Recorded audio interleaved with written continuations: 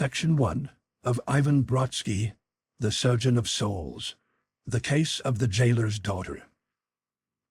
Although our intimacy did not arise until some time afterward, my first meeting with Dr. Brodsky profoundly impressed me. He was at that time professor of nervous diseases at the hospital to which I had been newly attached, a dark, sinewy, undersized man with a great head absurdly disproportionate to his body, and flashing eyes that seemed to pierce through you and read your thoughts as he looked at you. Though without his glasses he could scarcely have seen his hand in front of his face.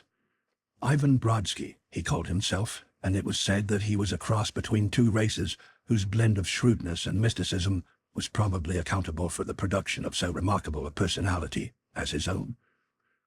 Brodsky was at once the most unassuming and the most audacious of men. Unassuming in that he took no part in the little social festivities and celebrations of the country town.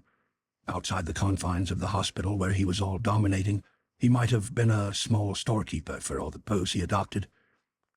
It was said that he spent his entire spare time reading and studying, and making his remarkable investigations. Yet he was the most audacious of men by reason of the experiments which he performed in the ward set apart for the treatment of obscure brain lesions. Uncanny experiments he would perform there, some of which curdled the blood in the veins of us younger men. He was an expert hypnotist, and received delicate cases from all parts of the country, lost in multiple personality, amnesia, agraphia, abulia, all the odds and ends of neuroses that had been given up in despair by the regulars. There for weeks, for months, sometimes, he would devote himself incessantly to the unfolding of some labyrinthine twist in the brain, piecing together lost fragments of the soul by constant hypnosis, until he had straightened out the complications and restored a clean human being to the world. And when he had at last brought back health and sanity, perhaps after half a year of wallowing in the slough of madness, he would turn to us with a whimsical smile. "Is there any among you gentlemen who still denies the existence of a personal immortal soul?" he would ask, expecting the instantaneous negative that would spring from our lips. Perhaps some student, younger or bolder than the rest, would acknowledge the impeachment. "You are half right," Brodsky would rejoin, with that curious touch of the unexpected which was always characteristic of him. "Not in that you deny this soul. There is soul everywhere. It contains the body as the amber holds the fly. But you are half right when you deny that the soul is personal, for we have one common fund to draw upon, and there is not much more difference between one individual and another than between two flowers on the same shrubs. The body is the merest external. It is the soul which occupies it, moving from house to house."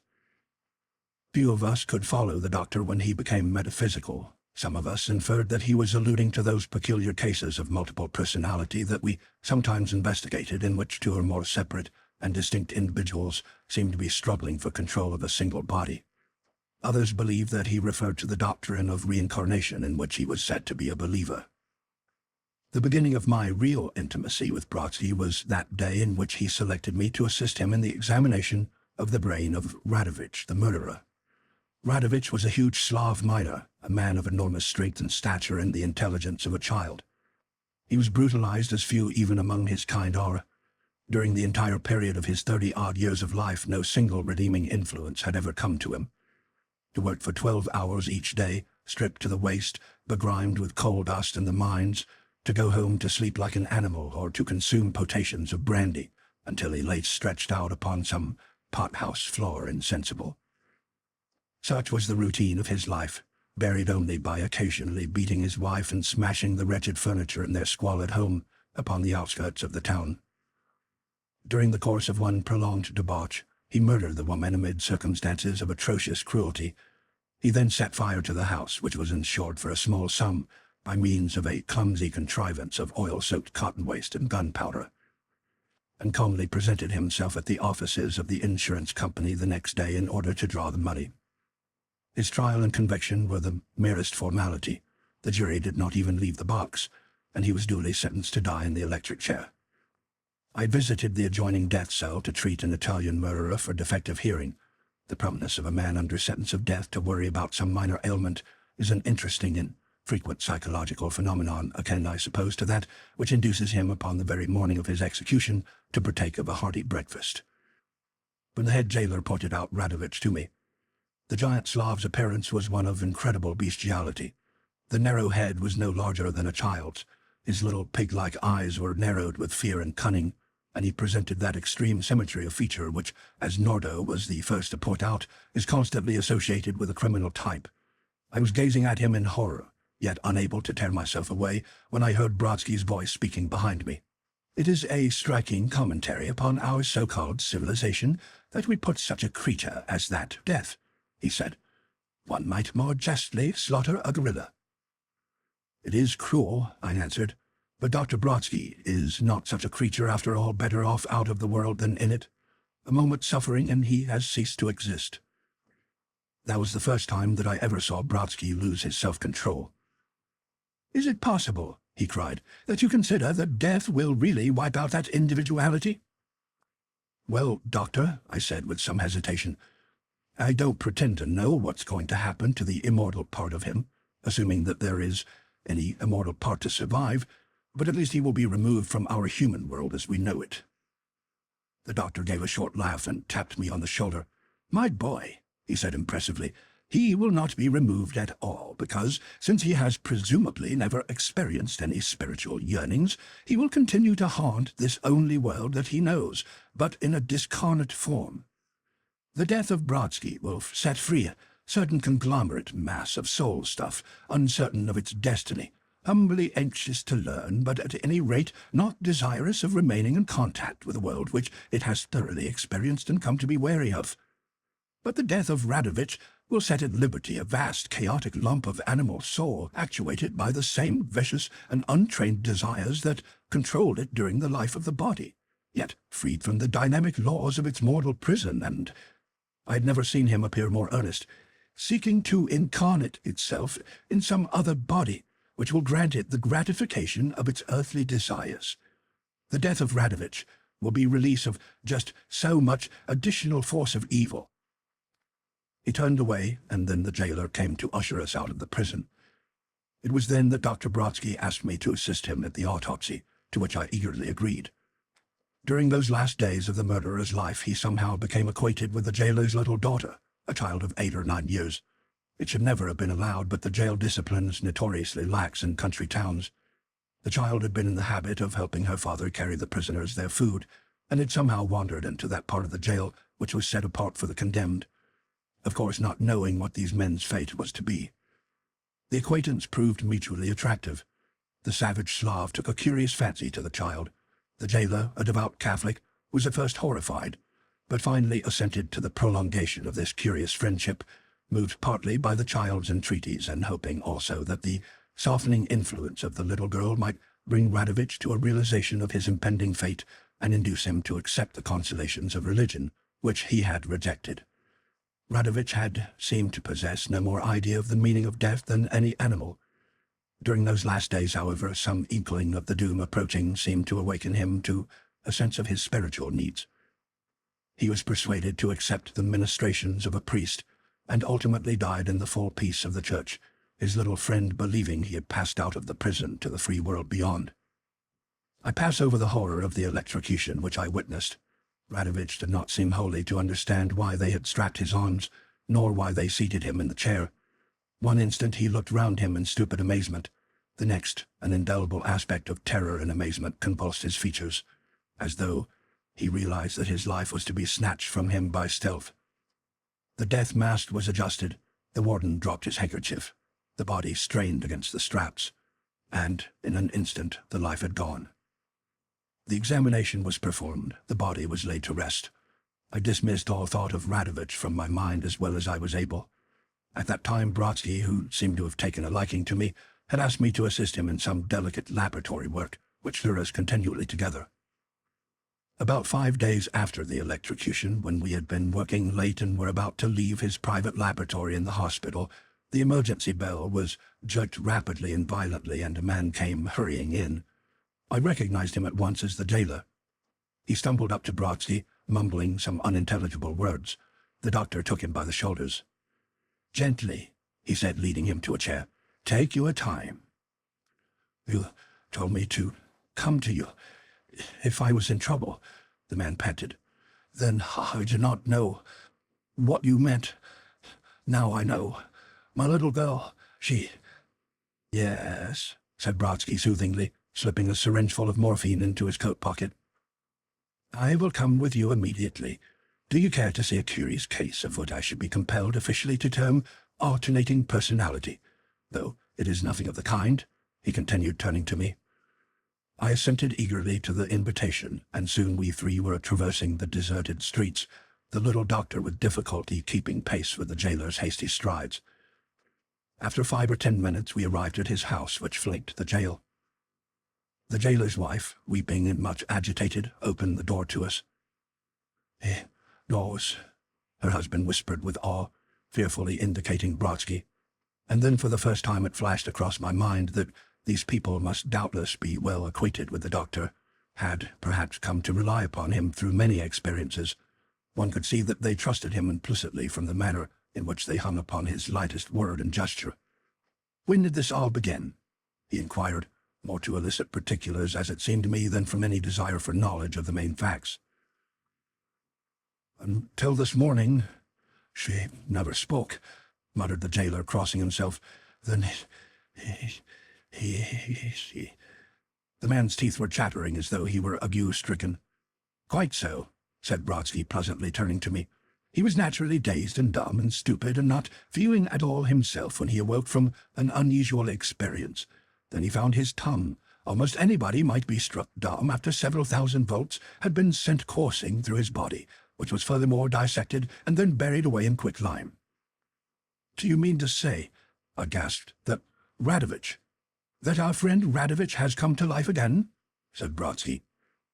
"That he has come back without his overcoat. Quite probably. I have known such cases, although this may be merely a subjective condition induced through autosuggestion caused from brooding over his departure. However, that would be far more improbable. Yes, my friend, I think our dead friend, who, by the way, was never more than half dead at best, is waking up in somebody else's house." "Nothing is any use," the jailer gasped. "We sprinkled holy water over her, and the priest pronounced the exorcism, but it was no use at all." "Of course not," said the doctor. "Don't blame the priest for that, though. All truth is relative in that world that Radovich is now an inhabitant of. Had he ever had it knocked into his hard head that the devil flies from holy water, no doubt a single draught would have sent him howling into limbo. But as he doesn't know what it means, you can hardly consider him impolite to stay. But take us to the patient." At the same instant the crash of breaking furniture resounded through the house, intermingled with strange guttural interjections. The jailer led the way hastily to a room at the end of a long corridor. The doctor and I followed him. Upon the floor, partly freed from the ropes with which she had been bound, was the child, struggling to release herself from the chair she had overturned, whose broken pieces seemed to have been subjected to the physical strength of a powerful athlete. Her face was distorted with rage, and low, unintelligible sounds came from her lips. Though violently inclined, she seemed restrained by some lethargy from active violence, and she glanced around at us, not recognizing anyone. As the doctor and her father caught her to readjust the bonds, she struck at them viciously. It needed our united strength to hold her, while the doctor injected a few doses of morphine into her arm. But what will haunt me to the last day of my life was the girl's face. No longer that of a young child, it presented rather the aspect of a man who had spent years in evil living and thinking. The glazed eyes, the puffy skin, bespoke a life of debauchery, while over the coarsened features were stamped the imprints of the most devilish passions that ever ruled over the flesh. And in an instant I perceived ridiculously implanted upon the little face the stamp of the Russian murderer. "When did this begin?" asked Brodsky, holding the girl tightly and with amazing strength. "The day after his death," the jailer answered. "She could not be awakened easily the next morning. She seemed stupid and sleepy, and complained of evil dreams. Then she tried to get into the cell which she had occupied, and when we prevented her, she became sullen and angry. She did not seem to recognize us at all, and she began to mutter in an outlandish speech that none of us could understand. Then she would fall asleep for a moment and wake up herself again. She kept sleeping and waking, and each time she was different." "Yes," murmured Brodsky to me in an aside. "Her own personality was fighting that of the invader, with varying success. and as he grew stronger, he came to usurp his place more easily. Go on." "I knew who it was," the jailer whispered, trembling. "One who has charge of a prison sees so many things after an execution, things that one never dares to make public for fear of being called insane. All jailers know of them. My wife knew. She sent for the priest. He knew, too. He tried the exorcism, but to no purpose." "Nevertheless, a wise attempt," said Brodsky to me. "Nothing that makes for good, as all religion does, can cause evil." "The last time she awoke, she was wholly insane," continued the jailer. "She didn't recognize either me or her mother. She muttered all the time in a strange tongue.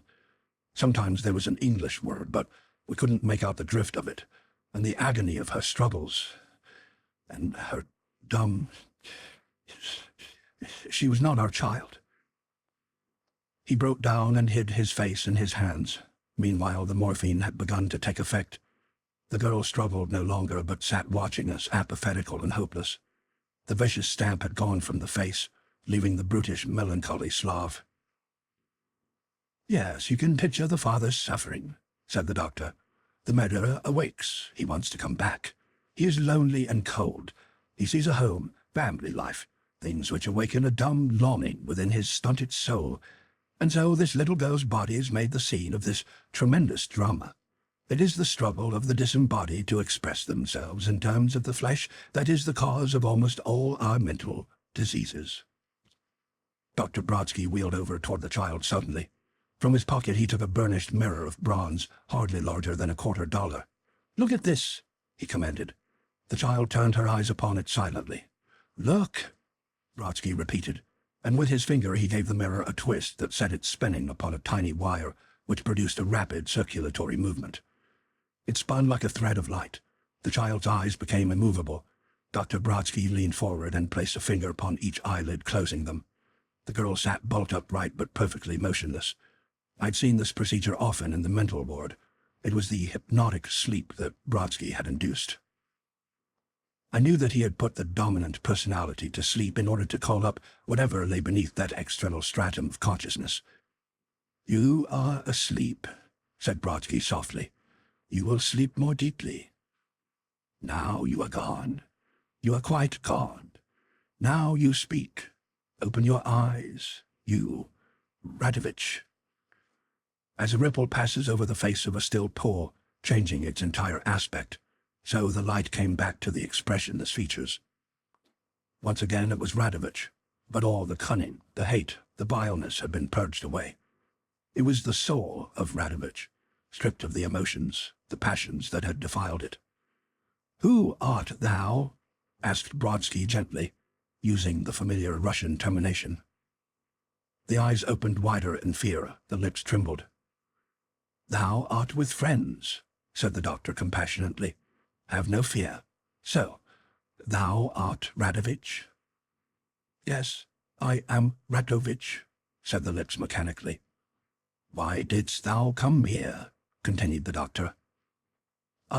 Don't drive me away," pleaded the man's voice from the child's body. "It is all dark outside. There is nobody. It is all dark and cold. Here it is warm, and she was my friend." "What did they do to thee to bring thee to this extremity?" asked Brodsky, while the jailer and I, awed into silence, could only sit staring and listening. "What did they do to thee?" "I do not know." "Dost thou not know that thou art dead?" A spasm of terror convulsed the lips and the cheek muscles. "Dead?" cried the voice. "No, for then I should be in hell." "You are in all the hell that you are likely to get, my friend," muttered the doctor. "What dost thou remember?" I remember. They told me I was to die," the voice muttered ramblingly. "They bound my arms tightly so that they pained me, and they placed me in a strange chair. Then I do not know what they did to me, for I fainted. But when I awoke, everyone was gone, and it was cold and dark. So finding myself free, I thought, Radovich, thou hast broken free from the jail. Some brandy will cure thee, and thou hast credit at the saloon. Then instantly I found myself in the saloon, but none heeded me when I called, nor seemed to see me. So I thought, either thou art escaped, and they fear to recognize thee, or thou art dreaming. Thou shalt awaken and prison. And immediately I was back in prison, and then I saw men lowering something into the ground, and looked, and it was I. Then I thought, thou art dead, Radovich, and dost wander in purgatory. He means his body was destroyed, supplemented Brodsky. And then I remembered one who had cared for me when I was in my cell, and I saw this little house, and thought, thou canst easily take possession of this little house, Radovich, and they will not know who resides within. Thus thou shalt have love and care, and in time thou shalt forget that thou wert ever Radovich, and thou shalt go to school, and learn to be wise and good. So I drove out the occupant of this little house, and entered it, and just as I had entered, thou didst come here to question me. I cannot describe the chill of fear that descended upon us, upon the jailer and me, as we gazed upon the motionless figure in the chair and listened to this recital. And what added tenfold to it was the sight of the child's body, empty of its owner and haunted by this bestial lurking murderer. No pity stirred our breasts, but for Brodsky I think that we too should have become murderers. Presently Brodsky began speaking again in slow tones filled with emotion. He took the child's cold hand between his own. Radovich, he said, listen to what I will tell thee. Thou art truly dead. Thou hast died, and paid the full penalty for thy crimes. And because thou wert born to misfortune, and sin, and ignorance, doubtless and retribution for past wickedness, it may be that God will not hold thee to further accountance. Such things do not rest with me to decide, nor is there any human judgment that may fitly condemn thee, seeing that forgiveness is for God only. But, Radovich, consider what thou hast done. Because thou didst die, and find thyself alone, thou hast sought out a house for lodgment. Thou hast broken into another's house, and occupied it, and driven out her that lived there. And thou hast done this unto the only one in the world that was ever kind to thee. Such a thing God may permit, but he assuredly would not forgive. Radovich, thou hast stolen what is another's, and hast brought misery to those who have done thee no evil. This is no house for thee. Depart. I must go, stammered the voice pitifully. Thou must go, said Brodsky solemnly. It may be that in his time God will again make a house for thee. Thou shalt be born again, where love and care and comfort, such as thou hast not known, shall meet thee. Then forgetfulness of the past shall also be granted thee. So go and wait in patience until the summons comes. Go, I adjure thee by— What was the adjuration of the doctor I do not know. It may have been some Kabbalistic invocation such as been handed down among the wise men of the Jews from time immemorial. I heard only a whisper of the words, saw the figure collapse, saw hatred and love, anger, repentance, struggling upon the white face, and suddenly the figure fell backward in the chair, motionless. "Wake up!" cried Brodsky, tapping the forehead and either cheek. The figure yawned and stretched itself. The eyes opened again. The little girl's face appeared like the sun from behind a veil of cloud. She stared round her in wonder. There was a cry behind us. A figure, stumbling forward, fell down before the little girl and seized her in its arms. It was the jailer's wife. She knelt there, sobbing and laughing and stroking the little hands and face, and not paying the least attention to Brodsky or to me. Her husband, trembling with fear, sank down beside her.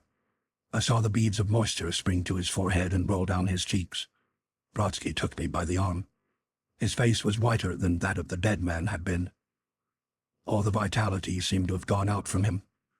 "Come," he said, "our work here is at an end." As we withdrew, the father rose and came tottering up to us. He seized the doctor's hand and kissed it. "What can I do to show you my gratitude? he cried. "You've given me back my child from worse than death." Brodsky turned and regarded him solemnly. "Pray for him," he said. "For him?" the jailer cried. "That monster?" "No human soul is ever cast away," said Brodsky quietly. "Not even of the worst of us. So pray for his. He will never come back. Never save through the gates of birth," the doctor answered. "But where was she, my little girl, when she was driven away?" he cried. Brodsky smiled weakly. "If I could tell you that," he answered sadly, "I should know the secrets of life and death and eternity." End of section 1.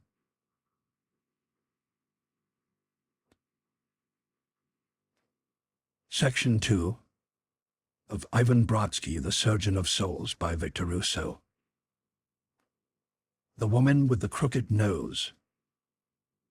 There exists a small general public that is always acquainted in advance with current affairs, is abreast of modern investigation and discovery, and lives, as it were, 15 or 20 years in advance of its contemporaries.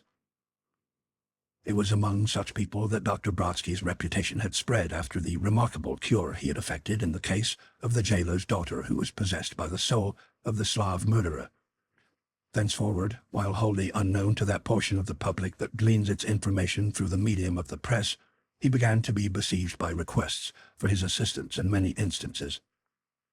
He was asked to cure obsessions, to clean out haunted houses, to act as intermediary between the living and the dead by persons who misunderstood his powers. Dr. Brodsky was in no sense a medium. He could not even produce the very ordinary phenomenon of making a tablespin, and was, if anything, more lacking than most persons in psychic development. He was the first to disclaim any gift in this direction. His skill as a hypnotist, he always insisted, was no more than that attainable by anyone who devoted himself to the study of this acquirement. It was therefore embarrassing in the extreme to him when the ignorant mistook his abilities for those of the thaumaturgist, and for a long time he endeavored to escape the notoriety and persecution that pursued him. Finally, however, principally at my own instigation, he determined to give up his medical practice, which by now had netted him a comfortable competency, and to devote his services gratuitously to the science of physics. "I can neither evoke ghosts nor lay them through any magic art," he explained to me in his self-deprecatory way. "All I can do is to apply my knowledge of physics to the production of results which could be brought about just as efficiently by the most ignorant person gifted with those mediumistic powers that I lack, nor is my knowledge of these matters in any way one which originated with me. The knowledge of psychical phenomena has always existed, whether we consider the oracle of the Greeks, the Roman Sibyl, the Indian shaman, or witch of Endor, who raised up the spirit of Samuel. But mostly it has been confined hitherto to the domains of faith and religion, instead of being accepted boldly by science. Would you care to accompany me to a country house tomorrow to investigate a remarkable problem?" he continued, changing the subject in that sudden manner of his. I was eager to accept, and the next morning met him by appointment at the depot.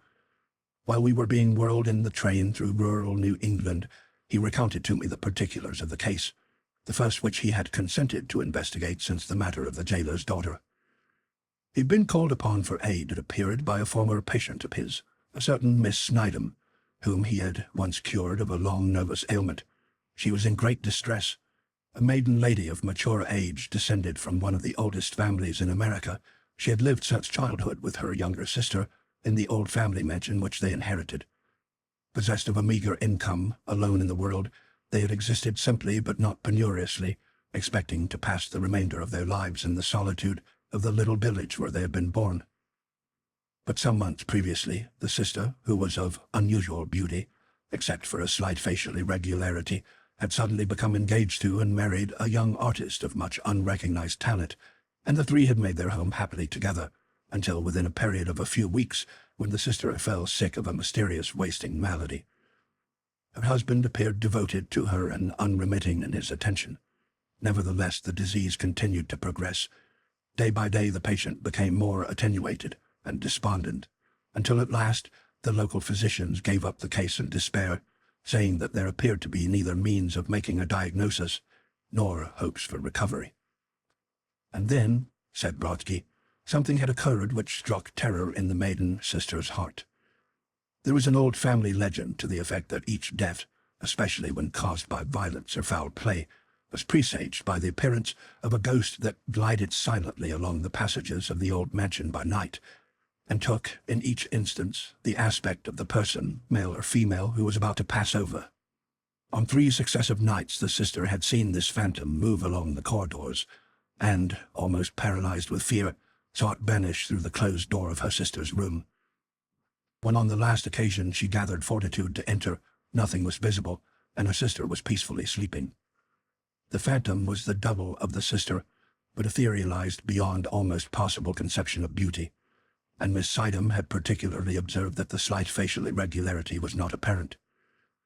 Then she thought of Dr. Brodsky, and begged him, if he could not save her sister's life, at least to endeavor to banish this awful messenger from the world beyond.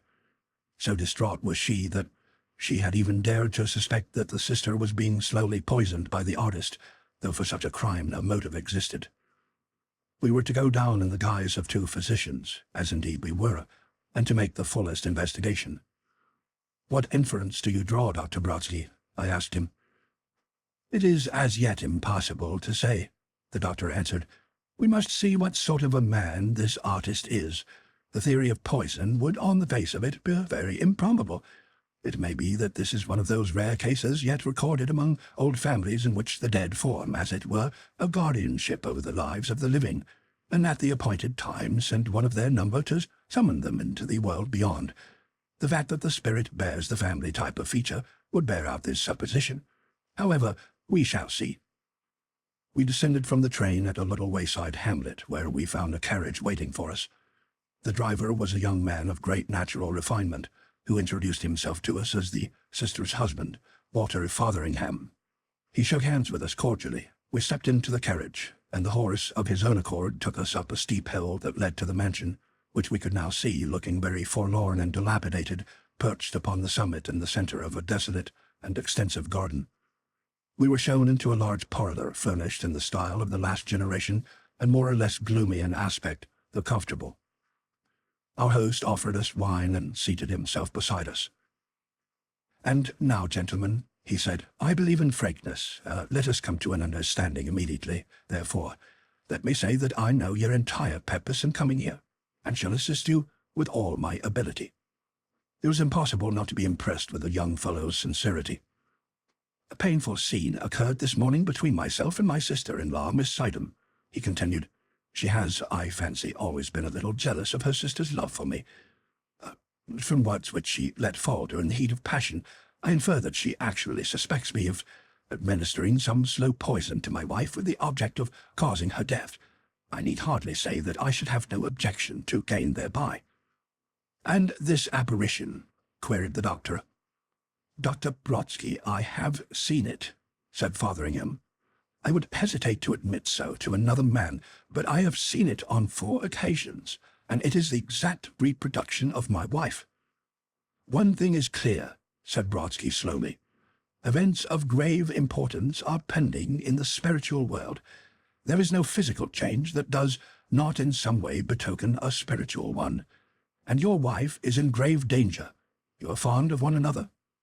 "We are devoted," said the artist sadly. "Doctor, if you could only save her." He choked with his emotion. I, looking at him, could no longer suspect him, nor, I am sure, did the doctor. "Your relations are absolutely ideal, then?" queried Brodsky. "There is nothing about your wife that you could cavil at, nothing which has caused mental perturbation?" Fotheringham started and shot a keen glance at his questioner. "Why, the fact is, there is one small matter, but it is so ridiculous that I am heartily ashamed to confess it." "Nothing on earth is ridiculous," said Brodsky. "It is a preposterous matter, and the fact that I am obliged to keep it to myself adds to the little wrinkle. You may know, Doctor, that some of us unfortunate persons are cursed with what is vulgarly termed the artistic temperament, and are destined to go through life always seeking perfection and never attaining it." There was a wealth of enigma in the doctor's smile. I thought that in my wife I had discovered a sublimation of every virtue of soul and body, said the young man, but there is one slightest flaw in her appearance. I'm ashamed to say it, but her nose is not entirely straight, a trifling flaw such as would pass unnoticed in one of less beauty, but in her is most evident because of her singularly perfect features otherwise. Of late the perception of this has become an obsession with me. But this is a scruple, he continued angrily. I don't know why I should have bothered you with a foolish detail. Certainly it in no measure affects my love for her. One question, said Brodsky. This phantom, is the nose also crooked? No, absolutely straight, said Fotheringham. But in all other respects it is a duplication of my dear wife. At this moment Miss Sidham entered and greeted us cordially. It was evident, however, that relations between herself and the young artist were considerably strained. She took us up the stairs and along a winding passage to the room in which the sick woman lay propped up by pillows. She was wasted greatly and of an extreme pallor. There did not seem to be enough blood in the body to support life. She opened her eyes, looked at us with indifference, and closed them. At once I perceived the slight facial deformity, which was visible the more by contrast with the delicate perfection of the rest of her face. The room in which the patient lay was one of those large old-fashioned apartments with small panes of glass let into enormous window frames and low ceilings, built out irregularly so they form an irregular space bound by 8 or 10 walls. At the far end of the room, tapered and toward the window seat which had been fitted up as a couch on which Miss Sidham rested in the intervals of watching by her sister's side. It was arranged that Dr. Brodsky and I should watch here during the following night. The space was so screened off from the corner in which the patient lay as to form, to all intents, a separate apartment, while enabling us to be on hand should anything occur. It will not be necessary for us to watch all night, said Dr. Brodsky. At what time have you seen the apparition? Between 3 and 4 in the morning, Miss Sidham answered. Dr. Brodsky was evidently pleased. The period of the lowest vitality, he said. We are getting upon the trail, he added to me. I would have questioned him, but knew from experience that it would procure me no information. Brodsky liked to work out his theories alone. I could see that he had already formed one. You say that you saw this apparition in the corridor, he said next to Miss Sidham. How did you happen to go into the corridor at 4 in the morning? Miss Sidham appeared embarrassed. The fact is, she explained, on each occasion I've had the most peculiar illusion that my sister had gone out of the room. I find it so difficult to keep awake about that hour, and invariably the same experience comes to me. I dream that my sister has left her bed, and awake to find myself upon my feet in the passage, watching this horrible trailing figure disappear into the distance. Then I come back to find my sister asleep. You doze off immediately you return? Asked Dr. Brodsky. Miss Sidham looked guilty. I don't know how you know it, Doctor, she said, but I find it impossible to keep my eyes open. And in the morning my dear sister is always at lower ebb than before. I blame and reproach myself. Never mind, said Brodsky, patting her hand. You're certain that you did not dream all this? I sprinkled flour beside my door last night and found my footsteps in it this morning. Besides, Mr. Fotheringham claims to have seen it, but how can I believe him when I am tortured by such doubts? Hush, said the doctor. You have grievously wronged him, of that I am sure. Miss Sidham's eyes lightened. You are sure? She cried. I am so glad. I am sure, said the doctor. Now I want 3 yards of fine steel wire and a couple of stout staples, he added in his sudden manner. Can you procure these before nightfall? I can get them at the village, I suppose, said Miss Sidham. Get them before night, please, said the doctor. They arrived shortly before supper. The doctor put the wire in his pocket and then drove in the staples outside the frame of the bedroom door, one on either side, some 4 feet above the ground. At Brodsky's suggestion, I retired to bed immediately after I had eaten. He himself promised to call me at 2 for the beginning of our watch. After hours of restless tossing and turning, I slept, but it was only a moment, it seemed, before I heard Brodsky calling me. I awoke to find him standing fully dressed at my bedside, a candle in his hand. It's 2 o'clock, he said softly. Dress yourself quietly and come. He waited at my side until I had thrust on my clothes, then grasped me by the arm very earnestly and said, "The watch will not be long, but you must not fall asleep. It is a matter of life and death for that poor hag-ridden woman, and evil things will be stirring abroad tonight. Unless we both keep awake, the issue will be fatal for her." "Then this apparition really exists?" I stammered. "My dear boy," said the doctor earnestly, "nothing is more real, and it is of incarnate evil. But come." In our stocking feet we crept into the patient's room. Miss Sidham rose up to welcome us. "I'm going to try to keep awake tonight," she said. By the light of the candle I could see that the patient was slumbering soundly. She looked less pale and emaciated than during the day. "She always looks better just before it happens," said Miss Sidham. "And in the morning, oh, it is terrible. What is it?" she cried hysterically. "For heaven's sake, what does it mean?" "Tonight will be the end," said the doctor kindly. "Now, sit beside her and watch. We will wait behind this screen." We took our seats in silence. Dr. Brodsky blew out the candle, and the room was thinly illuminated by the half-moon that shone crookedly through the little window panes. From our position, unknown to Miss Sidham, we could see her and the patient, clearly outlined against the wall. We waited. "Remember, at all hazard, do not sleep," were the doctor's last instructions. Then silence descended upon us. I heard the ticking of my watch, the distant night noises. Everything seemed to blend into a monotonous and assuaging harmony. Somebody was shaking me. The doctor was shaking me. My eyelids seemed to have glued themselves down upon my eyes. With the utmost difficulty I forced them apart. The moon had risen, flooding the room with light, and Brodsky was standing by me. "Wake, for God's sake," he whispered. Something was trickling down the sleeve of his coat. I learned afterward that he had stabbed himself with his penknife to fight off that overmastering drowsiness. Then, with a desperate effort, I shook it off, threw back that enchantment of slumber, and followed the direction of the doctor's gaze. Beside the bed, Miss Sidham sat, sunk in her chair, her eyes closed, her head bowed forward upon her breast, and from the bed, where the sick woman moaned and tossed restlessly, a filmy vapor seemed to detach itself, issuing apparently from her side. It rose and floated over her, gradually assuming the form of her own self, but even more entrancingly beautiful. It gathered shape and grew, suspended in the air face downward, chin to chin, and lip to lip. Then, when it had become of the same consistency, it gradually assumed an upright posture, floated down to the ground, and seemed to pass bodily through the door. At the same instant I looked at the sleeping patient. She had ceased to moan and lay profoundly still, but shrunken up among the pillows like a 7-year-old child. Then, with a start, Miss Sidham sprang to her feet and wrenched at the door handle. But the doctor had anticipated her. He sprang from where he was standing, I following, tossed Miss Sidham back into the room as lightly as a feather, and dashed out into the passage. There he stood, his back to the door, pressing it close. My blood curdled and grew cold. Moving away, moving along the corridor without sound of any footsteps, that awful phantom glided, a thing of devilish beauty, and I felt that at all hazard I must follow it, though it led me into hell. I must have started forward, for suddenly I was recalled to myself by feeling the little doctor's strong arms around me.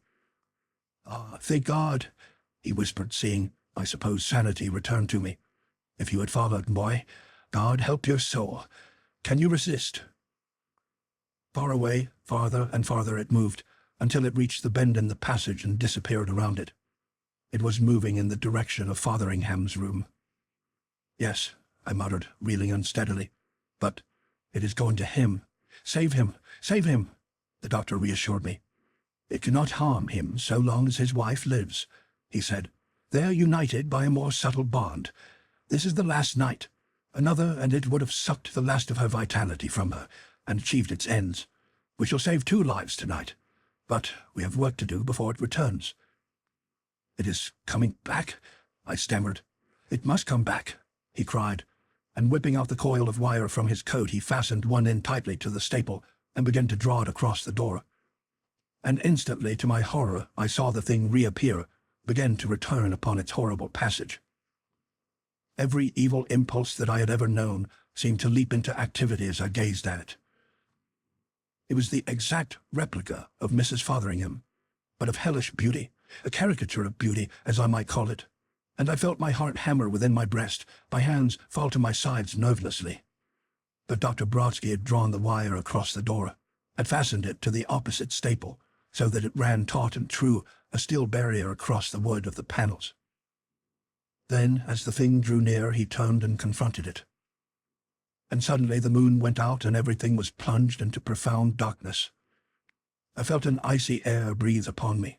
I heard a cry. I felt, rather than saw, that the little doctor had hooked his arms around the phantom thing and struggled with it. I heard him gasp, choke like a strangling man. I heard his heels hammering upon the floor. And all at once, I fainted. When I recovered consciousness, it was broad daylight. The sun was streaming into the room, full upon the couch on which I lay. Beside me sat the doctor with his usual cherry aspect. But there was something strange about his throat. I looked more closely. It was discolored by 5 small, livid spots, like fingerprints. "It's all right, boy," he said cheerily. "We've scotched the demon and our patient's going to get well. Miss Sidham and Mr. Fotheringham will be here in a moment, and then explanations will be in order. Lie still and don't attempt to move. You've had a bad shock, but you'll be all right in a day or two." Soon afterward, Miss Sidham appeared upon the arm of her brother-in-law.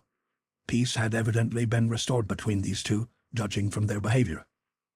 "We found you insensible upon the floor," the young artist explained, "and Dr. Brodsky in a hardly better condition. He looked like a man who had been putting up a stiff fight with a burglar. He must have been unconscious, too, for it was early morning." "He locked me in my room," said Miss Sidham, "so that I could not go to his assistance. But tell us the explanation." "We are all going to be frank," said the doctor, "and so we will go back to the beginning. Miss Sidham, you suspected Mr. Fotheringham here of the most hideous crime that is conceivable." "I wronged him greatly, and he has forgiven me," said Miss Sidham, smiling at her brother-in-law. "You wronged him, but your suspicions were to a certain extent justified," said the doctor. "Unconsciously, Mr. Fotheringham nearly murdered his wife." "What?" we all exclaimed in astonishment. "Ah, when will you people learn that thoughts are more potent than things?" said Brodsky. "It is the easiest thing in the world to create a thought. It is almost impossible to undo it. In a sense, we are all creators, and if we only knew it, to every man is open the possibility of becoming as a god, by fashioning a universe. Mr. Fotheringham, you created this apparition." "I created it," stammered the artist.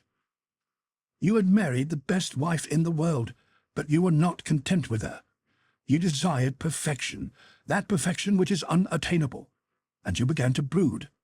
Would to heaven that one slight blemish were removed from her features. This intensity of thought, acting upon the ether, actually formed a shadow after your own imaginings. It made a spirit, and it wanted a body. Vampire-like, it preyed upon the body of your wife. Night after night, it drew away her vitality. At first a shadowy wraith, it became stronger and stronger. It became a substantial thing, composed of all the essential elements of flesh. It grew in wickedness. Every created thing must that does not come from God, the source of all goodness. And had it succeeded in destroying her, it would have turned upon you and destroyed you, body and soul. It was at the very threshold of the consummation of this achievement when I was sent for. I had my suspicion from the first, when you made your confession to me. Such cases are on record, notably in the records of Japan, in which country they usually assume the form of cats or foxes. From my cross-examination of Miss Sidham, I ascertained that this evil thing, working in the atmosphere of artificially induced slumber, fed upon the lifeblood of your wife during her sleep, grew strongly thereby, and went through the passage seeking you. Had it been strong enough, it would have destroyed you. But though it grew and grew like some horrible cancer, it could not conquer you so long as Mrs. Fotheringham lived. So it had to return. You may have read that in the making of Solomon's temple no tool of iron was allowed to come upon the stones. Iron also was banned from the Vestal's house at Rome. The reason for these ordinances was that evil spirits can never cross it, nor good ones either. It is the most earthly of all ailments. No temple could bring down the favor of the protecting spirits or iron used in its construction. Accordingly, I barred the door with a wire of fine steel, which made it impossible for the vampire to return. Wood it could pass through, but that fine barrier was more effective than 1,000 tons of oak. Well, the rest you know. Leave the wire there for a few nights, though its powers are broken, and it is not likely to trouble you again. It will soon pass back into that elemental source from which you, wretched man, fashioned it. So go back to your wife and be satisfied with her, the doctor concluded, and take a word of advice. The next time you brood over things, you put a wire across your door and wear a steel waistcoat. End of section 2.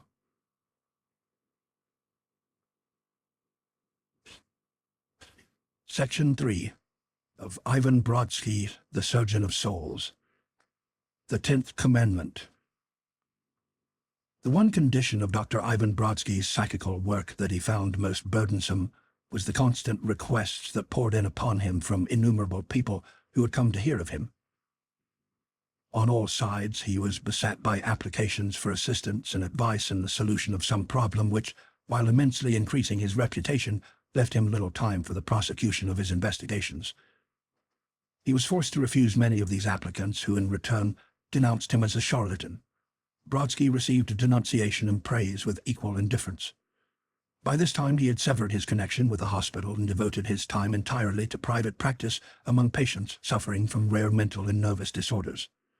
As an attached physician, he felt that the ethics of the profession excluded the use of non-recognized remedies. In private practice he felt free to make use of his knowledge of those spiritual causes which he claimed underlay all physical manifestations of disease.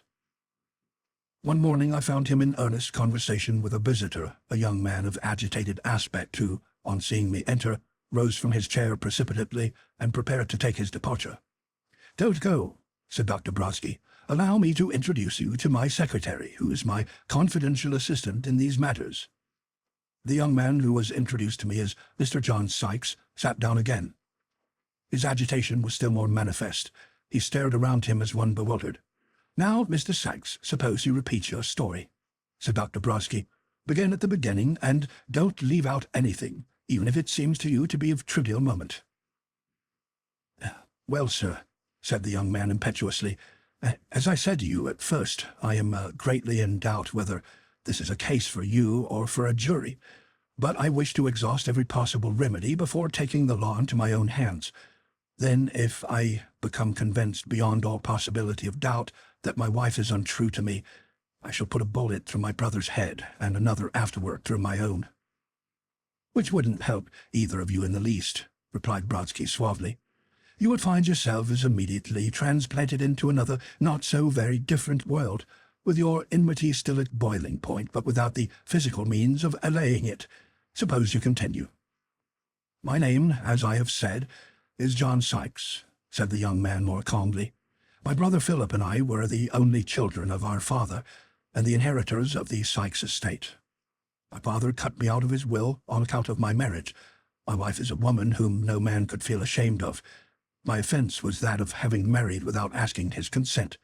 He was subject to fits of temper and changed his will. Had he lived, he would undoubtedly have forgiven me. But unfortunately he died almost immediately afterward, leaving the Sykes mansion and grounds to Philip, while I was forced to continue the owner of a little cottage adjacent which I bought some years ago. Naturally, this caused an estrangement between my brother and me. I myself am happy enough in my cottage, and until a few days ago, when I first doubted my wife's affection, no happier mortal existed. My wife, however, had always felt a sentimental regard for the old mansion. It would naturally have passed to us, Philip receiving an equivalent in cash. The disappointment has greatly affected her. Some weeks ago, my brother and I, having then been estranged for several months, I surprised my wife one afternoon coming out of the mansion where he was and still is living. You can imagine my consternation. My brother had already everything that I lacked, save only her. Was I to be bereft of her through any machinations of his, to draw her within the sphere of his interests? I taxed her with visiting him. She admitted it, and weeping explained that she had gone only to intercede for me. She wanted us to be friends, and, above everything else, She wanted Philip to sell us the mansion upon favorable terms, as he proposed traveling abroad and was not bound to it by any such intense attachment such as she had conceived. Philip had almost yielded to her request. I, however, am not of a temperament easily placated. I suspected that my brother was partly instrumental in the changing of our father's will. I refused to have any kind of dealings with him.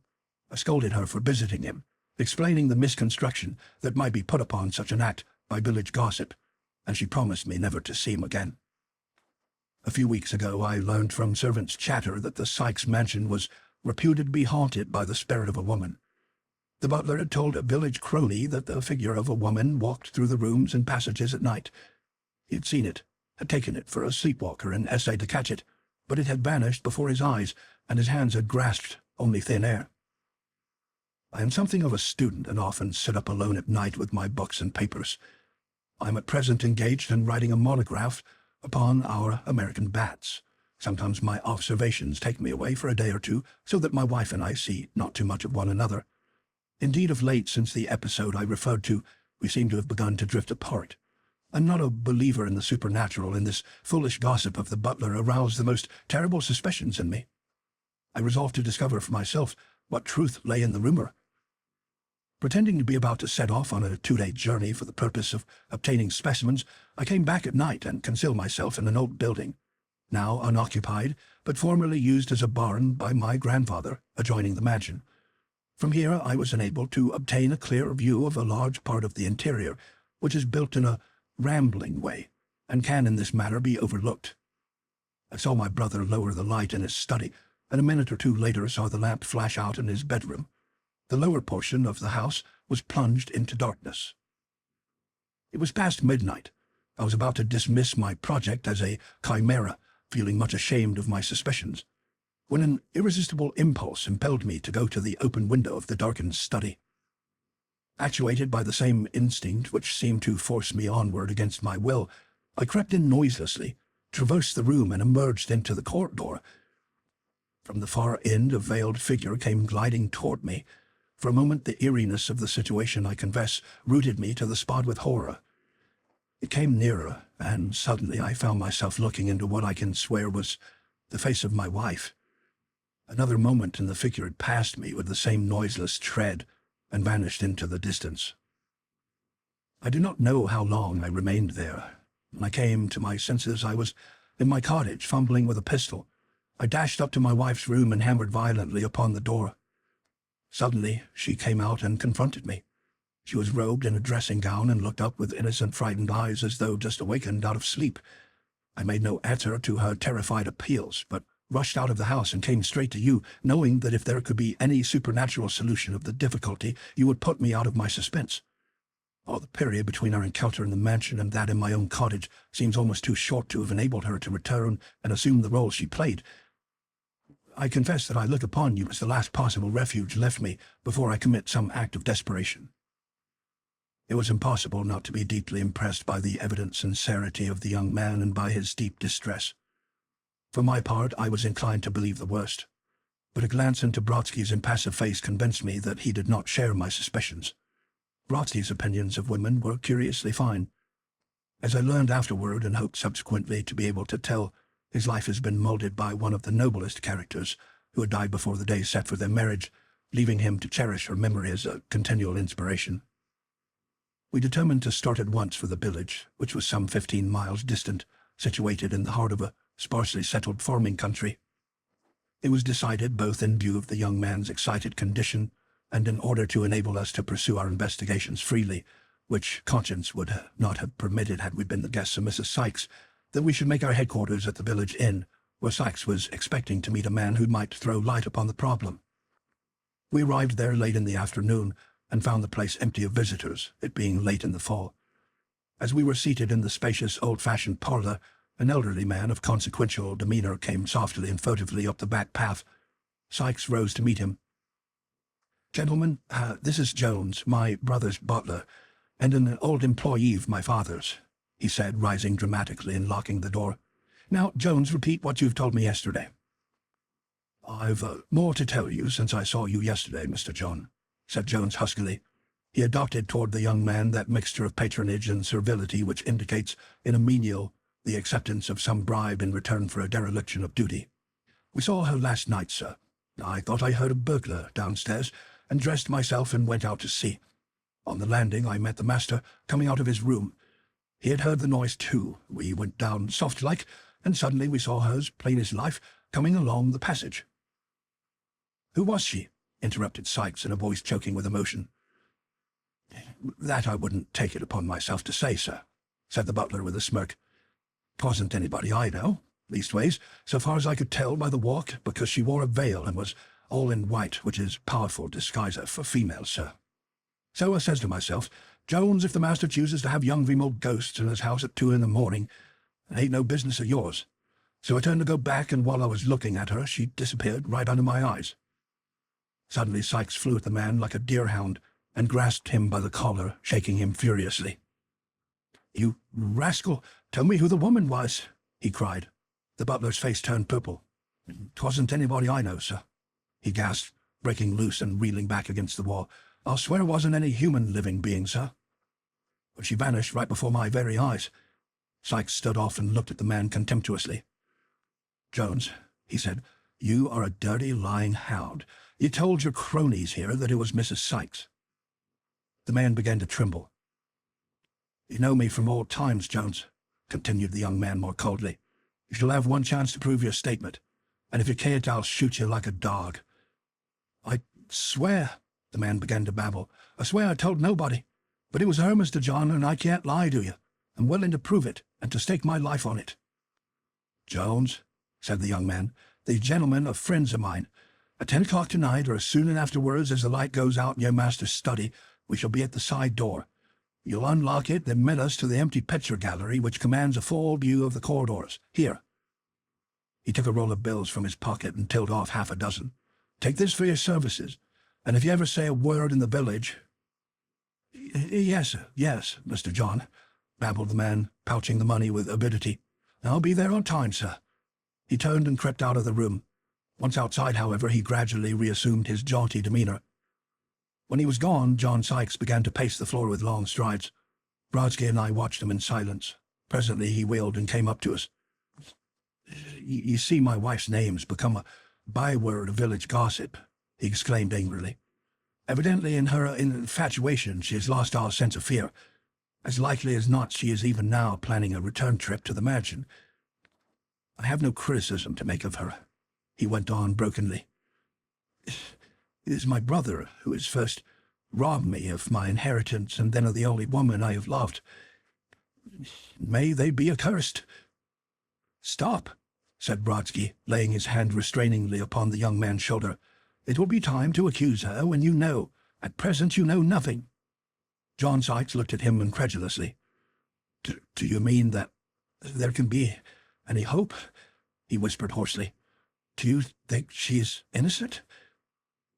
"I believe in all women as long as I can," said Brodsky simply. Nevertheless, looking into his face, I read the struggle which he was undergoing against the weight of the evidence, and suddenly the young man collapsed into a chair and buried his face in his hands.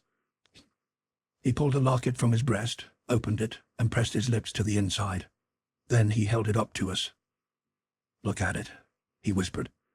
"Look at her face and say what you can read there." It was the miniature of a young woman. She was strikingly beautiful, even in this land of beautiful women. But what held and fascinated the observer was the quality of innocence and purity that seemed to shine through the external features as a light in a lamp. The artist had done his work surpassingly well. I stole a glance at Brodsky. His brow had cleared. "I believe in her," he said again, "and I think before the night is gone your fears and doubts will have been dispelled. Courage, friend, and now let us have supper, for the physical condition has a powerful reaction upon the spirits." It was a mournful supper in the deserted inn. Brodsky was at his best. He kept us amused with countless anecdotes of his own life. I had never known how much he had undergone, what he had seen, now tramping through Europe as a penniless student, now taking a leading part in the battle for Polish freedom, anon imprisoned in the underground dungeon at St. Peter and St. Paul, escaping in a workman's clothes and working his way to America as a sailor under the noses of the Russian Marine officers. But though once or twice our companion's face lit up and he smiled faintly, it was evident that he was almost overwhelmed by the tragedy that had come into his life. No further reference was made to the engagement of the evening, but we sat there smoking and talking and listening to Brodsky until 10 strokes rang out from the old-fashioned clock in the corner. Then, with a deep sigh, the young man rose and led the way out into the darkness of the fall evening. At the end of the street, the large bulk of the mansion appeared, cutting off the view beyond with its great mansard roof and outbuildings, of which the Sykes' cottage seemed to form a part. Even as we looked, the light went out suddenly in the lower window, to reappear shortly afterward immediately overhead. The master of the mansion had retired to his room.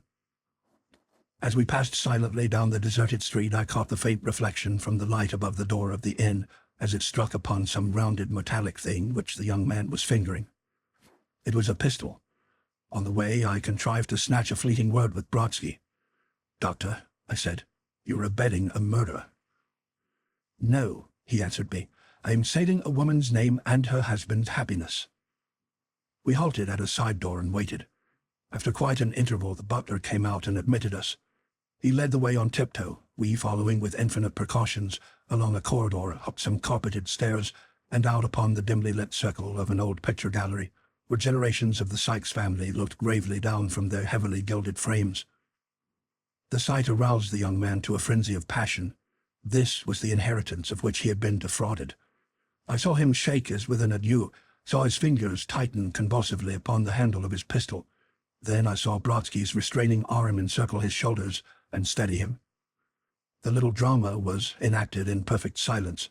We crouched down at the edge of the platform, below which we could see the passages of the rambling old structure radiating away on the 3 sides as spokes of a wheel.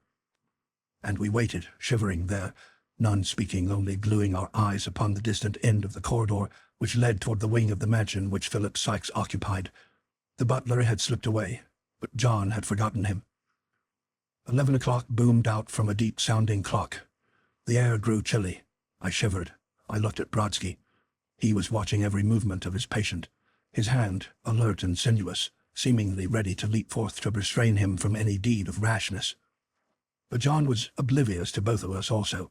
He fingered his pistol and knelt there watching. Crouching there, we 3 seemed to have become actors in some horrible drama that was being enacted for the benefit of those rows of silent ghosts, those family ancestors of dead and gone Sykes, looking out, starched and bewigged, from their gold frames, which were so faintly illuminated by the dull light of the low gas jets that the painted figures seemed to stand out as in a stereoscope, to have the verisimilitude of living men. I must have become half hypnotized by the suspense of watching. My mind slipped away from the work that was at hand. I was living over my life in other places, thinking of the past, of the ambitions and aspirations with which I had started out my career, of my strange meeting with Brodsky, of 1,000 things. Suddenly I felt Brodsky's fingers tighten upon my sleeve. I glanced along the distant corridor. My heart bounded in my breast and seemed to stand still. For there, emerging from out of the gloom, clothed in a misty garment, her head covered with a filmy veil, was a woman that glided toward us as no human, waking being moves. The eyes fixed and trance-like. For all the dimness and distance, I knew her. It was the woman of the miniature. Brodsky recognized her too, and the young man. I saw his fingers stiffen.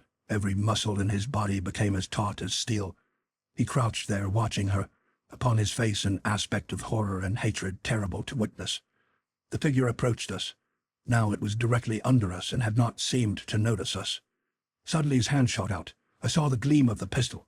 Then still more quickly I saw Brodsky's arm dart forward, and an instant later the heavy report of the discharge went echoing through the half-empty house, arousing 1,000 echoes among the rafters. I was upon my feet and Brodsky was pulling at my sleeve. "Follow me," he cried, "to the cottage." He dragged me after him and the young man followed us. I moved as though in a dream under Brodsky's compulsion, but though we ran like the wind, John Sykes easily outstripped us. I knew what passion waned his speed. Overhead we heard noises and movement. Shouts were borne after us. "This way!" cried the doctor, as I halted confused in the middle of the winding galleries. He pulled me toward the door. Another moment and we were outside, pressing the yielding turf beneath our feet. We ran around the house and darted toward the cottage, John Sykes ahead of us, the pistol still clenched in his hand. From the right we heard the sound of a man running. At the very door of the cottage, Philip Sykes broke out upon us, and as Philip drew back in amazement, John leaped at him, bearing him down upon the threshold, striving to free his right arm to gain pistol vantage. Philip perceived the peril and fought desperately for life. John's hand was upon his throat, his brother's grasp relaxed. Another instant all would have been over. But even at the moment of his triumph he stopped and staggered backward, for the door had opened, and there, confronting us, fully attired, a lantern in her hand, her eyes wide with suspense and terror, was the lady of the miniature, and the three waiting motionless as figures carved out of stone till Brodsky stepped up and broke the silence. He took the pistol from John Sykes' unresisting hand. "Let us go in and talk over the matter," he said. If tears are akin to laughter, tragedy is surely akin to comedy. For hours, as it seems to me now, the four of them sat in the little cottage parlor, laughing incoherently, listening at first incredulously to the account that Brodsky unfolded. For the merest chance words let drop by John Sykes during the first interview had set him upon the track of his daring hypothesis, which he had courageously verified even at the risk of murder. Afterward they began to believe, though I'm not sure that Philip Sykes believes it yet. As for John, his joy at the restoration of his confidence in the lady drowned all baser emotions of rage or resentment.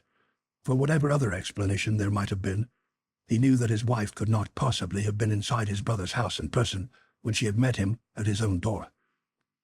"I was not sure until the end that my hypothesis was correct," said Brodsky, "but it was your statement of the sentimental regard which Mrs. Sykes felt for the old mansion, and her deep disappointment at the loss of it, that put me upon the track. Do you recollect the 10th commandment, which begins, 'Thou shalt not covet thy neighbor's house'? Many people have wondered at the inclusion, so comparatively, as it seems, venial a sin among those of theft and murder. Yet, like most things, that commandment exists with very good reason, for undoubtedly the great lawgiver was acquainted with the physical results of spiritual things. There is a ghost in the mansion." He turned to Mrs. Sykes. "Have you not dreamed of it continually?" he asked. "Often and often," she answered. "You were the ghost," said Brodsky. "It was you who by the strength of your longing were nightly transplanted there. You were there in spirit but not in body when we watched in the gallery. And had that pistol bullet pierced your ghostly form, it would have killed you none the less surely, so intimately associated are the body and that psychical envelope which men miscall the soul, which is the body of desires and emotions. And unless you can overcome this longing, I confess I fear that you will continue to haunt the mansion." "I shall hunt no more," replied Mrs. Sykes, laughing. "My brother-in-law was willing long ago to dispose of it to my husband." "Indeed, I have been most anxious to do so," said Philip, "but my brother, who has inherited the Sykes temper, refuses all overtures for reconciliation until your happy intervention this evening. But now I shall insist upon his taking the place off my hands upon any terms he will accept, for I confess I am a practical sort of man and don't want to be troubled by ghosts even when they are the personal property of a very charming and newly discovered sister-in-law." End of section 3.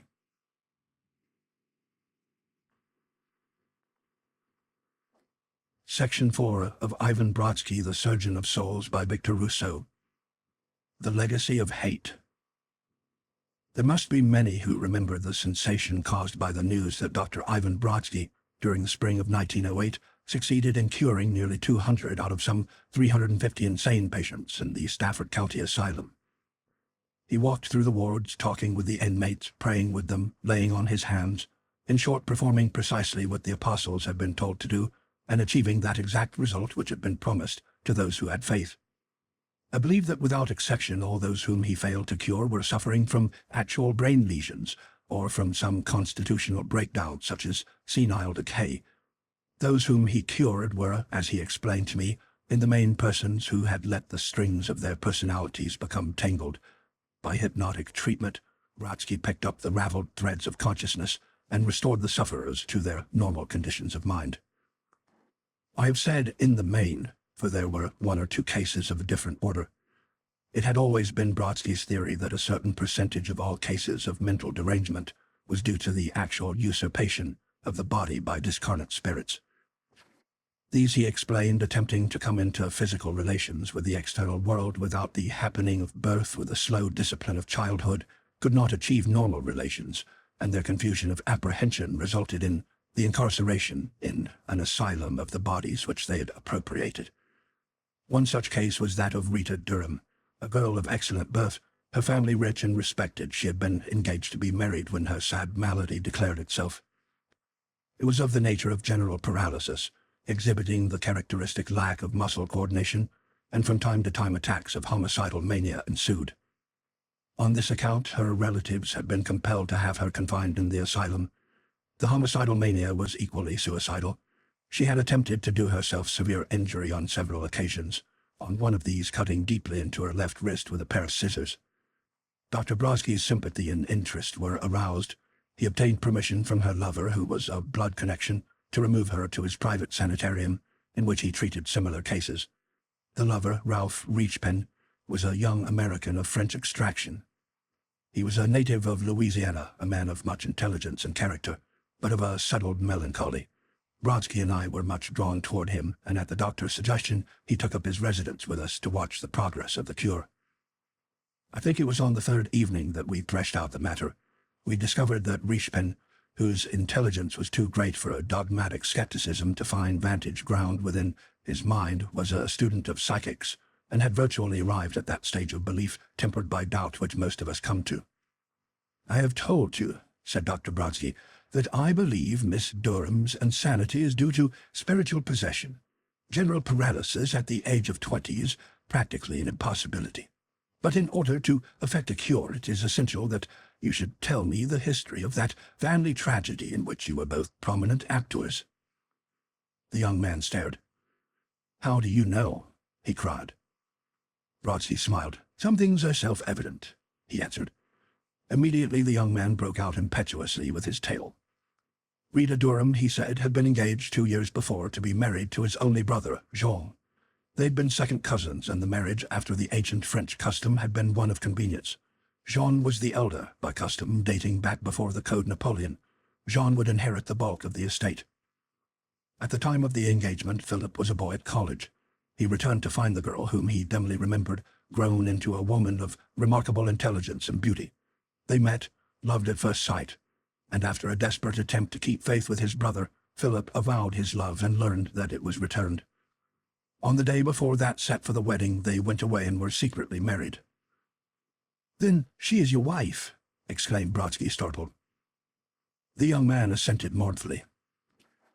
"She is my wife," he replied, "although her relatives are not aware of it. In fact, the tragedy which resulted in my wife's insanity, which came on almost immediately afterward, had prevented me from declaring it. Perhaps this was cowardly, perhaps a mere desire to shield her name from the taint of scandal. Human motives are mixed at best. Well, we were married and came back together, intending to go to Jean and beg his forgiveness. We met him in the garden. He came up to Rita and placed his arm round her. She shrank away. She clung to me involuntarily, and in that simple gesture she betrayed all. With one cry of despair, my brother turned and ran into the house. I followed, ran to his room, and found myself looking into the barrel of a pistol. Before he could fire, I wrenched the weapon from his hand, flung it upon the floor, and turned to leave the room. As I closed the door, I heard a report. My brother had shot himself through the brain, dying immediately. Yep, even as his eyes closed in death, the darkening pupils transfixed me for one moment with a look of intense malignity. That look I shall never forget. It haunts me and will do so to my dying day, for my brother died unreconciled. "How long after this did the first signs of insanity present themselves?" asked Brodsky. 15 days afterward, she was stricken with paralysis all along the left side, said the young man. The same day, symptoms of mental aberration made themselves manifest. Slowly the insanity increased. She thought she was my brother, hated me, and tried to assault me. The paralysis increased likewise until all the muscles of the body were involved, except those of the left hand, which she regards as an exterior organism and has tried to destroy, once with burning, once with the scissors, and she thinks she is my brother still," he ended in a pathetic whisper. "You believe that she is possessed of your brother's spirit?" asked Brodsky bluntly. I don't know what to believe. and the cold light of reason. No, the doctors say it is a delusion common to the insane. But if it is not my brother, how can she have mentioned things that none except my brother and myself can possibly have known? If it be indeed he, I shall pray for the day when he will pardon me and cease to torture her in revenge." "Was your brother a man who would torture a woman?" asked Brodsky. "My brother was the incarnation of chivalry and honor," the young man answered. "And yet you think that after the uneventful change called death, he would be capable of so changing as to wreak an ignoble revenge upon her?" Philip Richepin was amazed.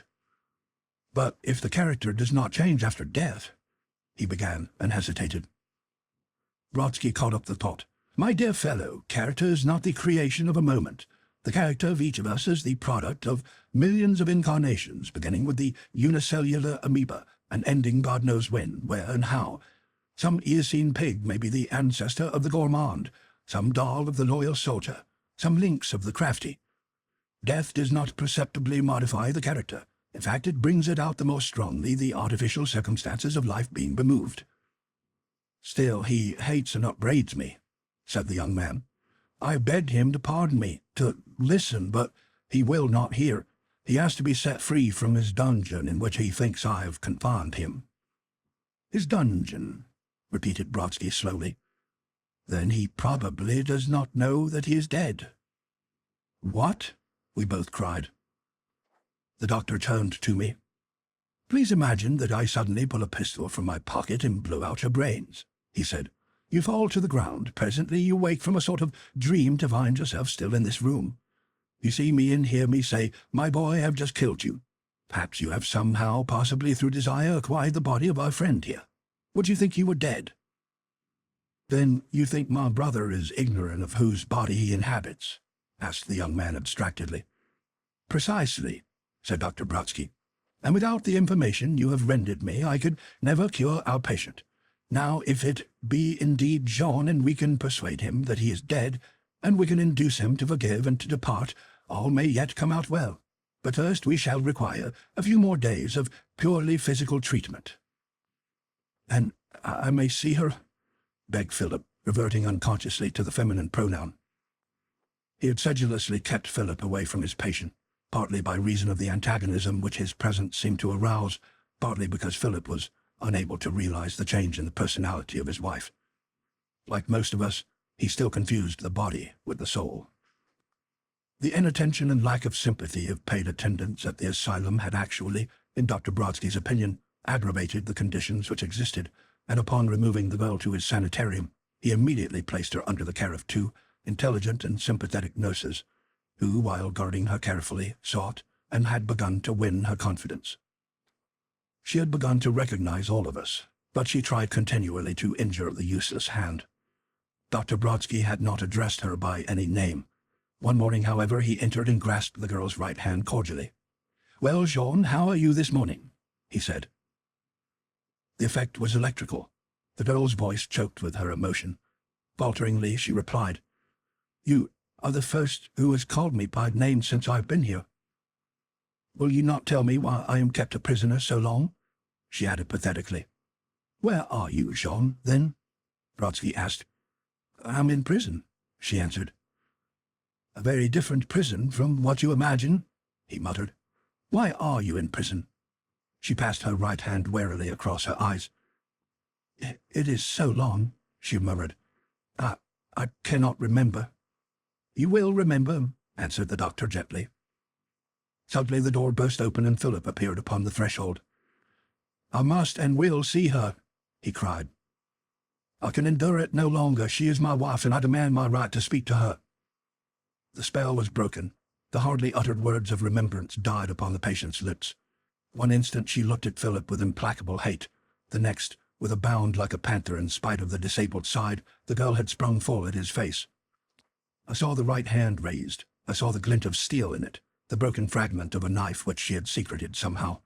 Then, before the well-aimed blow could fall, an extraordinary event occurred. The paralyzed left hand leaped up to meet the blow and arrested it. The two hands seemed to struggle together. Slowly, the right hand opened and the left seized the steel and flung it upon the floor. All this happened before either of us could move. A moment afterward, Brodsky had caught Philip by the shoulders and hurried him from the room. I'd never seen the doctor so angry. "I resign this case," he cried. "You have disobeyed my instructions in the most flagrant manner.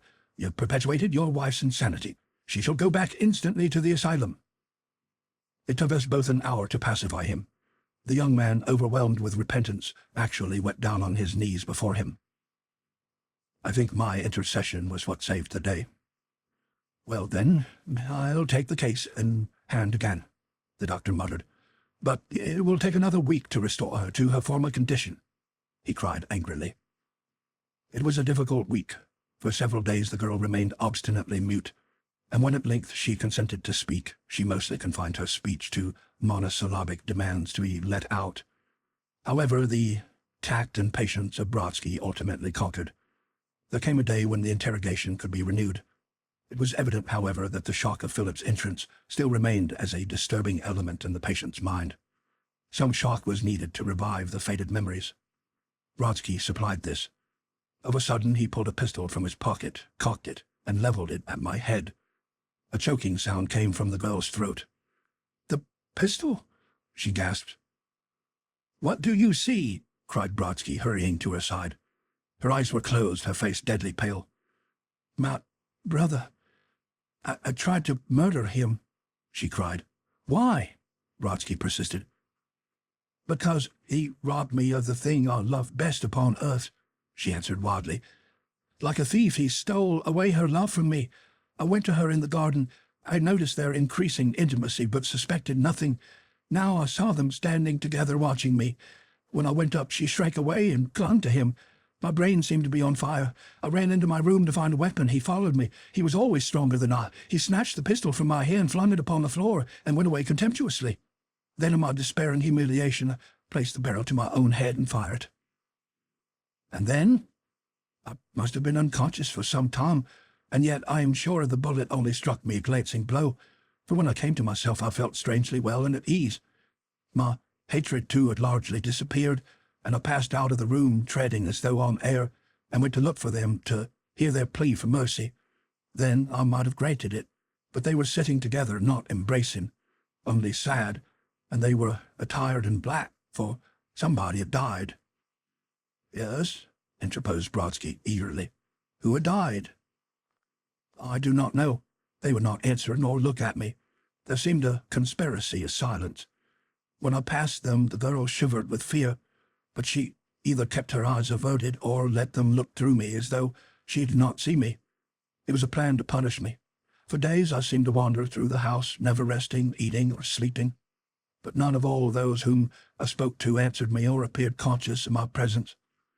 Soon I saw the coffin of the dead person borne to the churchyard. I followed among the mourners. I heard my name spoken. Before the coffin was lowered into the hole, I bent forward and saw that it contained a waxen replica of myself. Then the ghastly truth became clear to me. They were pretending that I had died, that I, the real I, who wandered through the house, was an impostor, perhaps a madman. And even at the graveside my betrothed smiled at her lover and laid her arm through his. A desperate determination flashed in my brain. I discovered, since my abortive attempt at suicide, that I possessed the faculty of reading her thoughts, that I could will her silently to do the things I wished. Now I resolved to project my personality into hers, to possess her mind and soul, leaving him to the mere empty outward clay. With one superhuman concentration of will I seemed to effect my purpose. I felt that for an instant the substance of our souls was mingled, and then I found myself in the horrible prison from which he freed me, only to bring me here. She had gone, I do not know where. Of all I know, he only remains and comes to taunt me. Where is she? If I knew she was happy, I could be content under any affliction, but he will not tell me." She ceased and regarded the doctor with large mournful eyes. He turned aside for an instant.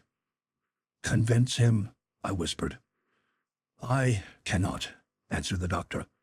"Show her a mirror, surely she will realize." "Can you convince an insane person of his delusion?" asked Brodsky quietly. "She would not see her features reflected in the glass, but those of Jean Rinchpen, or if she did see them, she would think it was some trick to deceive her. The only method of carrying conviction is to induce Jean Richepin to put his hatred out of his heart, hatred which blinds us to realities. He turned to the patient. "And you still hate your brother?" he demanded gently. "May he suffer as he has made me suffer," came the wild cry. "Once I could have forgiven, but his guilty conscience has led him to perpetuate this further injustice, to confine me here. May he never know happiness, not or a day. May he—" "Hush!" said Brodsky, lifting up a warning hand. "He is your brother still." The girl ceased to speak and remained silent, her lips parted, gazing into the doctor's face intently. "Years ago you played together as children," he continued solemnly. "You loved each other then and afterward. Can you not find forgiveness for him somewhere in your heart, even if he has involuntarily broken his faith toward you?" "I could never forgive him," she answered sullenly. "He has robbed me of my love and of my freedom." "Think once more," said Brodsky quietly. "Suppose you were at the point of death. Would you carry this hatred over into the grave? For be very sure that there is a hereafter, as there have been many paths for each of us. Are you so free from sin that you cannot forgive, knowing that you must both sometimes stand before your Maker?" I saw the tears rise slowly into her eyes. She hid her face in her uninjured hand and wept. "I don't know," she answered, her voice broken by sobs. "He has wronged me unpardonably. Perhaps someday, when I come to die—" "Look at me," Brodsky commanded. "Your time has come to die." "What?" she cried, starting. "You are at the door of death," said Brodsky remorselessly. "I am no javer. You have been sick in mind since you inflicted that wound upon yourself. Your brain has been affected. All that you imagine you remember is the mirage of dreams. By Providence, conscience has been restored to you at last in order that you might not die unforgiving. Your brother is here. You will see him and pardon him." The words seemed to sink into her soul. Her face took on the ashen grey of the dying. "I do not ask that you forgive him out of fear," continued Brodsky, "but because it is right. Even were you well, could you live, I would still ask it. Say that you will forgive him." "I will forgive him," she muttered, and for the first time the useless left hand trembled. Brodsky looked at me. I understood what he meant to do. I went in haste for Philip. When we got back, the girl was drawn up among the pillows, and the doctor was leaning over her, whispering to her. I do not know what he said, but upon her face was a new aspect of happiness. Philip saw it. He came forward and bent down. "Forgive me, Jean," he muttered, seizing the hand that hung so limply down and covering it with kisses. And even in that moment the incongruity of the situation broke in on me. For we three men, sitting and kneeling by the side of this frail, paralyzed girl, had become oblivious to her sex and presence of the eternal soul that now transcended the flesh. Let only fools scoff at immortal things hereafter. Yet one thing troubled me, that Brodsky should have lied to her. As if divining my thoughts, he came up and took me aside, leaving the two together. "There is no way out except through the gates of death," he whispered. "The delusion is too deeply rooted. His soul must pass out by the death of the body. Because it took its only life rashly, no spirit met and welcomed it on the other side of the dark river of death. Yet its hold is weak, and by recreating the scene, I can bring about the actual manifestations of mortality." But if she is not waiting, ready to enter in?" I cried. "She has never wholly left it," he answered. "Her portion is the left hand on which Philip placed the wedding ring." He drew near to the bedside. On his knees, Philip still pleaded. "I forgive you," the girl murmured. "It is not because I have come to die, but because I never bore you any hatred in my heart, my brother. But you should have come to me and told me. Do you think I would have bound my love unwillingly to her vows? You should have been frank with me. And now," she went on plaintively, "I must lose her whom I love. I cannot bear it. If she could have loved me—" The doctor raised his hand solemnly. "She is your brother's by the right of their love," he answered. "Your part is nobler than a lover's. Tell me who loves the more, the lover jealously selfish of his love, wrapped in his own egotistic feelings, or the parent that guards and watches over his child?" She looked at him wonderingly. "That is your task, the nobler one, to watch over her, a spiritual guardian, until the time comes when they too pass over into the realms of immortality, where like is drawn to like, and there is no atom of love that does not attract love to it. There is neither marrying nor giving in marriage there." He rose and fumbled in his pocket.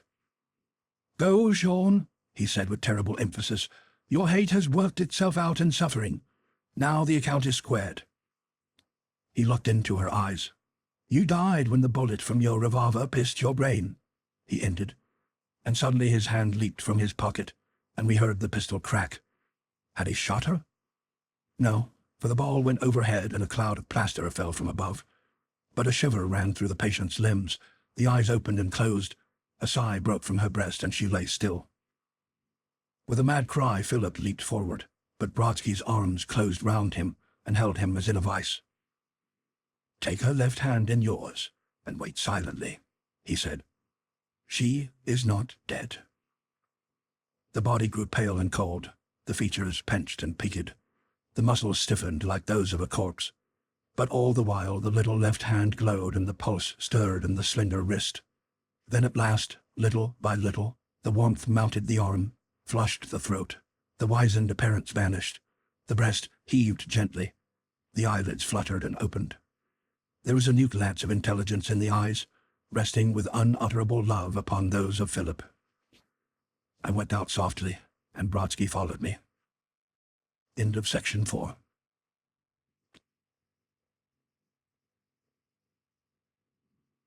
Section 5 of Ivan Brodsky's A Surgeon of Souls by Victor Rousseau. Most of the examples of psychic manifestations that I had hitherto investigated in the company of Dr. Ivan Brodsky were of spiritual possession, and the allied phenomena, matters astonishing to laymen but more or less commonplaces to students of the science. I was now to witness one of the darker and more mysterious phases of spirit power. I remember that Brodsky and I had been reading an account of a so-called haunted house in a lonely neighborhood 10 or 12 miles distant. The structure, which was a rambling old place, had belonged to a major in the army who had retired from active service to reside there and spend his declining bachelor days alone. He had seen service in the Philippines, had traveled in India, had brought back with him an assortment of curious animals, including a cheetah, one of the wild cats of Bengal, several large parrots of brilliant plumage, and a young orangutan, which he had captured in Borneo. He had become greatly attached to this beast and had educated it until it developed almost human intelligence. The major had died suddenly, however. The large ape had refused food and pined away until it followed him, and the old house was now occupied only by a caretaker and his daughter, who tended the surviving animals under the terms of the major's will. About 2 months after the owner's death, rumors had spread through the neighborhood that the place was haunted. Pictures had fallen from the walls, crockery had been seen to fly violently across the kitchen, chairs and tables acquired a predilection for waltzing without the application of visible motor power. The neighbors, at first interested spectators of these phenomena, had come to shun the place when it was seen that the player of these pranks was actuated by some malicious motive. A gossiping woman had been struck senseless by a flying tumbler. A member of a psychical research society who had volunteered to pass the night in the menagerie, where these manifestations mostly appeared, had been found senseless upon the floor next morning, his body covered with bruises and 3 ribs broken. He had been removed to a hospital where he lay precariously ill and mentally deranged as a result of his fearful experiences. "What do you make of it, doctor?" I asked when Brodsky had laid down his paper. "It's nothing in the world but a poltergeist," the doctor answered. Then, seeing my look of mystification, he continued, "A poltergeist is one of those elemental half-human beings that have never achieved incarnation in human form. The universe is a palpitating, crowding mass of soul stuff, most of it discarnate, a small part exteriorized, and various highly heterogeneous physical forms. Whether this elemental being has already gone through millions of progressive incarnations between the unicellular organism and man, and is now waiting for its first appearance in human shape, probably as a degraded savage, whether it is this or whether the poltergeist is simply a leakage from the universal soul stuff, I am not prepared to say. At any rate, it possesses a very limited intelligence and strong earthward aspirations, which show themselves mostly in the flinging of crockery and the playing of malicious tricks." This is a well-known phenomenon. The celebrated Cock Lane ghost of Dr. Johnson's day, which perplexed 18th-century London, was undoubtedly a poltergeist. Curiously enough, it is invariably associated with the presence of an imbecile child, the reason probably being that this is the intelligence which draws it earthward and furnishes the source of power. Nevertheless, Brodsky continued thoughtfully, I confess that I should like to make a personal investigation of this matter, for it presents fascinating but obscure allied symptoms which might put me on the track of a discovery. He had hardly concluded when there came a violent ring at the doorbell, and a young man hurried into the room. Dr. Brodsky, he began, I am a reporter for the Wayne County Gazette, and I have been commissioned to ask you for an interview concerning the haunted house over at Terraville. You have heard of the 2 deaths? Nothing beyond what your paper contains, said Brodsky, picking up the sheet. That's 2 days old, said the reporter, glancing at it. The young man died insane in the hospital last night, just at the time the second one was killed. Another psychical investigator, he continued, volunteered to pass the night in the menagerie and was found this morning with one side of his body crushed completely in. What do you make of it? He pulled out his pencil and notebook, but Brodsky made no immediate reply. He stepped to a hook where his hat hung and placed it upon his head. Let's go and find out, he answered. To spend the night there? Gasped the reporter. If you are willing. Willing? The reporter cried. Just wait till I telephone over to my editor. A few minutes later, we were on our way to the station to catch the local. Inside the car, the reporter plied the doctor with many questions, to which Brodsky replied sympathetically. The young man made copious notes, but after a while ceased to write and seemed to fall under the spell of Brodsky's words. His notebook and pencil rested motionless upon his knees. Doctor, he said at last, I am most grateful to you for the trouble you've taken in telling me all this. But to be perfectly frank with you, I can't make use of it. I saw Brodsky smile sympathetically, but he made no rejoinder. The fact is, the young man went on in a lower voice, my paper wouldn't stand for it. I believe, in fact, I know that these things are true. I have had experiences of them, and so have many of my acquaintances.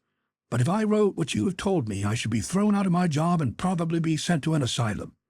No, doctor, I can't use it. Perhaps you can see for yourself tonight and tone the facts down to suit, said Brodsky with the suspicion of a laugh. The young man looked at him dubiously, but at that moment the train stopped and we got out at Turnerville. It was but 5 minutes to the house, a large straggling building dating back to the beginning of the last century, sat in an isolated situation upon a hill. The door was opened to us by a surly-looking man, evidently the caretaker. What more of you? He sneered. Come to see the haunted house, I suppose. I can't admit you, gentlemen. Police orders is very strict. The county sheriff was here this morning, and if I hadn't been able to prove I spent the night in my own cottage down in Turnerville, they'd have arrested me for murder. It's as much as my life is worth to let you in, they cautioned me. The reporter pulled something from his pocket and passed it to the caretaker. The man's hand closed upon it avariciously. Well, it ain't my funeral, he grumbled. It's my time to close up anyway. All I ask of you gentlemen is to take a 15-minute walk until I'm safe down to my home, and don't know nothing of your coming. And there, if you should find the side door open and walk in, and I guess they can't lay no blame on me. Polly, he called loudly. Drat that child, run away again, I suppose. Now, gentlemen. 1 minute, interrupted Brodsky. You're speaking of your daughter? My little girl, yes, grumbled the man. She ain't strong in her head and takes to running away. She's been worse since they all died, especially Plump. When Plump cashed it in, I broke her heart. The big monkey, gentlemen. Loved him like he was human. She didn't care nothing much about the tiger, though, and glad I was to see him kick the bucket last week. I feared every night he'd get loose and make off into Turnerville. Everybody was afraid of him except the old man, and as for Plump, why, if he saw the tiger's tail the other end of the garden, he'd scream himself sick with fright. The big cat's dead, too, eh? Asked Brodsky. You'll find the skin over yonder in that outhouse, sir, answered the caretaker. And now, gentlemen, if you would have the goodness to make off in that direction until I'm gone, I won't be back hunting for no burglars until morning. Better keep together, though, or he'll stave your ribs and separate as easy as barrels. Who? Brodsky demanded. The caretaker jeered at him. No, you don't catch me in any affidavits, he answered. I've done my duty by the old man and his animals, and he knows it and lets me alone. He was always hard-headed, the old major was, and if he chooses to squeeze your ribs in now that he's dead, why, it's just what he'd have done if he'd been alive. He made a trumpet of his hands. "Polly, Polly, Paul," he yelled. I saw a diminutive child come swiftly out of the house. She might have been 14 years of age from her general appearance, though her stature was that of a child half her years. She came up furtively, taking no notice of any of us, and stood still biting the corner of her apron. The caretaker scolded her for her absence. "Baby been with Plunk," said the girl in a childish treble. "What good? Baby love Plunk. Pop no love big cat. Baby no love big cat." Her father caught her roughly by the hand and pulled her toward him.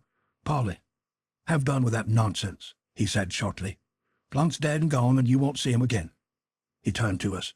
"We're hoping she'll grow up like any other child," he said more softly. "But the monkey's death has kind of upset her mind a little.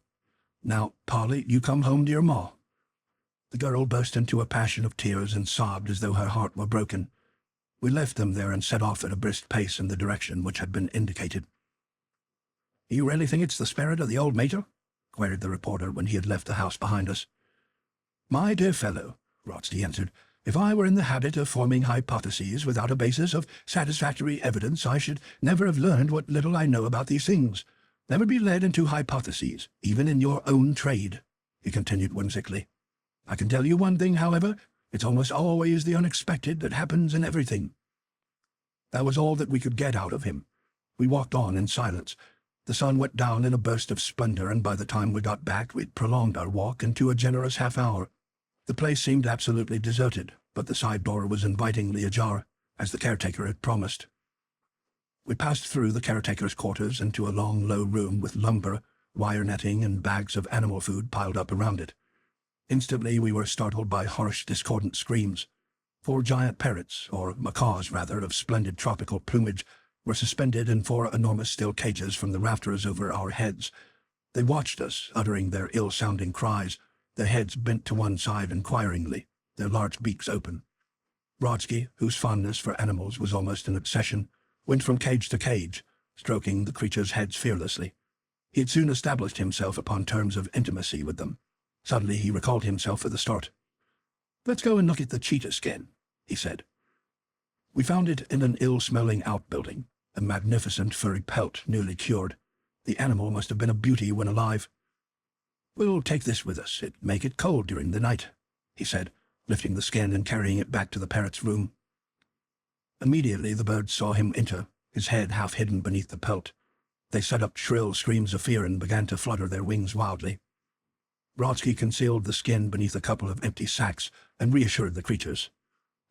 "Now you boys take a look through the house," he said, "and see if you can find any bedding and eatables. I'll stay here with the macaws." We passed upstairs but found nothing of interest. The plainly furnished rooms were evidently in the same condition in which they had been left after the major's death, though dust was everywhere. We dragged down a couple of mattresses, some candles and matches. In the kitchen we found some bread and cold mutton, and we all ate heartily. Then we went back into the menagerie to pass the night. As we entered, the reporter started back and gripped my shoulder. "Look, look," he said in a half-scream. The cage of the macaw on the side most remote from us was swinging rhythmically, as though someone were pushing it, while the bird, with open beak and expanded wings, was chattering, not with fear but with anger. Brodsky went up and steadied it. Almost immediately the cage on the other side began to swing in the same manner. Brodsky stepped back. "Well, my friend, whoever you are, we won't begrudge you your little pastime," he said. He turned to us. "We have nothing to fear from such childish intelligences that take delight in these mischievous pranks," he said with a smile. "And I think the 3 of us can overcome any manifestations of physical force. Hi, you show me how far you can throw." There was no answer indeed, except that the cage stopped swinging. Evidently the challenge had fallen on deaf ears. We lit the candles, for it had grown dark, and sat down. I looked at the reporter. He was trembling violently. Suddenly the candles went out, one after the other. "Blown out," cried the reporter, his voice resounding queerly through the gloom. "Pinched out," said Brodsky. The glowing ends of the wicks had been cut clean as though with snuffers. He lit them slowly, and instantly the same phenomenon resulted. "Well, they won't put this one out," he said, lighting the one nearest him and carefully conveying it to where he sat beneath the concealed cheetah skin. He set it down upon a packing case close to the ground. True to his word, the candle flared steadily. He carried another to the same place and lit it from the flame of the first. Nothing occurred. "Is this light enough for you?" he asked, and we assented. The reporter was making a brave attempt to stifle the external signs of his obvious fear, and I was not wholly free from a sickening sensation in the pit of the stomach and a certain weakness of the knees. The low-placed candles cast gigantic shadows before them, throwing the floor of the room into strong illumination, but leaving the rafters of the roof almost entirely concealed in shadows. The macaws still screamed and chattered, moving continually, but always in such a manner that they faced the same side of the room simultaneously. The cages were swinging again. "Our poltergeist friend evidently enjoys the birds," said Brodsky calmly. "Why does he come here instead of going home with the girl?" I asked. "Where does he get his power?" Brodsky made no rejoinder. At my side I felt the reporter shaking like a reed. "Isn't there a remedy?" he whispered. "Can't you pray it away?" "You can't pray away an elemental," the doctor answered. "It hasn't intelligence enough to understand a prayer, knowing neither good nor evil. I might scare it away." Scare it," the reporter urged. "By putting out the lights," Brodsky continued. "Though it tried to extinguish them in its freakish pranks, this sort of spirit, unlike those of a higher order, is really afraid of darkness." The reporter leaped up with a scream. "Something pinched me, I swear," he cried, trembling. "Sit over here," said Brodsky, indicating the bags that covered the cheetah skin. "Now, my friend, stay there, no matter what occurs, and nothing will harm you. Draw closer," he added to me. "I'll take your place. Now, silence, please, everyone." Everything was silent now. The birds had gone to sleep. Sitting here, I was conscious that my own fear gradually yielded to a sensation of intense sorrow. All the sorrow, the anguish in the world, seemed to have been heaped upon me. I felt a longing for light, for human companionship, which even Brodsky's presence was powerless to assuage. I felt the doctor's hand upon my shoulder. Instinctively he had divined my grief. And then I could have sworn I heard a sob. Brodsky did too. Upon the instant he was on his feet. He sprang into a corner where lumber and bags were thickly piled and dragged forth. The idiot girl. She had been weeping bitterly, and her face was yet wet with tears, yet a baleful and malignant light shone through them. "As I expected," said the doctor, regarding her intently. "You hunt in couples, of course. I suspected that you must be somewhere in the vicinity when your disembodied friend began playing his pranks with the cages and candles." He was silent a moment, regarding her with the ruthless, emotionless expression of some dreadful judge. "So," he said, as though the childish body did not exist for him, "you have but a poor fleshly lamp to light upon its way. The senses which you can control are ignorant of the results of their own promptings. Nevertheless, you are the murderer of 2 men and would-be murderer of more." The girl burst into imbecile laughter. "Bad man beat me," she shrieked to the rafters. "Bad man beat baby. Bad man fall dead. Squeeze bad man. You bad man, he squeeze you dead." "So," said the doctor, loosening his hold and watching her.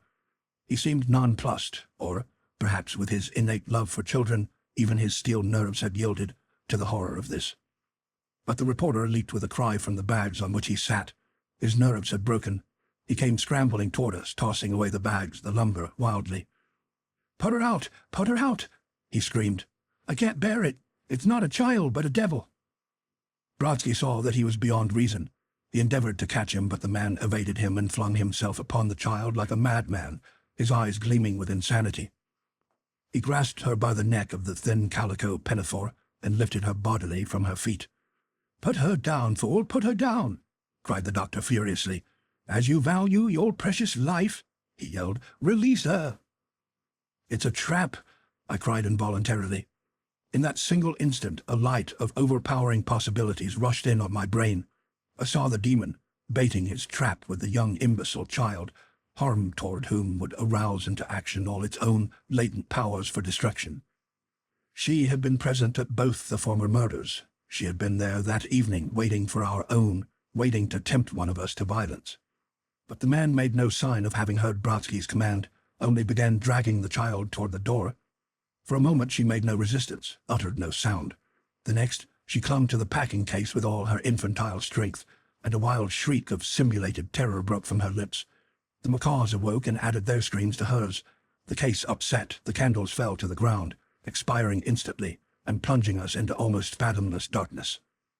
"Give me a match!" I heard Brodsky cry loudly. "A match, for God's sake!" But the words were drowned upon his lips in the mad scream that followed. I heard the reporter bellow like a steer. Through the darkness he plunged, releasing the child, staggering, writhing, stumbling toward the door. All the wild mad peals of frenzied terror and anguish came from him. Midway in the long dark room he went down, his heels tattooing upon the ground. I leaped toward him, but Brodsky was before me.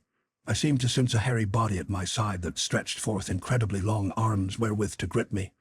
Then I felt the doctor grapple with it, and the next moment the three of us were fighting for our lives. It was no fancied effort now. To and fro we plunged. Now that octopus-like tentacle would come stealing toward me.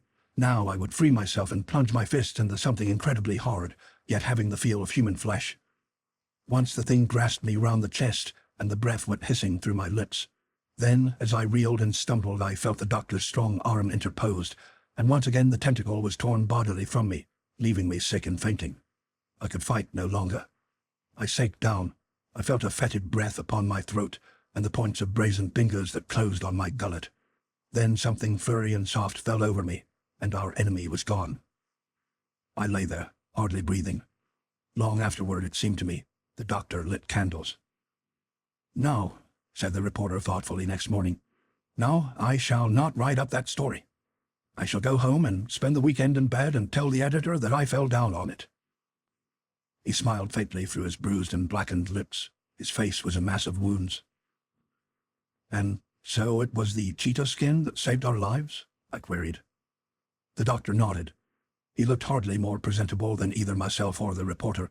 "A happy inspiration indeed that led me to bring it into the house," he said. "Surely some good angel was helping us last night. Never have I come so near failure, nor have your lives been saved so miraculously." "You knew it was not a poltergeist all the while?" I asked. "It actually was a poltergeist," the doctor answered, "for it had concluded its last incarnation before assuming the body of a man, and will doubtless reappear some centuries hence as a human of a very degraded order, possibly a native Australian or Andaman Islander. The Major's training had undoubtedly assisted the beast in working out the end of its brute births." "Yet it was no agent of evil," continued Brodsky. "The education it received, which brought it almost up to the verge of human understanding, had kindled in it a world of longing, of appreciation of its outcast state. It wanted human love, companionship, by virtue of its nearly human soul. Consciousness persisted after death, as is common among the anthropoid apes, instead of rushing back into the vast well of eternal consciousness. And it lingered near the child who had befriended it. It knew the caretaker, and did not molest him, but when strangers approached the girl it watched them narrowly, and harshness or blows inspired it to a furious defense of her. Yes, I suspected the orangutan early in the proceedings. I knew it couldn't be the cheetah, for the cat family is too low in the scale to retain any individual memories of life. I was convinced when it made no response to that challenge we hurled at it, which a true poltergeist would have understood and taken up immediately. And luckily I remembered that the big cats are the only enemies feared by these monster apes. That was why it wouldn't go near the candles when I set them beside the skin. And that swinging of the bird cages, it was just what an ape would do, wasn't it?" "But will it not return?" I asked, "and injure others?" "Not for a while," said Brodsky, "and meanwhile I shall make it my business to see that the child is removed to an institution for the feeble-minded. She has lived too long with the other world. With care and intelligent companionship, I am convinced we shall yet succeed in making a fairly rational human being of her." End of Section 5.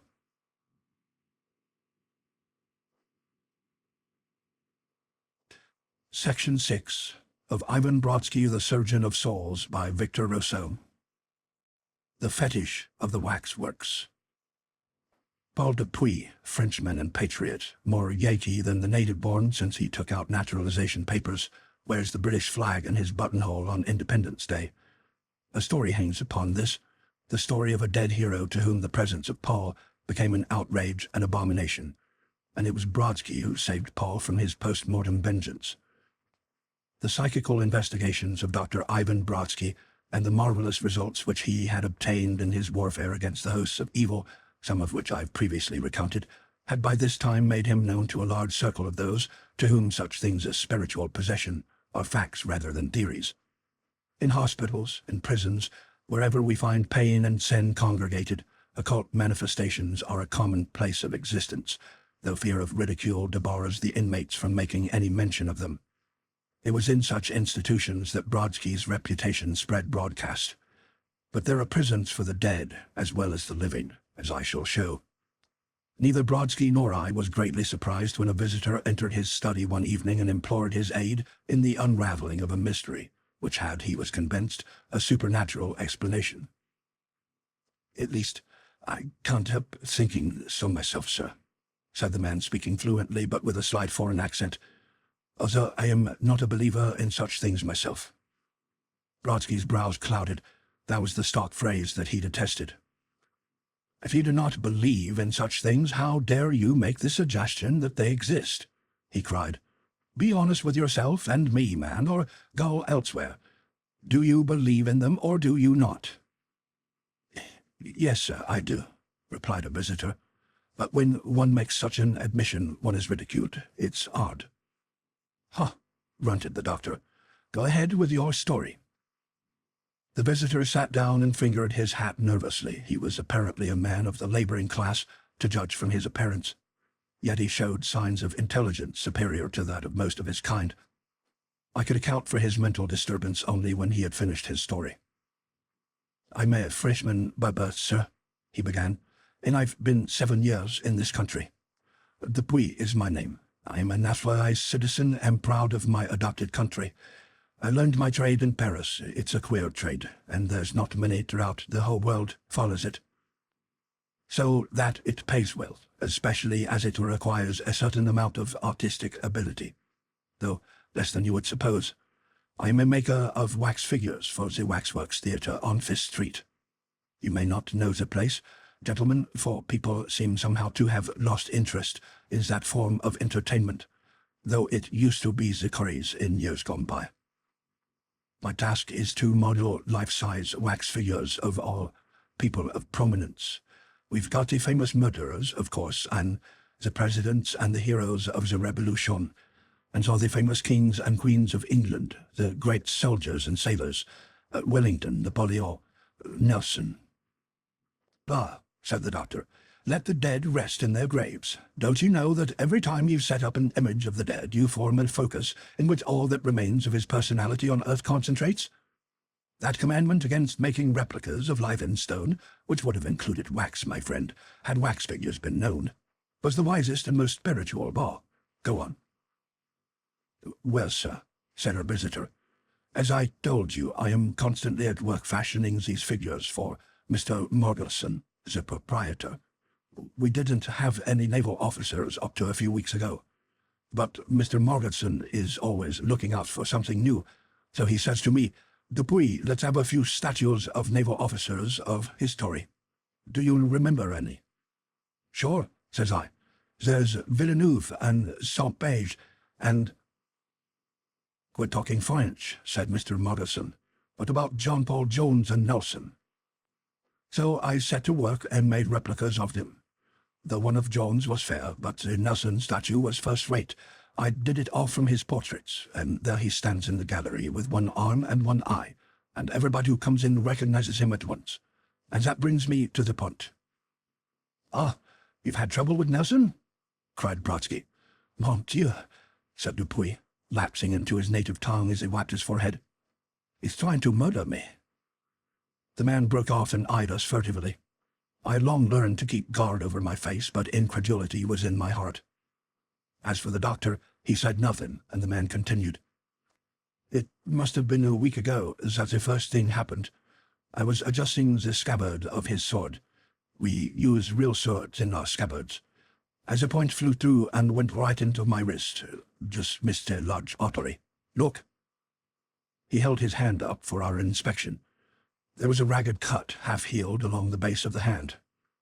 And I'll swear that the figure pushed the sword through the scabbard, pushed it violently, for it cut clear through the leather. But I didn't catch on just then. Then 4 days afterwards, as I was passing it, the thing flew from his pedestal and keeled me over. My head just missed the iron radiator by 2 inches, and I tell you, it didn't fall. It fairly threw itself at me. What does Mr. Margetson say to that? Asked Brodsky. He laughs at me. I don't know what to do. I have a man to melt it and let Margetson discharge me. And yet I have my wife to think of, and there is no demand for such men as me, the business having fallen off so. And if I stay there, one day the thing will kill me. Enough, said Brodsky. We'll go there at once. Can we get in? I have the key, answered the Frenchman, putting on his hat. We 3 left the house together. We caught a car on the main road which ran past us 1 block away, and half an hour later stepped out at the entrance to the Waxworks Theatre, which stood in what was now the heart of the business section of the city, and was, in consequence, almost completely deserted at this hour of the evening. Our companion pulled out a key and opened a side door. We went up to a great hall round which were arranged statues of celebrities, life-size figures of strikingly human aspect. And yet, mused Brodsky, stopping to regard a group of cleverly arranged heroes of our Civil War, the men who erect these think they have nothing more than the external shells. How ignorant they are of the psychic qualities of their actions. Indeed, what do they dream of anything beyond the material? Yet this gallery is almost a breeding ground of souls. Who can measure what influences such beings draw down to them? Well, at least no evil spirit would be attracted hither among these men who offered up their lives for their country. Dupuy led the way toward an end of the great hall. Here I saw a group of figures attired in Georgian dress. Evidently Nelson would be found among these. One of them, however, seemed singularly incongruous and out of place. It was a short, thick-set man in the costume of a mechanic of today. It seemed to move. I started. Then I discovered that it was a living man. "Mr. Margetson," cried Dupuy in confusion. But the proprietor seemed still more confused than his assistant. He came forward sheepishly, and a mask seemed to have descended upon his blank face and blotted out some curious emotions which I thought that I had read there. "Mr. Margetson, these are 2 gentlemen who are interested in what I told you about the statue," Dupuy stammered. Margetson's face grew black with rage. "Newspaper writers, hey?" he shouted. "Come to write up my museum, I suppose? I don't want your advertising. I've got all customers I want, and you can't do me no good. Damn your curiosity. This fool's been telling you some of us silly yards about the Nelson statue, I suppose." This rage appeared so abnormal that my medical training induced me to examine Margetson from the pathological standpoint. But Brodsky looked into his face steadily and landed his hand upon his shoulder. Margetson's anger seemed suddenly to evaporate. "Is there only interested in the statues turning into flesh and blood, sir?" said the Frenchman. Unluckily, these words brought about a return of Margetson's frenzy. "Flesh and blood? Rubbish!" he shouted. "Arrant nonsense, that's what you're talking, Dupuy. What's the matter with the statue? It's a very good statue, one of the best you've made. It's new wax, green wax we call it in the trade, and it ought to have had time to mature, only the public were so crazed over the naval officers that I didn't have time to let it lie. That's why it's hardening, because of the fumes from the leather factory across the street. They drift in here as something terrible. That's all that's the matter with it. Look." He switched on an electric light upon the wall behind him, and for the first time I saw clearly the face of the great English hero. There were the irregular, thin, homely features lit by a flame of patriotic enthusiasm. Yet, admirably as the artist had caught the inspiration of the painting from which he modelled it, there seemed something more, some hardly defined vein of cruelty, of caprice, that actually gave the face the property of seeming to reflect a certain change of emotions, an instability of mind, as though the thing possessed some conscious life. And the skin, surely that was the skin of a man with the blood mantling in the flesh beneath. Dupuy started back with a wild cry. "Look at him! Look! I swear I never put that smile upon his face!" he screamed. He's changing, I tell you. Lord preserve us all. Get rid of it, Mr. Margetson. If you hand me out any more of that nonsense, I'll fire you on the spot," shouted the enraged proprietor. "You're going daffy, Dupuy. That's what's the matter with you. He's always had that smile. Examine the wax, gentlemen. It's hardened, that's all." With horror and repulsion I'd laid my finger on the smooth surface of the cheek. So lifelike did it appear that I could have sworn the blood faded out of the arterioles beneath the pressure, blanching the surface of the skin. And yet it was of wax. It was not flesh and blood. But flesh and blood differed less from it than it differed from the unreal and waxen figures around it. It stooped half forward. It seemed instinct with slowly dawning vitality. And surely its expression had changed. It had not smiled thus with the cold malevolence of a conqueror when I had first seen it. Then suddenly Morgetson seemed transformed, as though he adapted his mood to suit his mind. He burst into a wild peal of laughter. "Good old Nelson!" he shouted, and the sounds echoed from the roof and rang through the hall, while for one dreadful moment I could have sworn that an answering emotion flitted across that waxen face. "Good boy, Nelson. A miracle of art, Dupuy. I can't tear myself away from watching him. I'll raise your salary. He makes me feel so good. He wants me to do something for him, and I'll find out what it is and do it." "You've given him a body, and he's getting your reason, my friend," said Brodsky, somewhat shaken by this unexpected outburst. Come away, gentlemen," cried the Frenchman, pulling us by the arms. "He's mad. God help him. I should have told you he'd been acting queer, but last night when he laughed at me so much, I thought that it was only overwork. He's as mad as a loon." We did not need to be urged, nor was there a necessity of excuses. Morgetson had already forgotten us and was standing before the statue alternately capering and grimacing. "Now I'll give you my advice, and shortly. You can follow it or not at your peril," said Brodsky. "Get your employer home in sect and then slip back and chop the thing to pieces before a tragedy supervenes. No, that's all I've got to say to you, except just this. Give up your trade and learn something that won't bring you into conflict with all these vital forces that hang round such places." And with these words he fairly hurled himself out of the place, leaving me to follow him as best I could. I think I mentioned once how sensitive the doctor always was to the morbid things of life. Perhaps it was a certain sensibility to those invisible influences which accompany moods and invest those places where any violent emotions have been at play. At any rate, having seen so much of the darker side of life, Brodsky was strenuously insistent upon cleanliness and wholesomeness. "We've got to leave such things alone and work in the sun," he used to say. "This is our working day. When the night comes at last, may our good deeds be our protective armor against all the host of devils on the night shores that we shall pass through." "You believe we have to pass through some place of purgation?" I asked. "We'll have to clean up somehow in this life or the next," he answered. "We can't get into heaven with dirty fingernails." So on this occasion I forbore to question him when we got home. Brodsky went to a closet where he kept many relics of his earlier life, and came out with a small Union Jack upon a mouldering staff. "The flag of the vessel that bore me from Poland, where the Tsar's emissaries were seeking my life," he said sadly. "To what better use can it be put?" Then he explained the mystery. "It is a fetish," he said, filling his pipe and puffing at it slowly.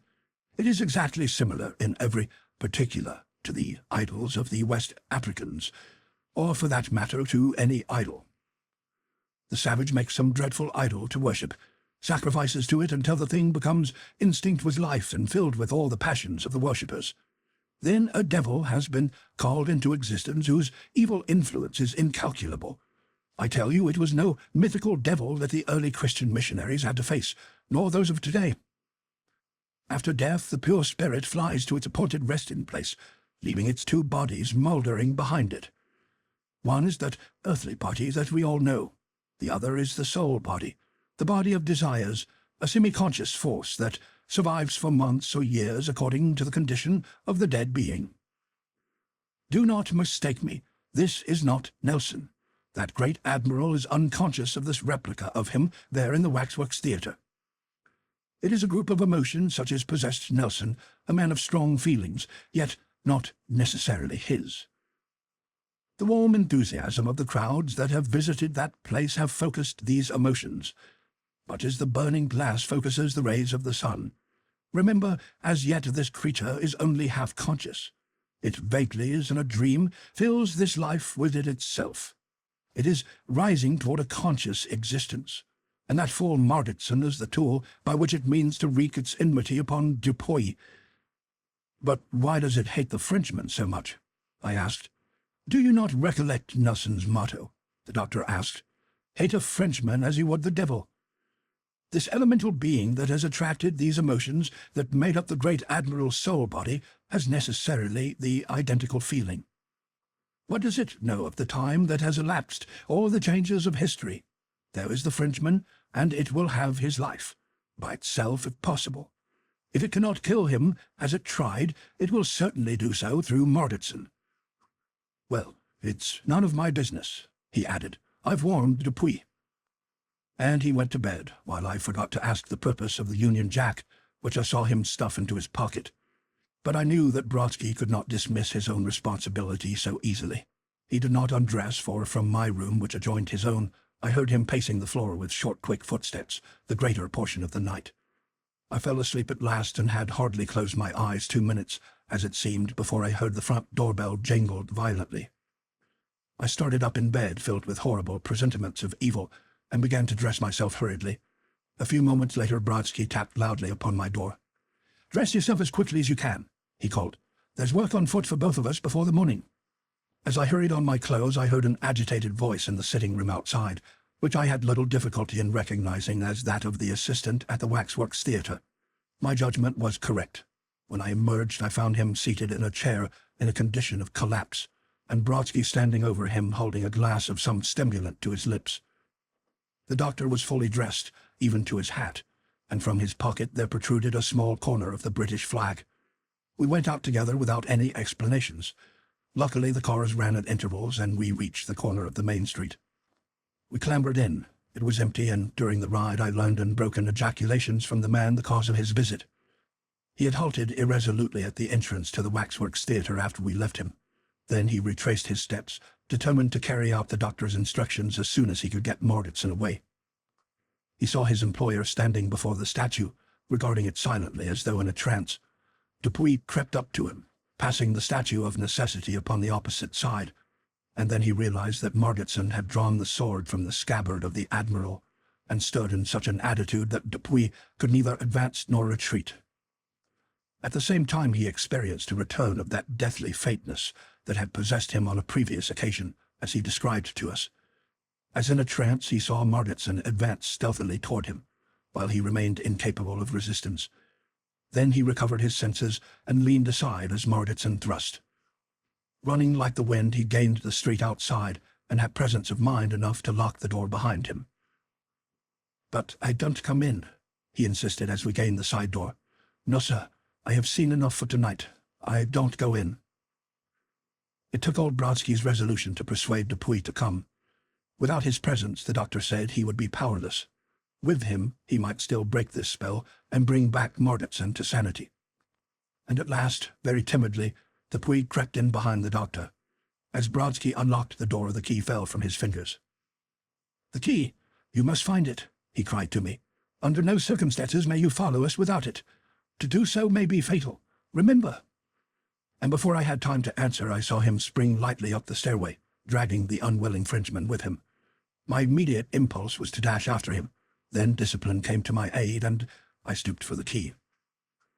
The night was dark, and it was 2 minutes before I found it. Then suddenly from within I heard wild shouts and a stampede. I sprang up the stairs and along the hall, running with sobbing breath and clenched fists, till I gained the end, where I saw shadows hovering. Frantically I switched on an electric light. Then I perceived Mordauntson, his face aflame like a madman's, thrusting at Brodsky with the Admiral's sword, while the doctor parried him with admirable grace and ease. Dupuy came running up to me. "He wrestled me," he cried, "with his sword drawn, and Dr. Brodsky snatched a sword from Baljoun's replica and met him. Look, the doctor wins." Like every Polish gentleman, Brodsky was an adept with the foils. Certainly a clumsy mechanic such as Mordauntson could not have expected to overcome him. Yet, as I watched the tense interchange of swordplay, I was amazed at the skill shown by Mordauntson. It seemed as though the courage and prowess of the great Admiral had descended upon him.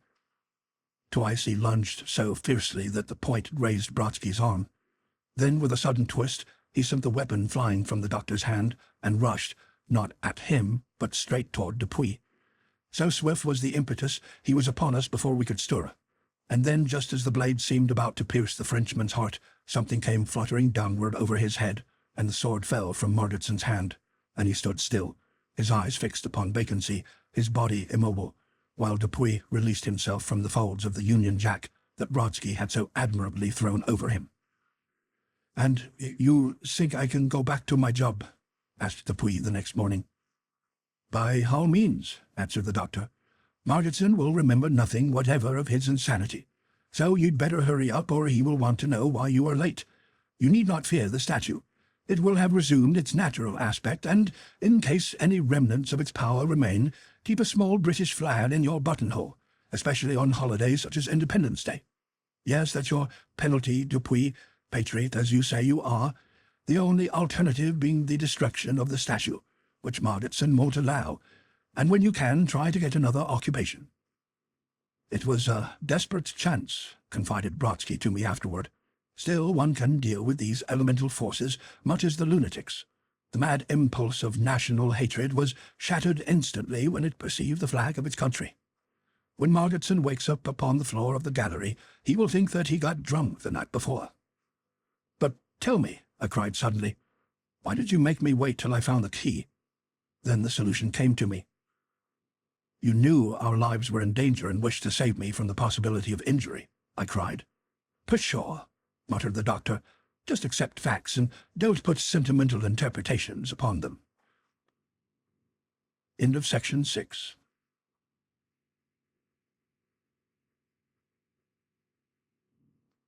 Section 7 of Ivan Brodsky, The Surgeon of Souls by Victor Rousseau. The Seventh Symphony. Dr. Ivan Brodsky put down the morning paper with a long whistle, got up, put his hands in his pockets, and paced the room continuously. "Too bad, too bad," he kept repeating. During the months that I'd lived with him and assisted him in the psychical investigations which he carried on, I'd learned one thing above all others, to let him tell his story in his own way. So I waited until he was ready to speak. I could not conceive what he had read that had so agitated him, and my astonishment was increased fourfold when he came and stood by my side, wiping the tears from his eyes unaffectedly. "Rose Soleil is dead," he volunteered finally. I tried to murmur something appropriate, but I must confess that the announcement did not stir me greatly. Of course, like most others, I'd heard of that wonderful woman cellist who had blazed her triumphant path through all the capitals of Europe and America, from Buenos Aires to Moscow. I'd seen the notice of her death in her 35th year, and had forgotten that the doctor, like every Pole, had a passionate love for music. "You knew her, perhaps, doctor?" I faltered. "Not in the body," said Brodsky quite simply, as though drawing some obvious distinction. "But what does that matter? I heard her play. I heard her in Carnegie Hall when she went to New York last year, and dead.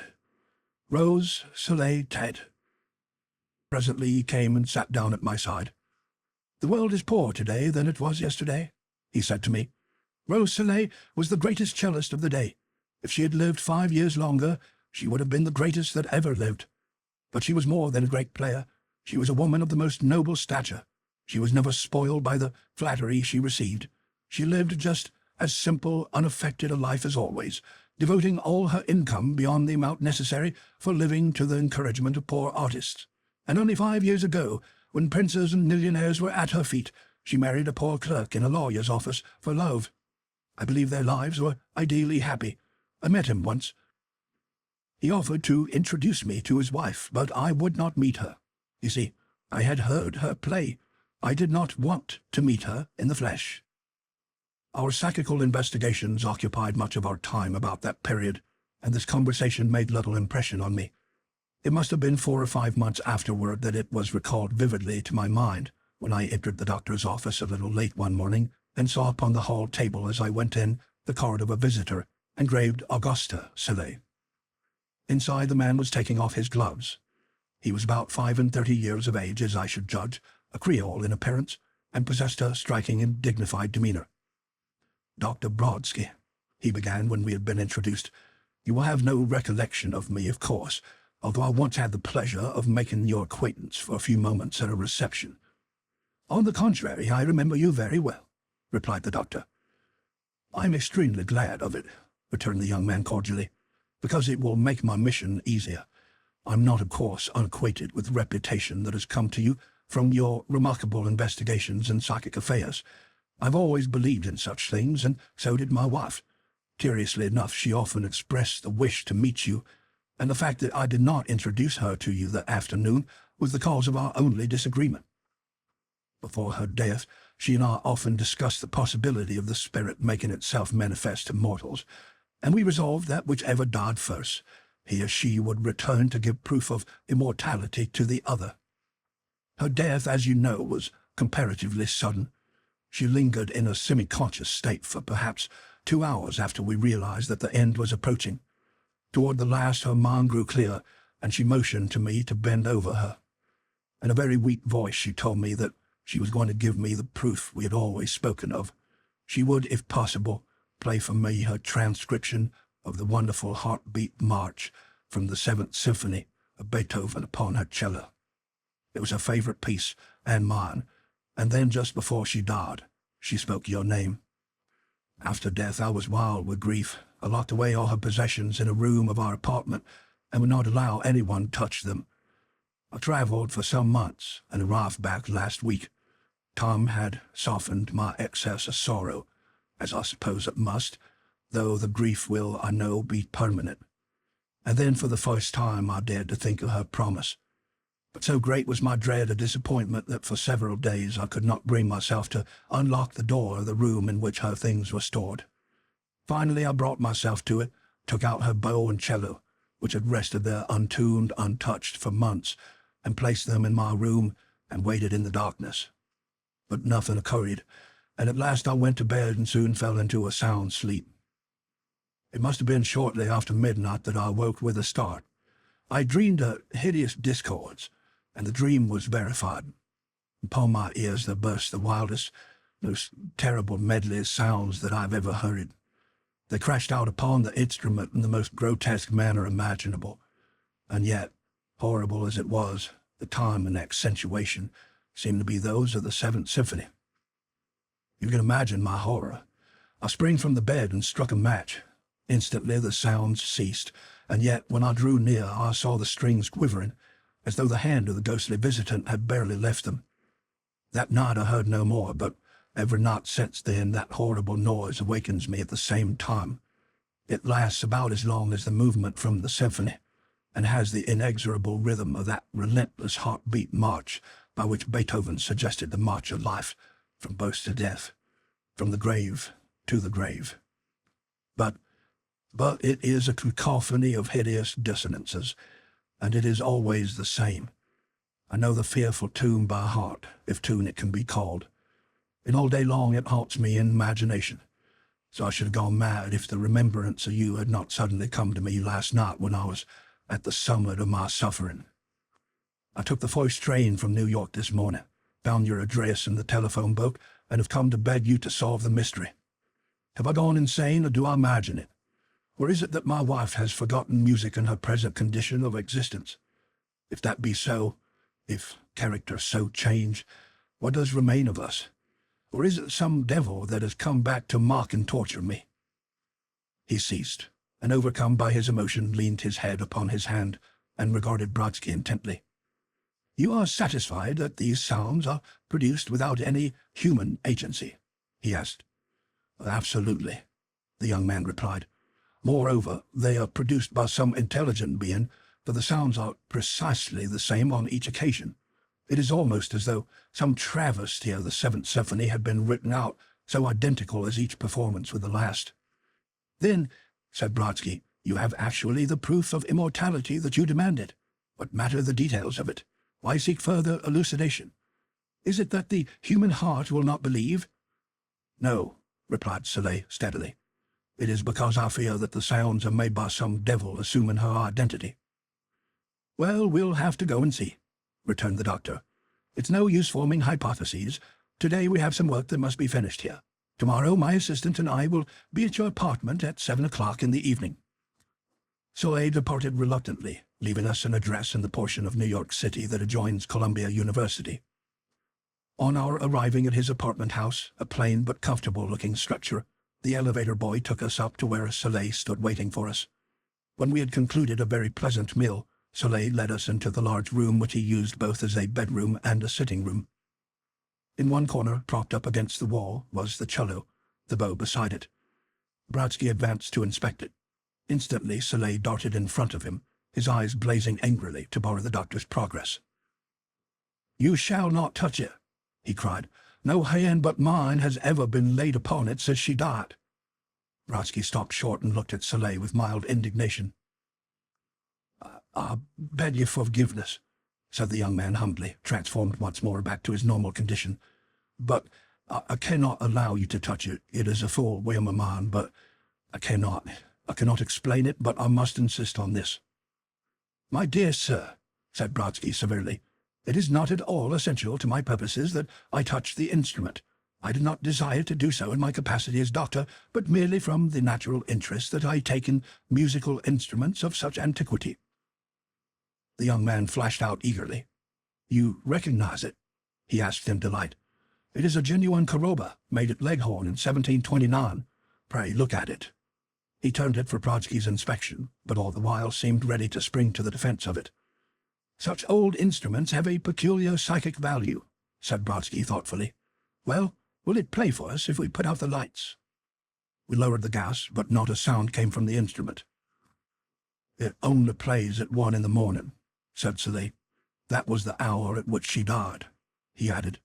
"Well, sir," said Brodsky, "I doubt very much whether it would play for us all tonight, even if we were to sit up till that hour, especially since you told me that the sounds cease the moment that you light the gas. It is controlled evidently by some power that is most delicately attuned. As you may know, the soul that returns to earth is by no means a free being, able to communicate with the survivor upon all possible topics.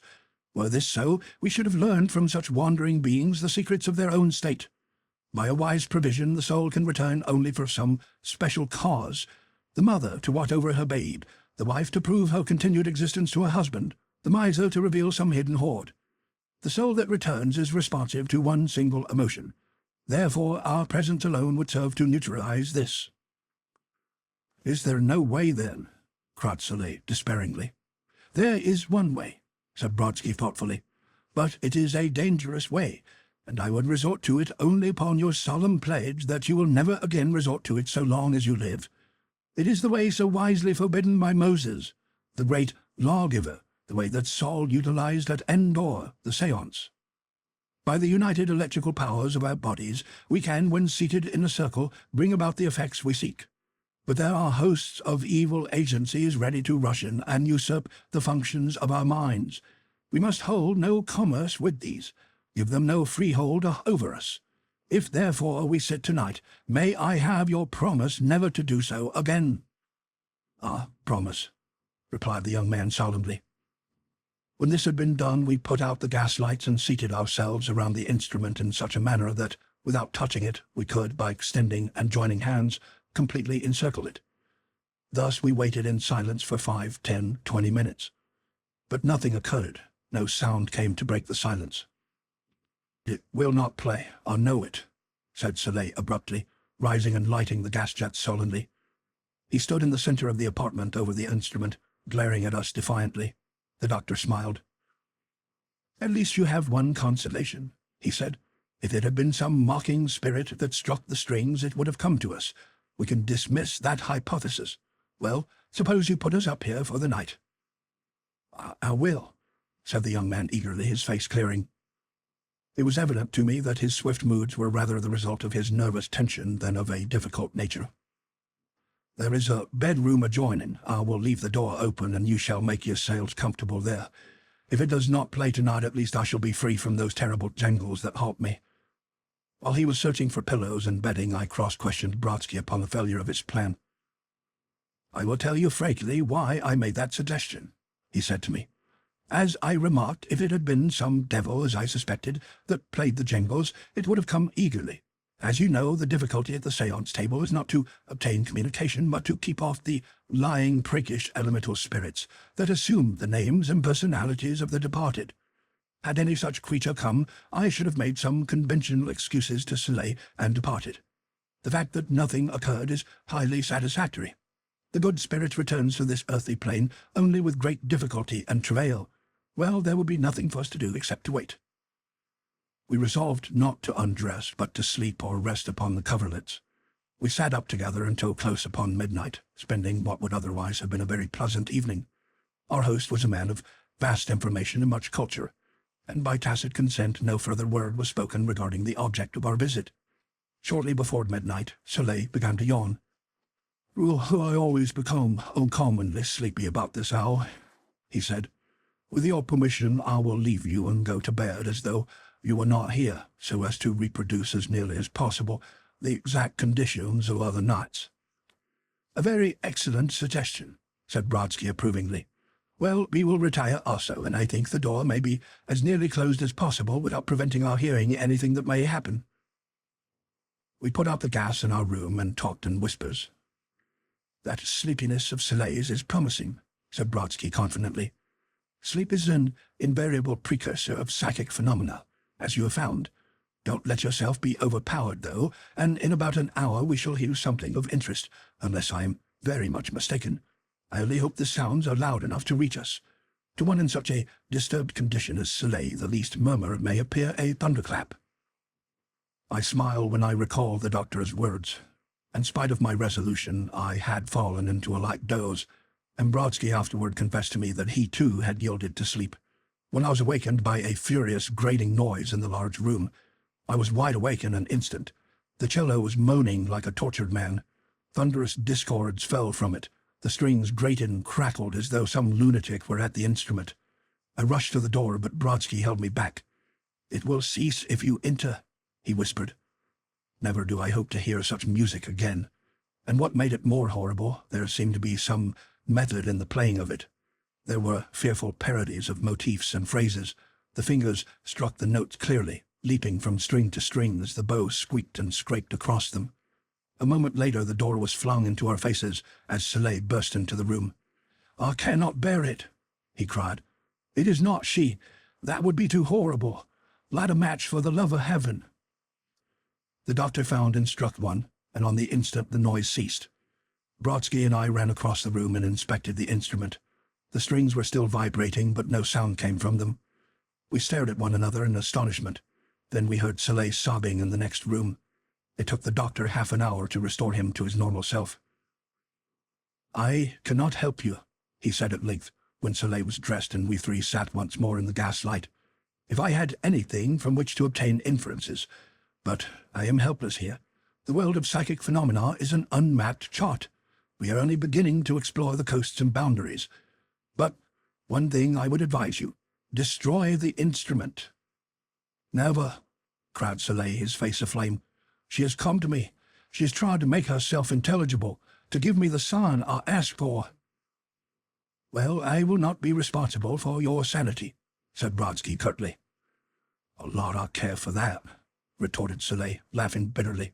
"Man," he added fiercely, snatching at the doctor's arm, "don't you understand what is troubling me? My wife lived for her music. She lived in it. It was all in life to her, except perhaps my life.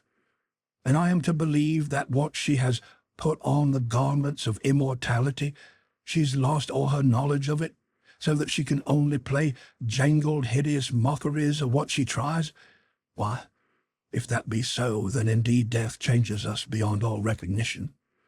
We are no longer the same personalities that we have been, but something different. We spend our lives developing ourselves, our finer natures. We hope and dream that it is not for nothing. And now, must I believe that all this is thrown away upon the rubbish heap, and that we become mere helpless automata? Answer me. Answer!" His grief was pitiful to witness, but argument with him would have been impossible. His mind was beyond reason, tottering as it was up on the borderland of madness. "I do not think that is so," Brodsky replied. "Think!" shouted Soleil, springing to his feet, his face distorted with passion. "You are impostor, sir.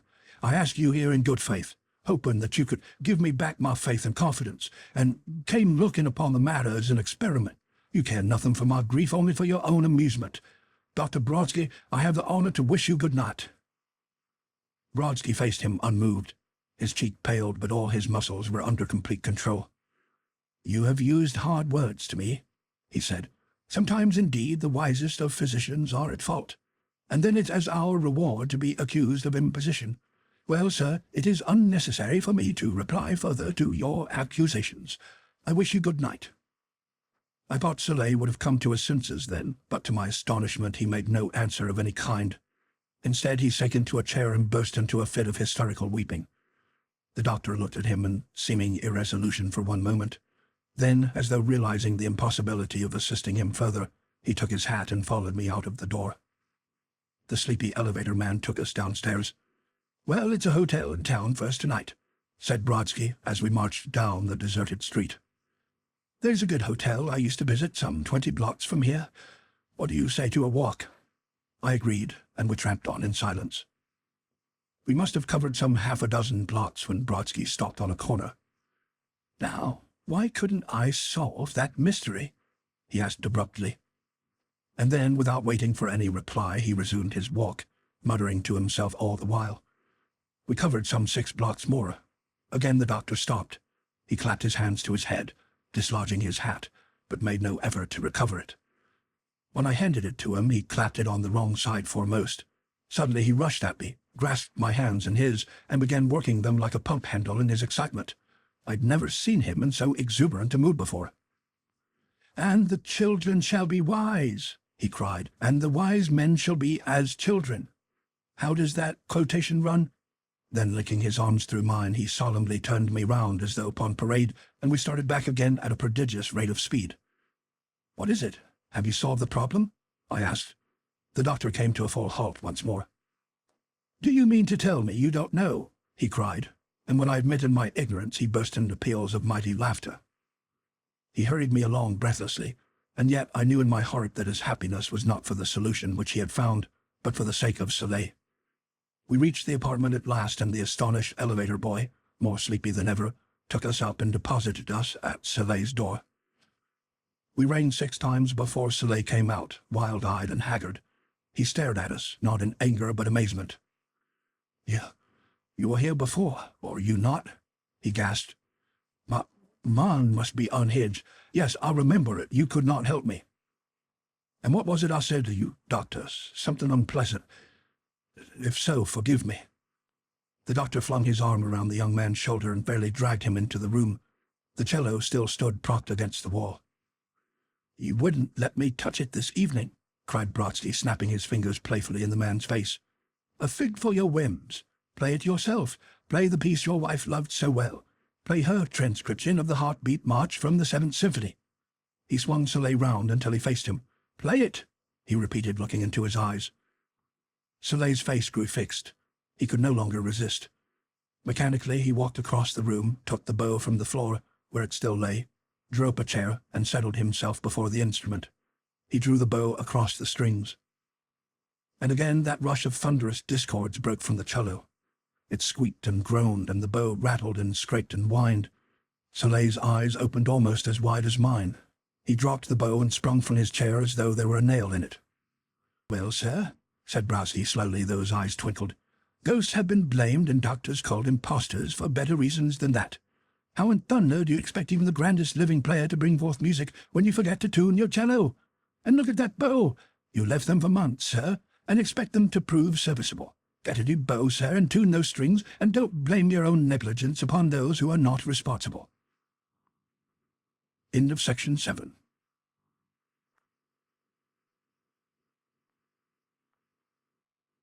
Section 8 of Ivan Brodsky, the Surgeon of Souls, by Victor Rousseau.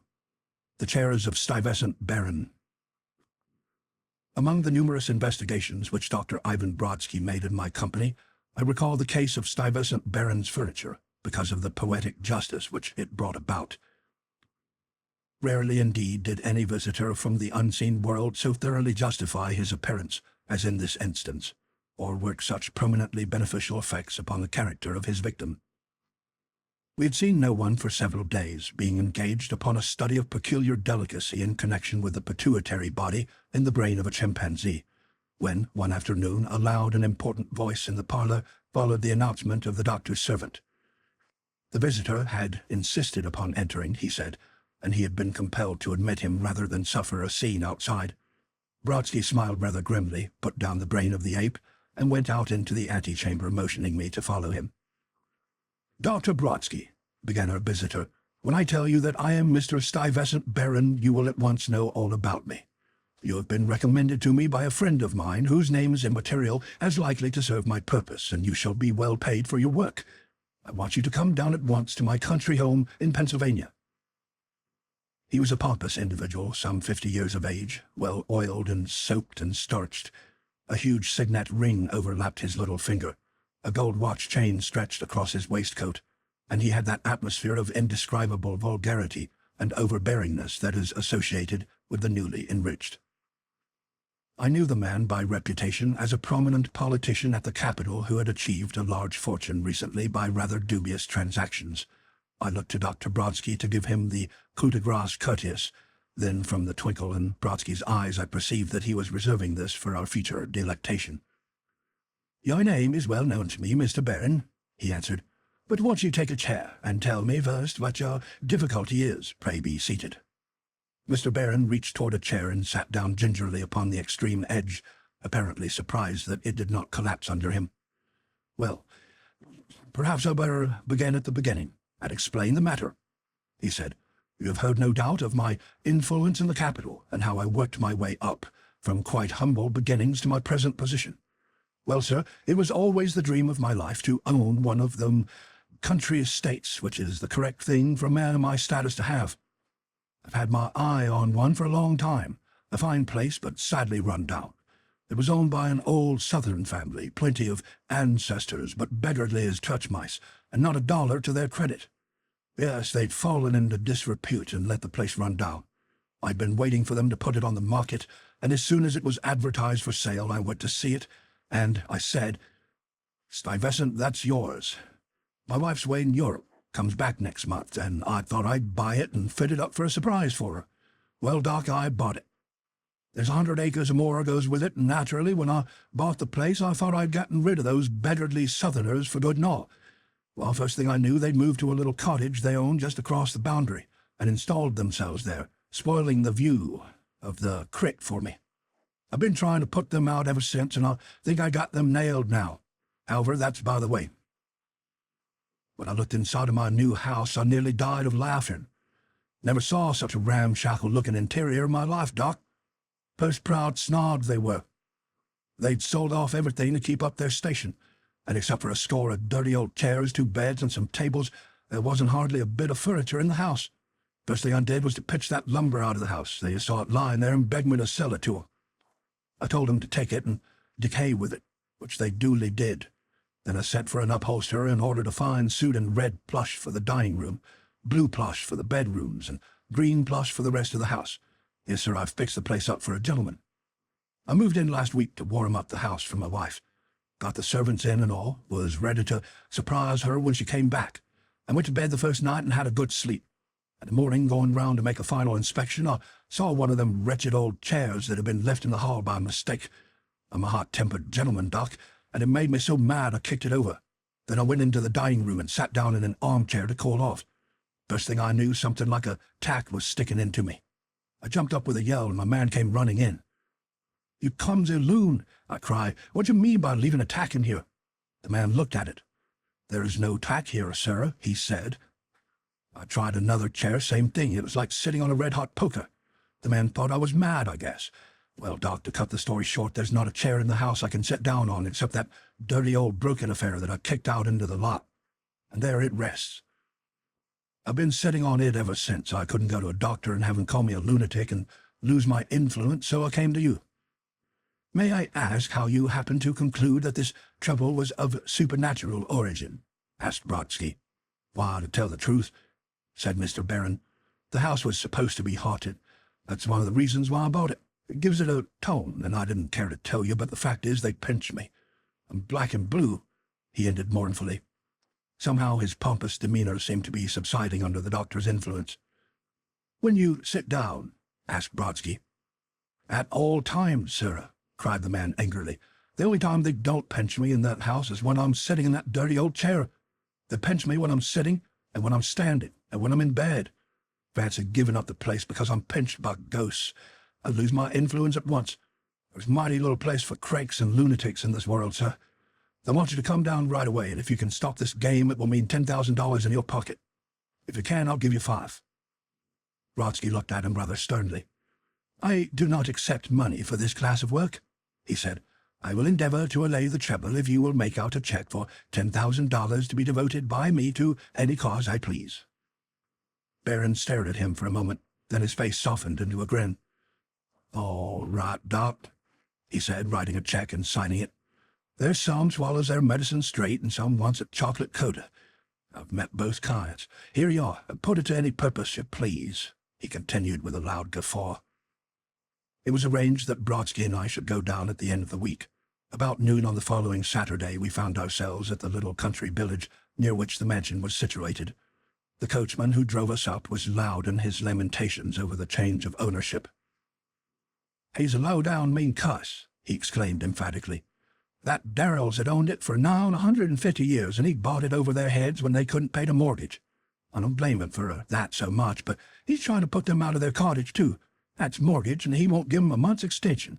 Hates to see 'em, I reckon. At the door of his new residence, Mr. Barron received us somewhat moodily. Come in, gents, he exclaimed, rubbing his leg. They've been at me like mosquitoes all morning, he continued. Pinch, pinch, ain't the pains, the indignity.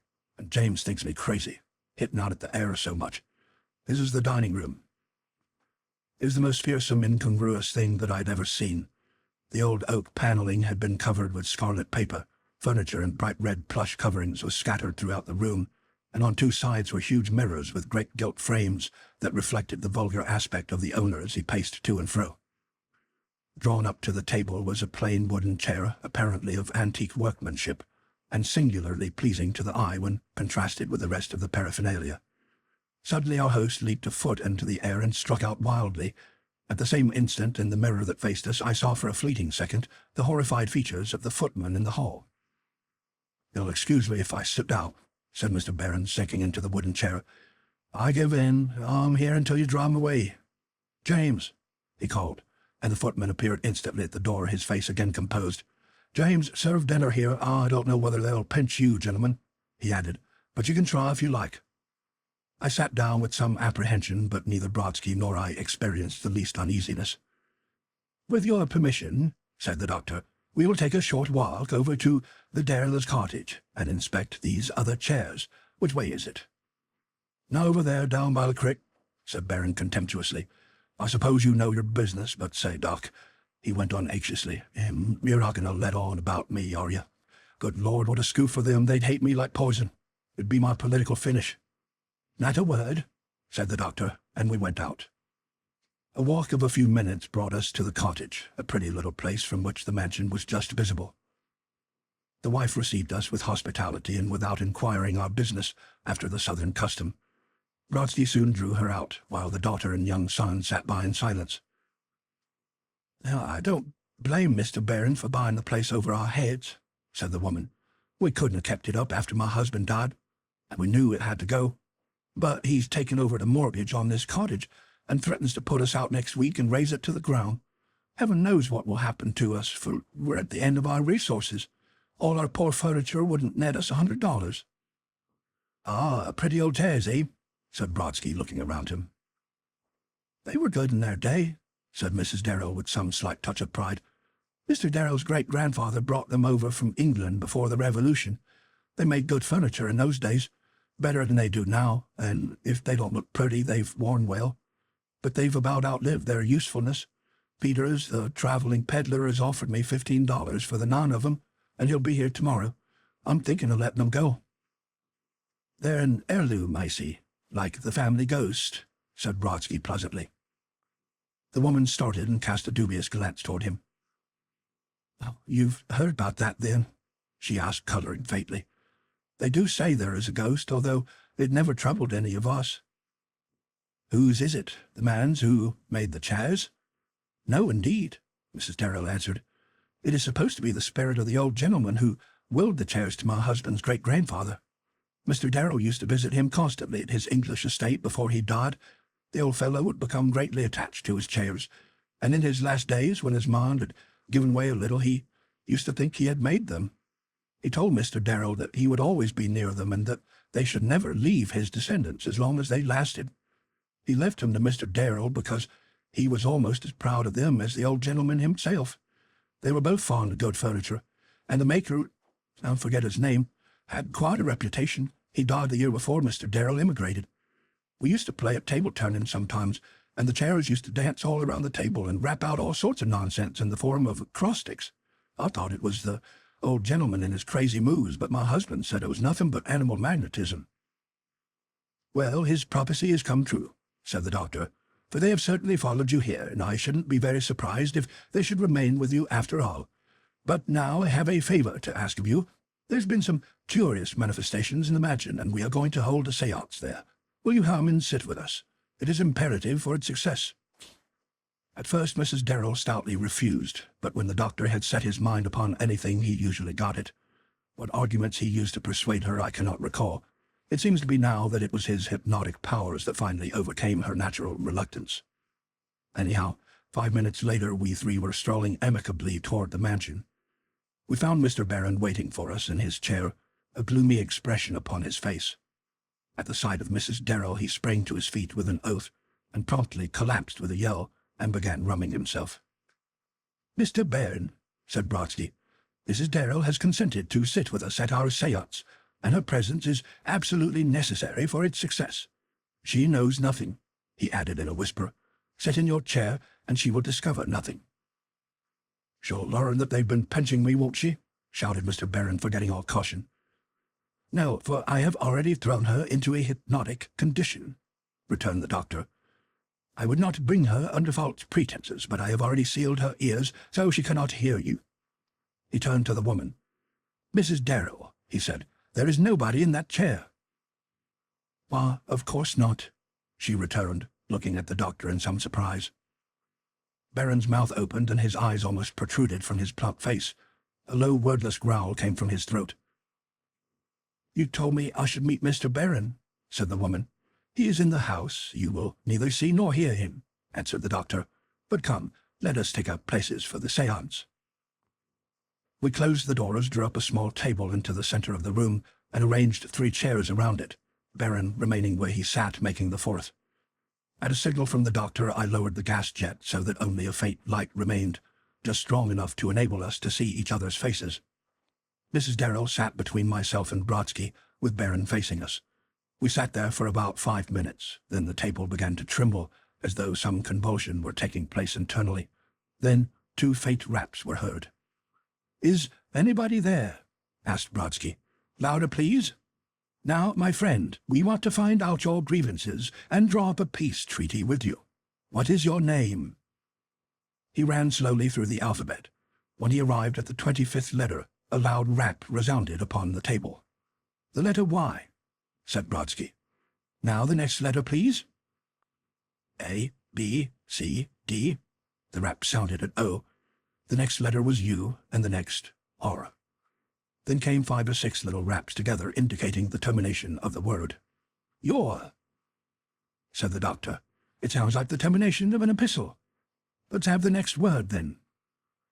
The rapping began again as Dr. Brodsky went through the alphabet. The letters spelled out in succession were L, I, T, T, L, and E. Then again came the termination sign.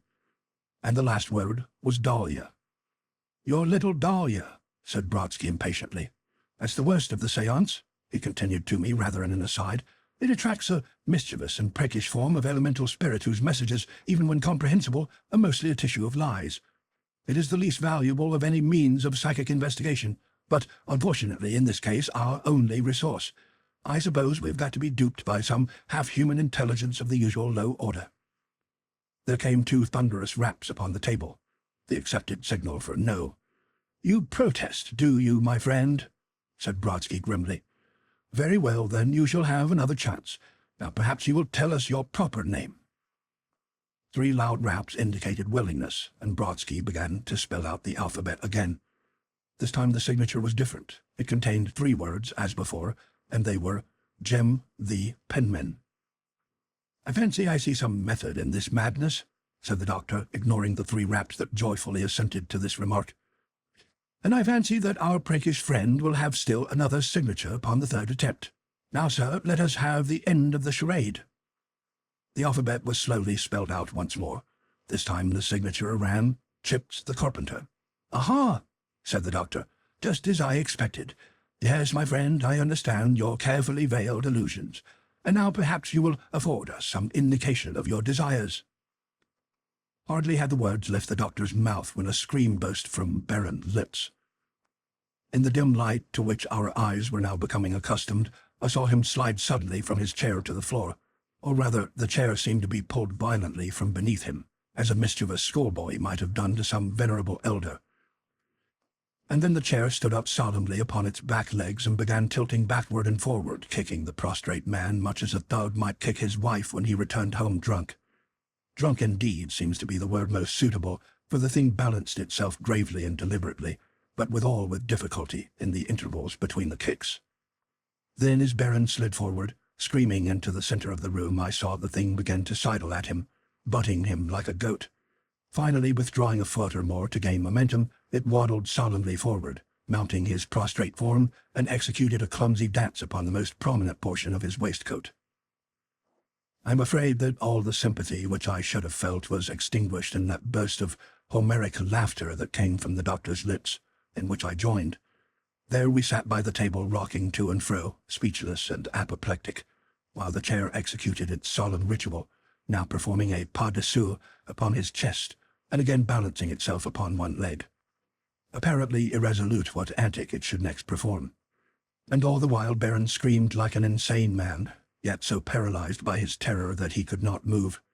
I knew that James would break into the room, for the screams outrang our laughter, and were those of a man in mortal agony, but I was not prepared for the denouement. I heard a shuffling in the hall, the door was flung wildly open, and a towering figure appeared in the doorway, that of a woman. For one instant she hesitated, then without a word, by instinct as it seemed, she found the exact location of the low gas jet and turned it on. There were we at the table, red in the face. There was Mrs. Darrell beside us, watching us in surprise and not understanding. There lay Baron upon the floor, dusty and battered, ripping with all his might the leg of the now innocuous chair that seemed to have become entangled with his head. And then I realized that Mrs. Baron had returned from Europe.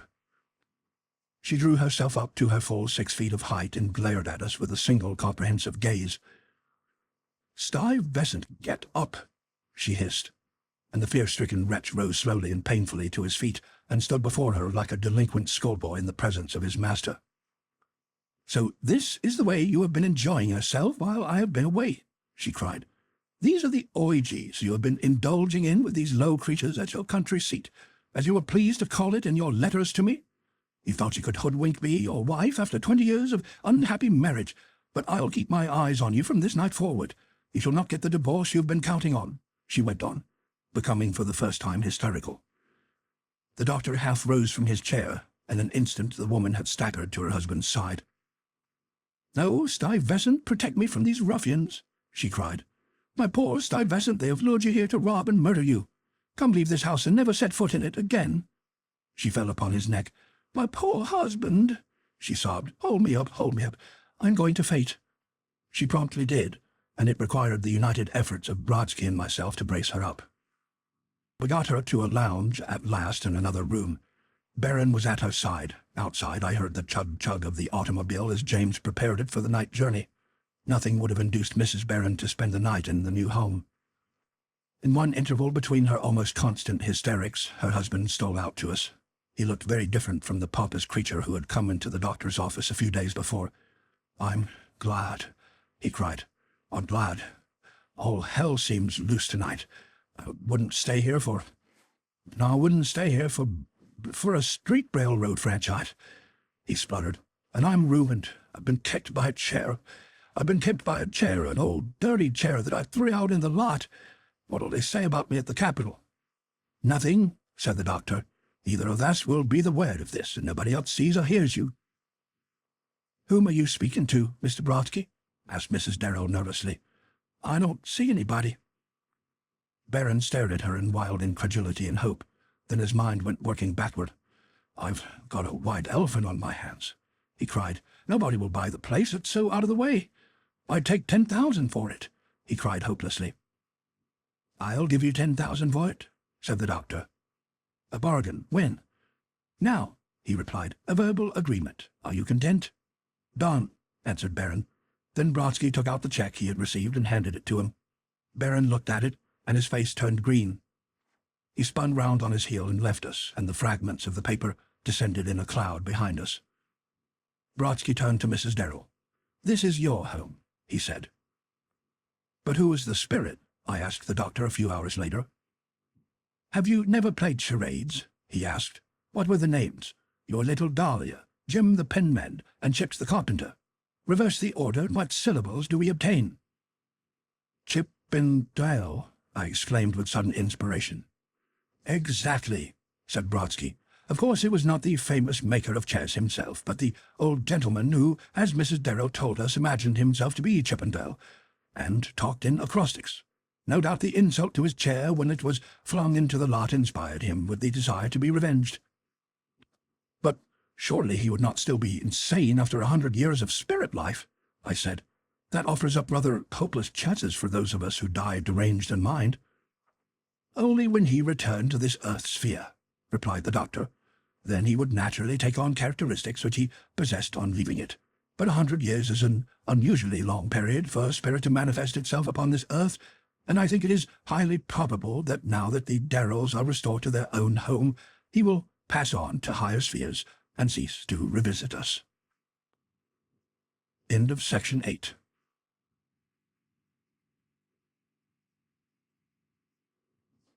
Section 9 of Ivan Brodsky, the Surgeon of Souls, by Victor Rousseau. The Man Who Lost His Luck. I must confess that I have not told the truth concerning the beginning of my relations with Dr. Ivan Brodsky, in whose company I witnessed so many marvels of psychical experiment. I have said that I became his secretary through our association at the hospital, where I was one of his lecture class.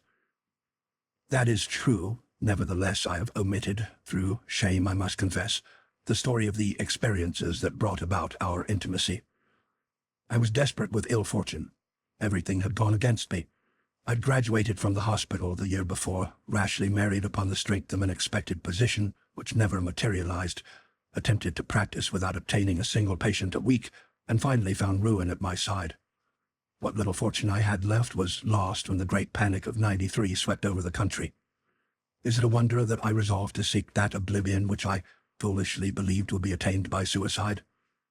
It was a dark November evening, and I was standing upon the extremity of the deserted wharf, ill-clad, hungry, and homeless. I remember how I looked at the black, oily water floating swiftly beneath me, gathering resolution to jump. At last I attained it. I stepped back a few paces, and was in the very act of leaping when a hand grasped me by the collar and forcibly arrested me in mid-air. It was then that, looking back at my rescuer, I discovered that it was the doctor who had saved me. "My luck," I groaned. "It follows me, even here." Then, my nerve gone, I broke into unrestrainable sobs while the doctor waited patiently at my side. He knew me. I had not thought he remembered any of us, for he had seemed very self-absorbed when he lectured in the classes. "I heard of you only today," he said, "and that you had had ill fortune. They told me at your tenement that you strolled upon the dock at nights. Some fortunate instinct brought me here in the critical moment. Come home and be my guest for tonight. I have no doubt that I can make you see your prospects in a very different manner by tomorrow."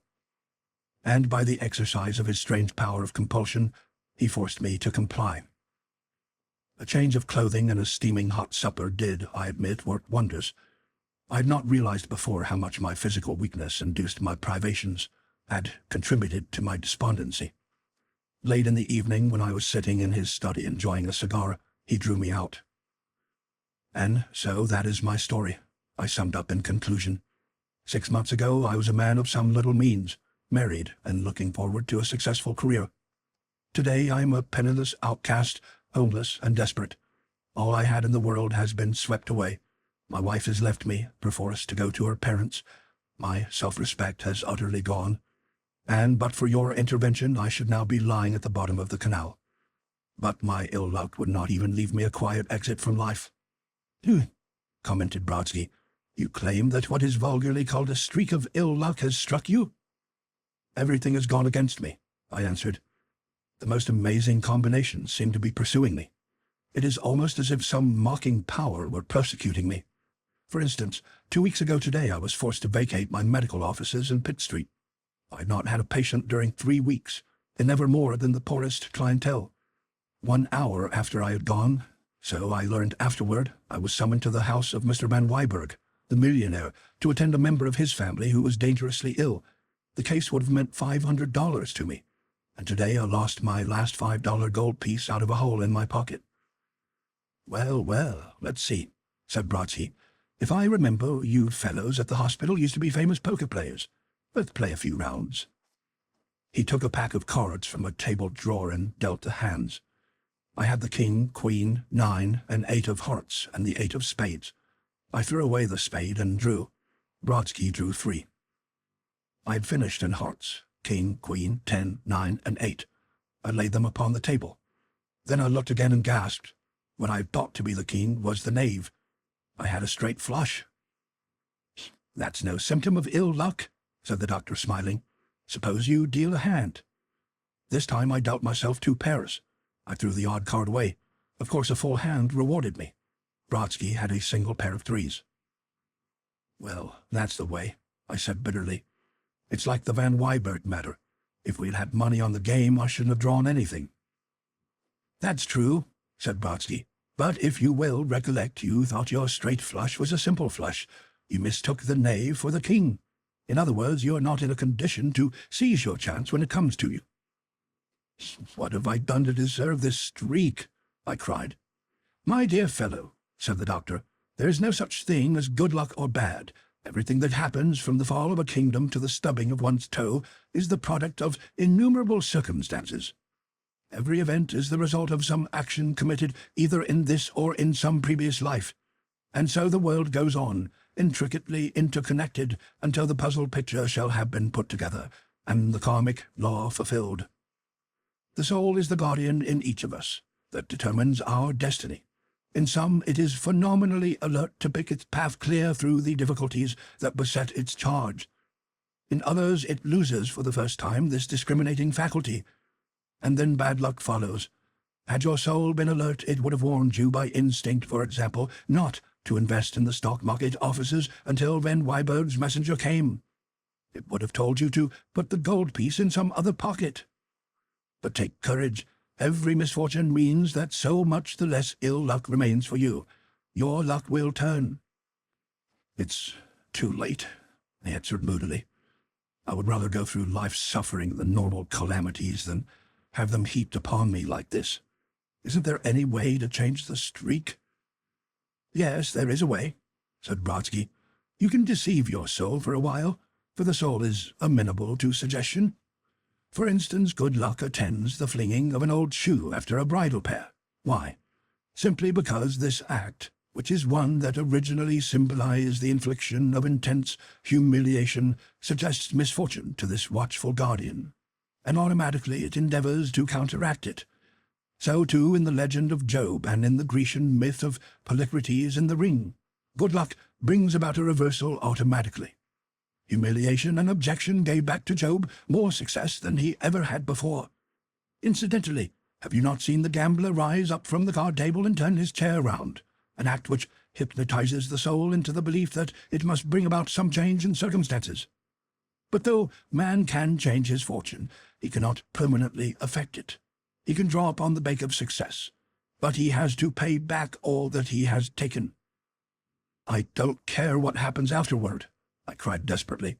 "Give me 2 years of happiness and worldly success. Give me back my wife, my home, my money. Then let fate do her worst to me. Can you do that?" I cried tauntingly.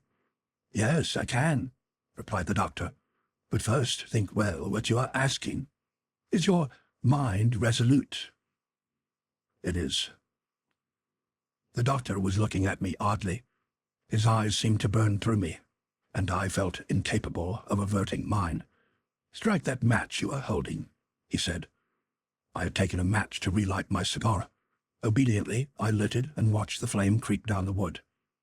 "Come with me," said the doctor, rising. shall have what you have asked for." I followed him along a narrow passage into his laboratory, a long, low, soundproof room around which stood many electrical engines of an unknown character. He bade me step upon an insulated platform of what looked like glass, and applied a couple of electrodes to my neck and breast. "Do not be alarmed," he said. "The experience will be a curious one, but neither painful nor troublesome. Before I fulfill your desire, however, I will explain to you the mechanism of this machine. I spoke to you of the gambler turning round his chair. By means of this machine, however, I am enabled to turn the subject about, as in a mirror. It is purely a fourth-dimensional process, whereby the right and left sides become transposed. The right hand becomes the left hand. The heart beats on the right side of the body. The buttons of the coat appear on the right no longer, but on the left. Aside from these trifling inconveniences, nothing unusual will be noticed. It is a process unimaginable in the three-dimensional world, but in the fourth-dimensional, as easily done as the turning of a coat inside out. This change affects the soul much as a pool is affected when stirred up with a stick. The elements of fortune are stirred up and set in motion. The heavier sink and the lighter, those that produce good fortune, remain on top. In this way you will achieve what you demand, at the price of draining the lees afterward."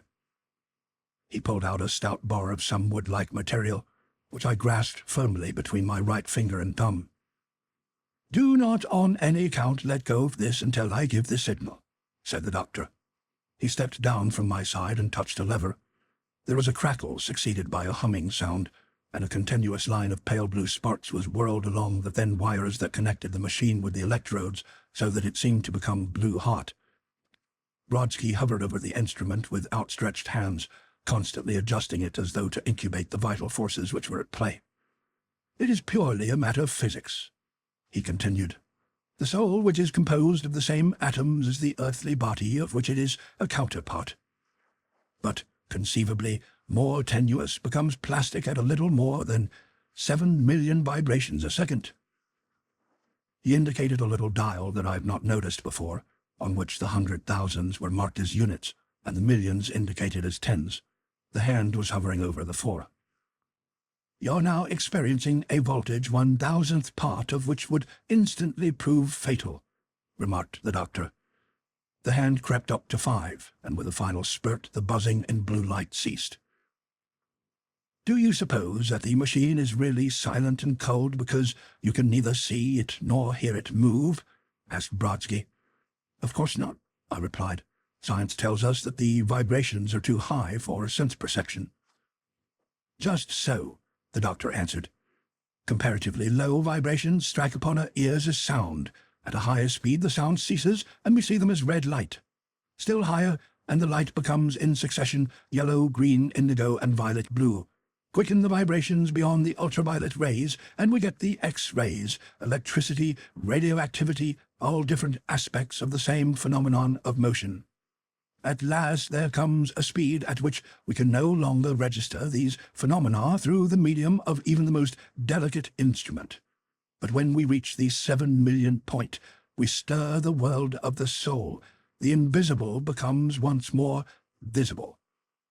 He ceased. I felt a strange little thrill, as though someone had poured cold water down my back.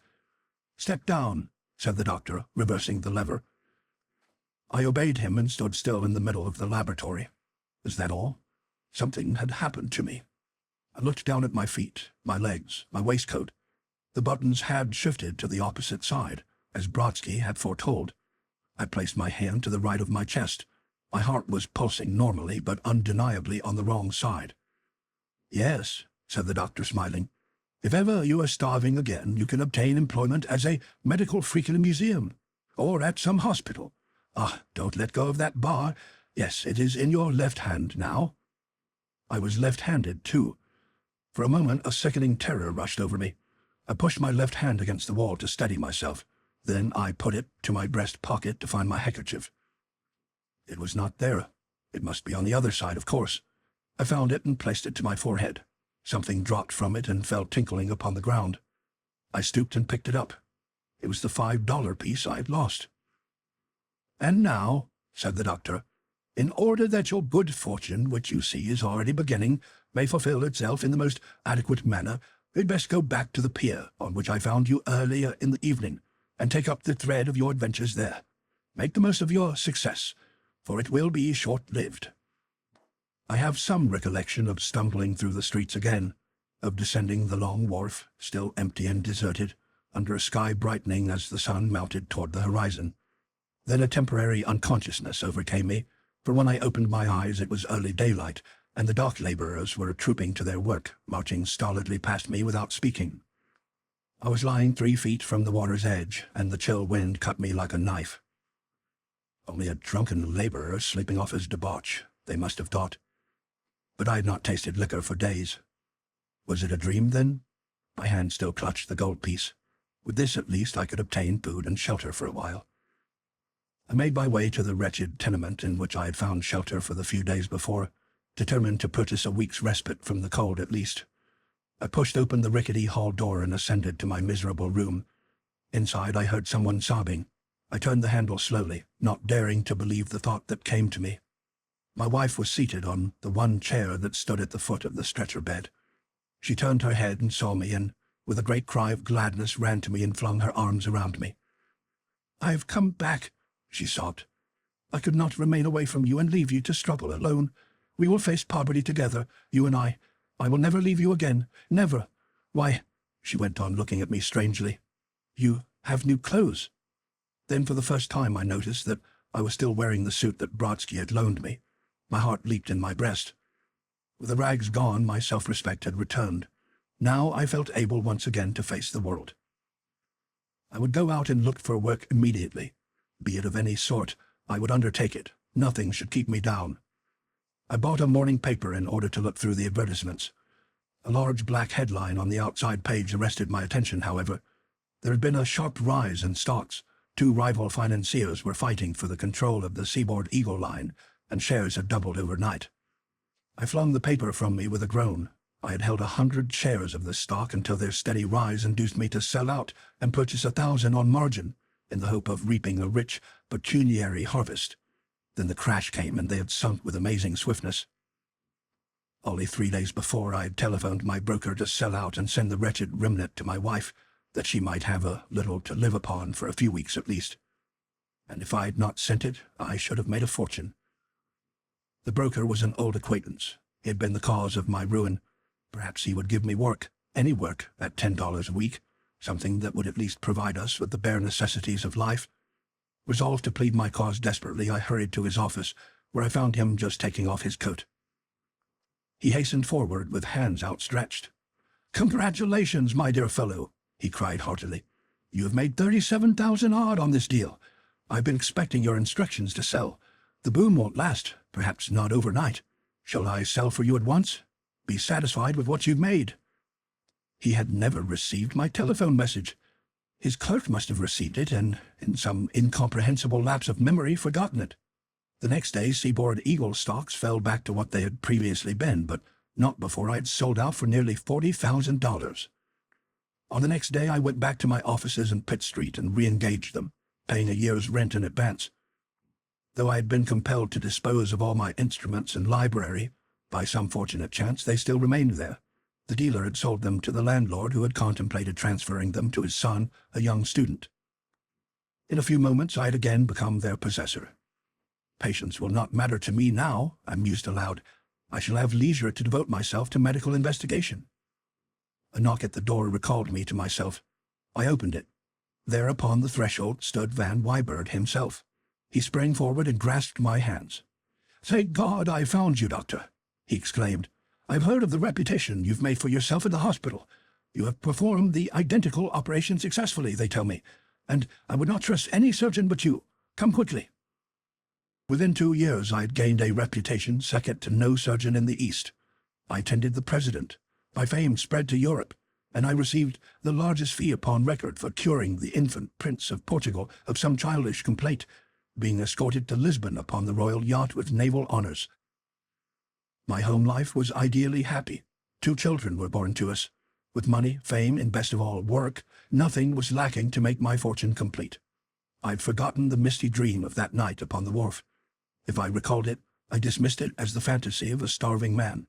And yet Somehow, somewhere, I felt the existence of some troublous thing that I put from my mind, some dark secret which hardly entered my field of consciousness. For several weeks I had been feeling curiously indisposed. They say that the physician who diagnoses his own ailments has a for a patient. I went to Sergeant of Buffalo. He sounded me. Then he took me by the coat lapels, and I saw the joy of the doctor over some rare complaint burn in his eyes, for all his solemnity. "My dear doctor," he said, "your working days are over. Has your heart never troubled you before?" "My heart?" I exclaimed. "You have a congenital malposition of the heart," he answered. "Did you not know that it was on the right side of your body? It is one of the rarest things in pathology, isn't it? I've seen 2 cases in 30 years of practice, and neither survived to adolescence. Surely you knew." Yes, I had known. This was the secret that I had put out of thought and mind. "How long do you give me?" I asked.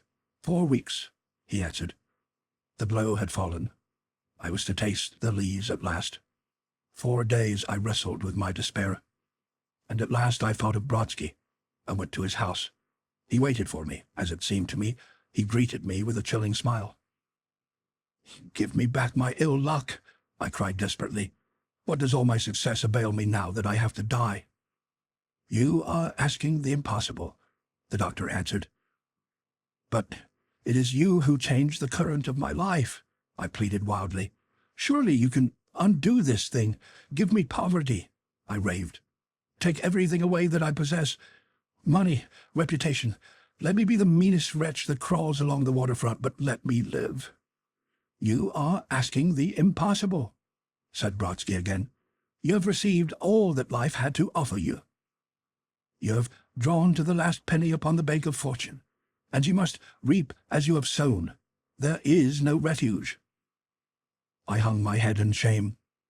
Would to God that I had been content with what was given me, I muttered in anguish. "Besides," Brodsky went on, "I warned you not to let go that bar. In a few moments it will burn your fingers. Drop it." He snapped his fingers sharply in my face, and suddenly a cloud seemed to roll away from before my gaze. I stared around me, around the office, down at my clothes, up into the smiling face of the doctor. The bar had grown thin and weighed no more than a feather. It fell from between my fingers. It was the match which I had struck to light my cigar, and the flames were spreading toward the end. I'd lived through 2 years of life in a period of 10 or 12 seconds. I saw the doctor watching my face curiously. "Well," he said, "do you still want to drop on the bank of fortune?" "It was a dream?" I cried. "Was none of it real? The electrical machine, the luck, the fame I achieved, was none of it real?" "Happily not," said Brodsky, smiling. "It was hardly a dream. It was a little experiment in hypnotics, during the course of which I projected into your mind a few random ideas that came into my own. See," he added to dispel the remnants of my vision, "your coat buttons are still in the right side, and if you put your hand beneath them you will not feel your heart pulsating.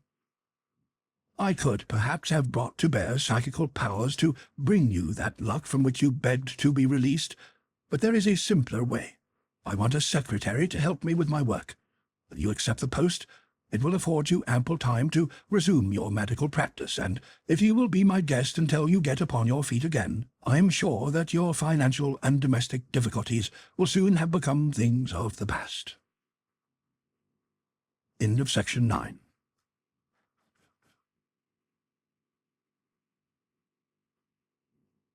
Section 10 of Ivan Brodsky, the Surgeon of Souls, by Victor Rousseau. Homo homunculus.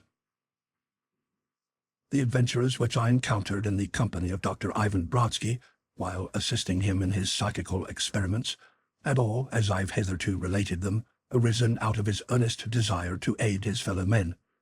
I have now to record one of a different character, in which the doctor for the first time broke his self-imposed rule not to tamper with psychical affairs out of curiosity or scientific interest. It was, on the ground perhaps, a failure, so far as ultimate results are concerned, yet it was of so strange a character that I feel it is worthy of record. One evening, when I entered the doctor's apartment, I found him curled up in an armchair, surrounded by a pile of dusty tomes, some apparently of a most venerable age. As I entered, he looked up at me rather searchingly. "Have you ever heard of the legend of Friar Bacon's head?" he asked. I happened to recollect that absurd story and told him so.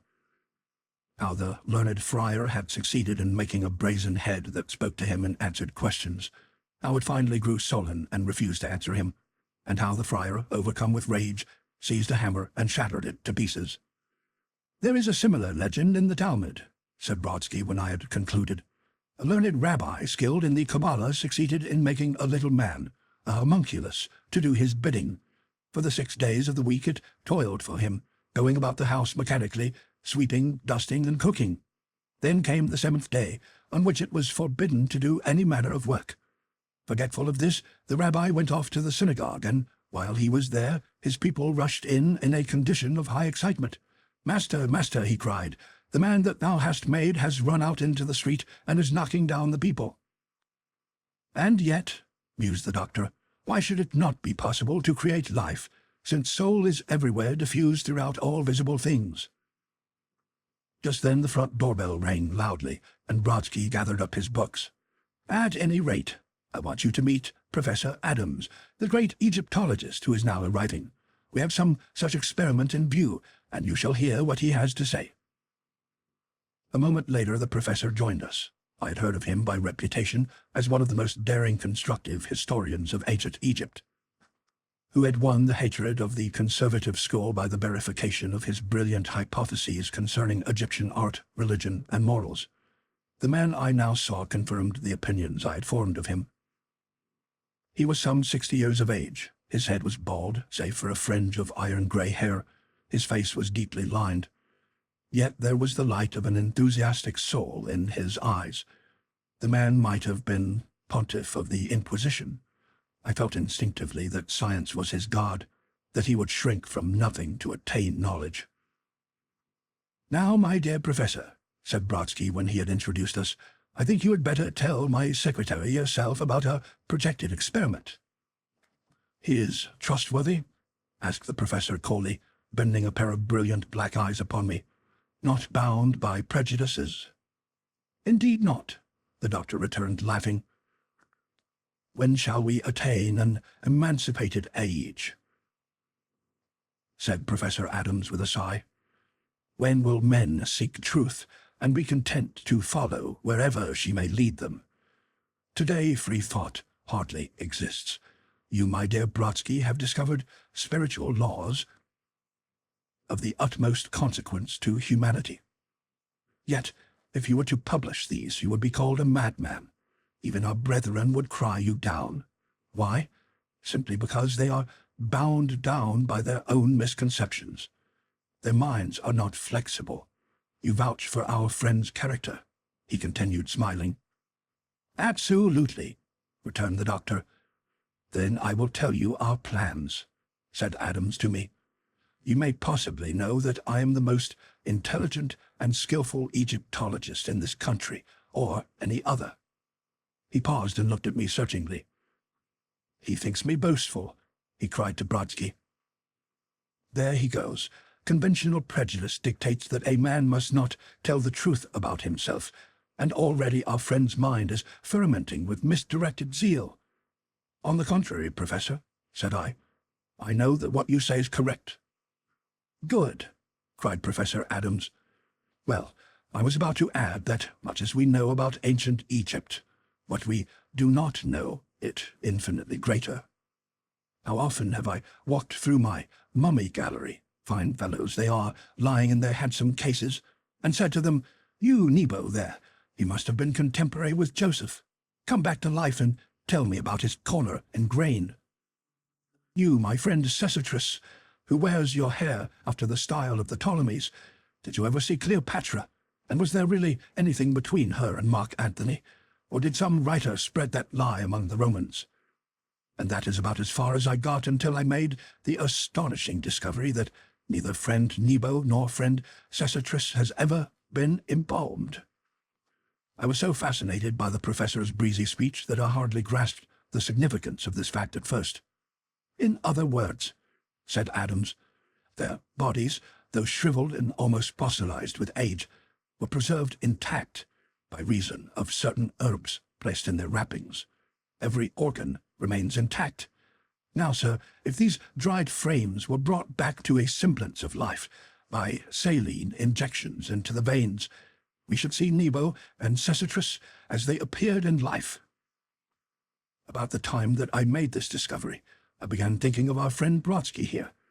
The university told me was a mass of discarnate soul stuff. Why, if 3 persons sitting at a table in a dark room can make even the wood table live, would it not be possible to animate real flesh and blood? Emphatically possible, said Brodsky. But unfortunately, we cannot be sure that the soul of either Nebo or Sesostris would be the one that returned to its habitation. As for Nebo, he lived so long ago that he has probably been incarnated at least once since his death, and is, in consequence, too far removed from his ancient Egyptian life. Sesostris may have been returned, though 1,500 years is usually the longest period between rebirths. In such events, he might still retain some memories of his old life. Let it be Sesostris, then, said the professor. Then you will come to my house in Baltimore on Thursday evening and attempt to bring back the personality to our Egyptian friend, he queried impatiently. The doctor hesitated. Professor, he said candidly, if anybody but you asked me to do this, I would refuse. I gave you my qualified assent solely because of your long work and your researches. Yes, I will come. But you must promise me that if I recall the spirit for 1 short hour, you will never attempt the experiment again. I promise gladly, Professor Adams returned. Why, an hour will be ample, if I only want to ask a few questions. Whether the Ptolemy Philopator we read of was the son of or nephew of Agrippa, the wife of Thoth. Whether the Egyptian masses ever adopted the Roman toga. Whether the gold ring remained the badge of nobility after the assassination of Caesar. Whether the old dam at Thebes had yet been built. The exact dimensions of the colossal lighthouse at Alexandria, and the length of the delta in Cleopatra's time, with a few elucidations on the statement made by Herodotus concerning the migration of cranes, and— "I am afraid, Professor," returned Brodsky, "that you will find your own knowledge of ancient Egypt considerably exceeds that of your friend Sesostris. However, I will do my best. We will be at your house in Baltimore on Thursday evening, and will ask you to be alone and to await us in your mummy gallery." I passed over the intervening days, which I spent in a fever of anticipation. Could Brodsky really restore life to a mummy, reconstruct the days of Caesar and Ptolemy, so that time would be virtually annihilated? If so, he was an incomparably greater magician than I had ever believed him to be. But I said nothing to him, and he did not volunteer any further statement. At last the time arrived when we were ushered into the enormous house which Professor Adams occupied in a residential district in Baltimore. It stood by itself in some extensive grounds. Adams opened the door himself, for he had sent away his servants, in accordance with the doctor's mandate. He led us into a long hall, down either side of which ran winged figures, bowls with kings' heads from Assyria, obelisks covered with inscriptions, and here and there some upright mummy case, beautifully carved. The air was redolent with spices. But what attracted and fascinated me was a long table in the center of the hall. It was not unlike a billiard table in appearance, except that the top was level with its edges. Its surface was composed of slate, and it had been set level with scrupulous care, as was evidenced by the little bead within the spirit level that stood precisely in the center of the glass tube. Upon this was a magnificent mummy case, into each end of which had been fitted a very modern handle of brass. "Now, sir," said the professor to Brodsky, "if you will stand at this end and take the handle, I will show you our friend Sesostris." The 2 men took their positions, the one at the head, the other at the foot of the case, and with some difficulty they raised the lid. I started forward, but remained rooted to the spot in astonishment, not unmixed with admiration. Within the case, lying as though asleep, was the mummy of a man. Mummy, as I say, and yet, save for the parchment-like appearance of the skin which clung tightly to the bones and the absence of the tissue, one might have thought that he slept. The eyes, closed, were beautifully fringed with long lashes. The hair, black and curling, thickly covered the skull. There even seemed a tinge of color in the olive cheeks. "Ha, you are amazed," said the professor. "Yet, is this a miracle? Why, have you not seen the dried prunes swell out to life and beauty when steeped in water? So here, by the injection of the saline mixture, containing some of the red coloring matter of the blood, which synthetical chemistry can easily create, into the veins and arteries, I've restored Sussitris through something of his appearance 1900-odd years ago. A handsome fellow. See the thin lips, the curved nose, the character in the face. Prop him up so. Now, doctor, the rest remains with you." "We must have total darkness," said the doctor. "As you know, such manifestations cannot take place in any degree of light, since the vital processes occur in the dark and develop there, just as the seed that matures under the ground." You really think that you can bring him to life for an hour?" asked Adams, rubbing his hands. A shade of vexation crossed Brodsky's face. "I believe," he replied, "that for the space of 1 hour I can induce some discarnate intelligence to occupy this shell. Whether it will be that of Sussitris I cannot tell. Let us hope so. And now kindly draw up chairs around this table. I will sit at the head, and you will sit on either side of the mummy, joining hands across it. Professor, we are waiting for you." Professor Adams went the length of the hall, snapping out the electric lights.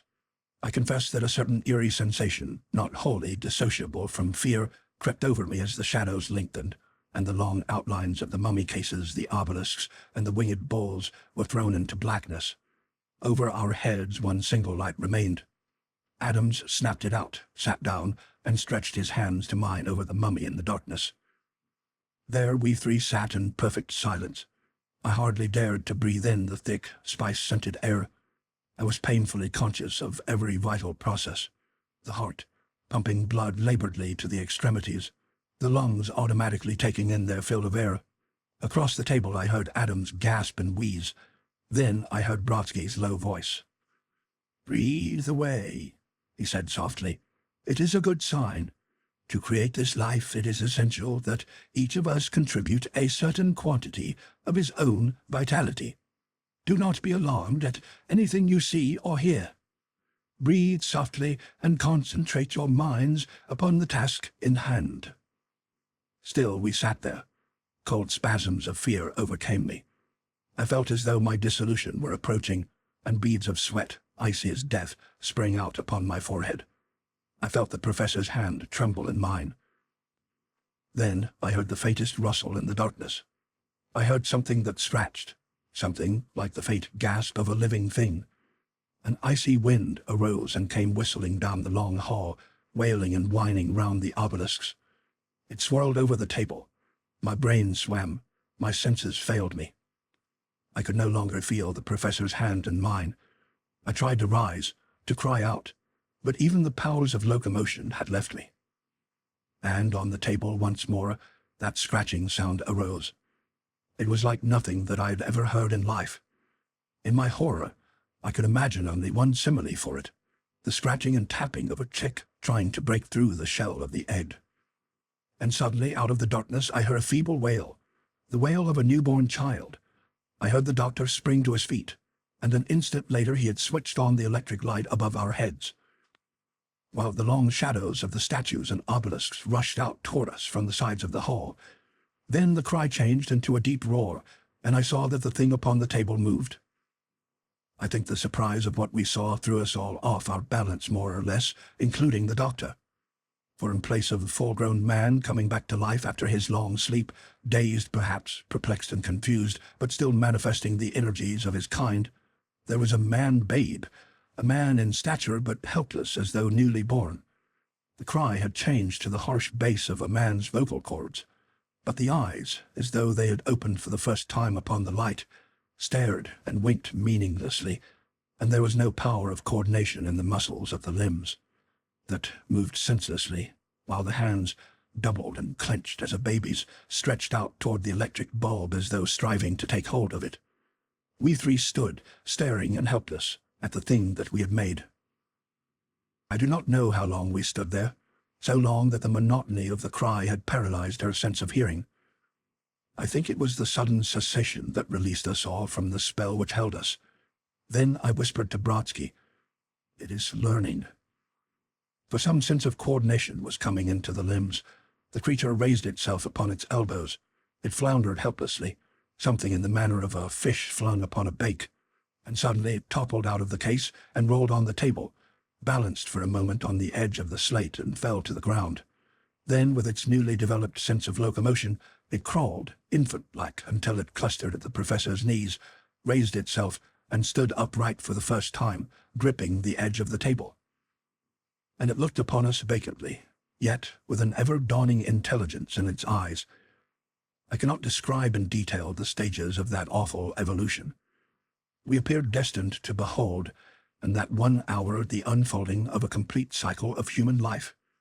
Time was, as it were, suspended for us, or rather, it spun forward with frenzied swiftness, so that we actually seemed to pass through a span of human existence there. The creature released its hold of the table after a while, stood up erect, as tall as the doctor, and began stumbling forward along the floor, swaying from side to side. It had reached the age of childhood now. Infancy was behind it, and it was time for the appearance of the normal psychological instincts of affection. We saw the light of intelligence come into its eyes as it turned them on us, and gazed at us, puzzled apparently, and uncertain as some house pet that sees its image for the first time in a glass. But it manifested none of the child's affection for its parents. It seemed to divine by some horrible intuition the awful circumstances of its birth. It shrunk back, retreated into a corner of the hall, and crouched there glaring and gibbering at us. As it swayed uncertainly from side to side, it stumbled over the projecting edge of a mummy case and fell. It leaped to its feet with a shrill scream of pain and fell upon the inanimate wood, reducing it to splinters with a few well-directed blows of its naked fists. And now it had learned the secret of its strength. It came out of its corner, its eyes fixed savagely upon the doctor's. "Take care!" I screamed. I was too late. With the cunning of a cat, it had crouched down. It averted its gaze one moment. Then, straight as an arrow, it leaped for the doctor's throat, seeking with the wild beast's instinct for the great vulnerable arteries. Brodsky staggered under the impetus of the attack. I glanced hastily round me and perceived an instrument of iron with a long handle of wood, such as is used for opening packing cases. I flung myself upon the thing and belaboured it with all my strength. It left the doctor and turned upon me, snarling. I hit it with all my force upon the bridge of the nose, and with a whine it fell at my feet, fawning upon me. It had discovered the meaning of its second lesson, the strength of others. Brodsky rose slowly. His shoulder had been bruised, but he was not otherwise injured. We three withdrew into a corner of the room and watched the creature. The fight had been beaten out of it. With the short memory of the savage, it seemed already to have forgotten its sudden murderous onslaught. It was now crouched upon the floor, fingering the tool which I had let fall, patting and turning it over with an aspect of intense curiosity. This was the stage of prehistoric man, the separation from the beast by the faculty of imagination. Professor Adams found his voice. "This is terrible, Doctor," he whispered tremulously, plucking at Brodsky's sleeve. "What will you do with it? I have some chloroform in my room. I keep it for cleaning the papyrus. Shall I bring it in? You can destroy." "It is not necessary," I answered. "Look." They glanced back at the creature. It was still seated upon the floor, but had dropped the tool and now sat, crouched in a heap, staring before it idly, while a low whimpering sound came from beneath its lips. With the arrival of adolescence, the features had insensibly altered. Already I had noticed how the soul within, working upon the plastic clay, moulding it in its own image, had thrown back the fine forehead of the mummy, enlarged the jaws, lengthened the arms, and bowed the lower limbs, until it began to show the semi-human appearance of the primeval man. But now the muscles had wasted upon the limbs. The face was lined. The thick growth of beard that had sprung out upon the lower half of the face was turning white. The creature was aging visibly before our eyes. Its span of normal life was almost over. And then occurred the most pathetic of all the incidents that I remember. Perhaps primitive man, feeling his strength go from him, might have wondered in his dimly developed mind at the slow approach of death, pondered upon the unknown gulf before him, toward whose edge he was approaching with irresistible movements, and longed that his little helpless life should not go out alone, without some human companionship. The creature half rose and, very bent and faltering, stumbled toward us and cowered at our feet, laying its head down upon the ground before the doctor, much as an old dog might seek its master in the hour of death. In spite of my repugnance, tears sprung into my eyes. This was our first ancestor, the father of the race. Brodsky stooped over the thing and laid his hand upon its head. The head was raised one instant. I saw an agony of question in the eyes. Then the body collapsed. It moved faintly once or twice, and a long sigh shook the frame. A moment afterward it began to grow cold. I turned it upon its back. The face was that of an old savage in the last extremity of old age. We placed the body back in the case and left it with Professor Adams. Then we departed. We did not know whether hours or days had passed, whether it were night or morning, but the streets were still dark, and when the doctor pulled out his watch we saw that it lacked an hour of midnight. Only 2 hours had passed since we first entered Adams' house, but they were the longest I'd ever passed. Neither of us spoke that night as the express train whirled us back to our home. But in the morning, when we were back in the doctor's study, he voluntarily brought up the subject. "I need hardly say that the creature which came into the mummy's form was not that of Sositris," he said quietly. "Perhaps the influence of that place, which was nothing but a graveyard of the earliest civilized man, attracted some primeval savage that had passed out of this life when human consciousness had hardly risen above that of the brute, and who had, in consequence, lingered in a semi-conscious state until we involuntarily gave him the impetus toward further development. As for that crowded hour of life, we simply omitted to take provision against the fourth dimension." "The fourth dimension?" I cried. "The fourth dimensional existence in which time is not known," the doctor answered. "Time is, of course, a human limitation, and was not known to the earliest savages any more than it is recognized in their wild state by animals. Everything that has ever happened, is happening now, or will happen in the future, takes place simultaneously." "You mean that I am at once a child, a man, and a dotard, as the creature was?" I asked. "That Caesar and Washington were and are contemporaries? That we are living both in the glacial epoch and in our own?" "Exactly," the doctor answered. "Instead of time passing by us, we travel through time, much as, although we in the carriage think the fields are passing us, it is in reality we who are passing them. The matter is a little difficult to explain, but let me offer you an analogy. Picture human life as a snake that wriggles past a certain point of vision. It appears out of the unknown, crawls along the ground, and disappears. No one knows whither, leaving nothing to mark its course except its trail in the dust. But because we see it no longer, that does not prove that it has ceased to exist, or that it is not contemporaneous with other snakes that crawled past yesterday or may crawl past in the future. So with our savage. He came from the unknown and disappeared. He changed from youth to age, as the snake changes from head to tail, tapering away into nothingness. Yet let us take comfort in the thought that, even as with Sositris, with you and with me, no human life is purposeless, and if we cannot understand the final cause of things, we know that all will be well with us. End of section 10.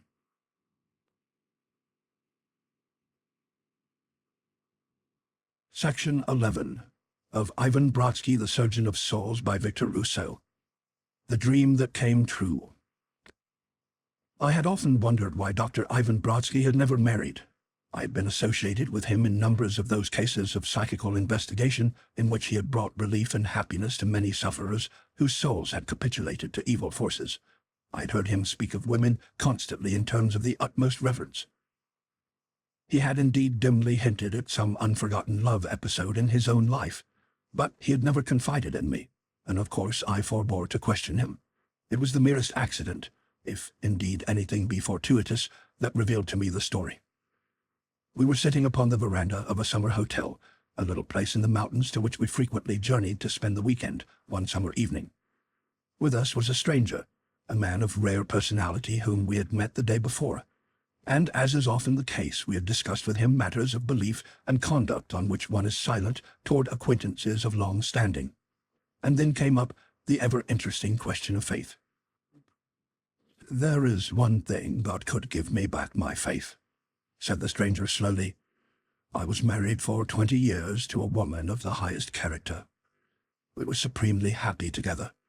I believe in her still, as I once believed in the consolations of religion.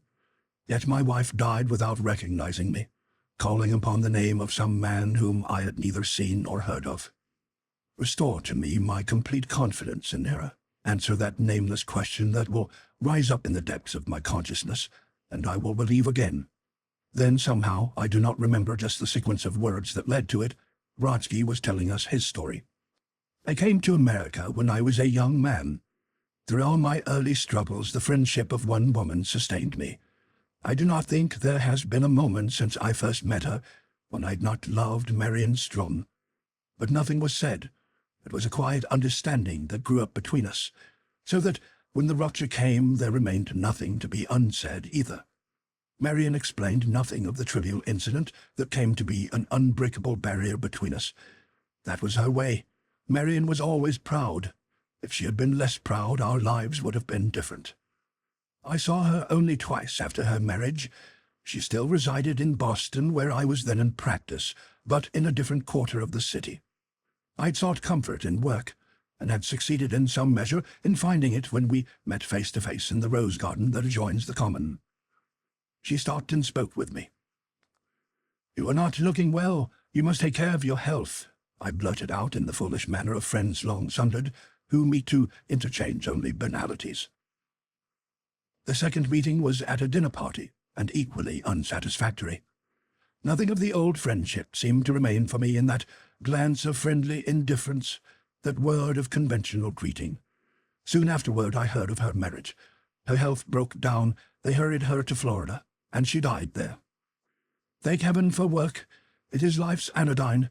I put her memory out of my mind to the best of my ability, for I think only the sentimentalist weaves the silken threads of longing around the cocoon of his sorrow. And then I had no right to think of her. I worked hard. I'd already achieved some measure of recognition in my profession. When the methods of the Nancy School of Hypnotics were introduced into medical practice in this country, so that it was no longer considered the sign of a charlatan to make use of them, I found that I possessed unusual faculties for curing ailments of consciousness and reviving lost personalities by hypnotism. One day a woman called on me, in company with a little girl. The child suffered from some slight nervous ailment, common among girls of that period of life. Listlessness, blue studies, as the laity calls fits of abstraction, and nervousness. I prescribed some child's remedy, but when I came to look into her pupils for the examination, for just one fleeting instant the eyes of Marion seemed to look back at me. Could it be anything but hallucination? Marion's eyes were the most beautiful I had ever seen, and their intelligence, the grey liquid softness. Fearfully I looked again, but only the sleepy pupils of the ailing child looked back at me. "I see you do not remember me, Dr. Brodsky," said the woman, when my investigation was ended. "Nevertheless, I know you well, and I came to see and consult you partly out of interest. Do you not remember Marion Strickland?" I started involuntarily. Yes, that was the name of the man whom she married. This was a Mrs. Strickland who had brought the child to me. She was the second wife of Marion's husband, and this was our daughter. My heart leaped in my throat. Thank God in this new marriage he had forgotten Marion. At last I might now have the right once more to turn my thoughts upon her. She was as much as mine as his. "Her end was curiously sudden, poor thing," said the woman in gossiping fashion. "She died quite unexpectedly, you know." "Yes," I murmured, though I had been told nothing. "We thought it was nothing but a congested chill until she died in Florida. Strangely, too, her last words seemed to be about you. We fancied that she tried to leave some message for you, but we could not understand her. It was some phase of the delirium, I suppose." A new phase of my life opened up on that day. Marion had thought of me at the end. Then she had always loved me. I might have known her better than to have doubted that her love could change, that her married life had been neither happy nor unhappy I'd suspected. Clearly this was not one of those unions that seem to transcend the limitations of our mortality, that are not severed by death. And at the end her thoughts had turned back to me. Thenceforward I had a new impulse of joy in my work. From that time, too, I began to look forward to the day when much that is hidden from us will be revealed and death will no longer sever. That was the beginning of my psychical work. The years slipped by and found me still steadily at work, and with an increasing amount of patience and of reputation. I had sought in vain to communicate with Marian through all the recognized mediums.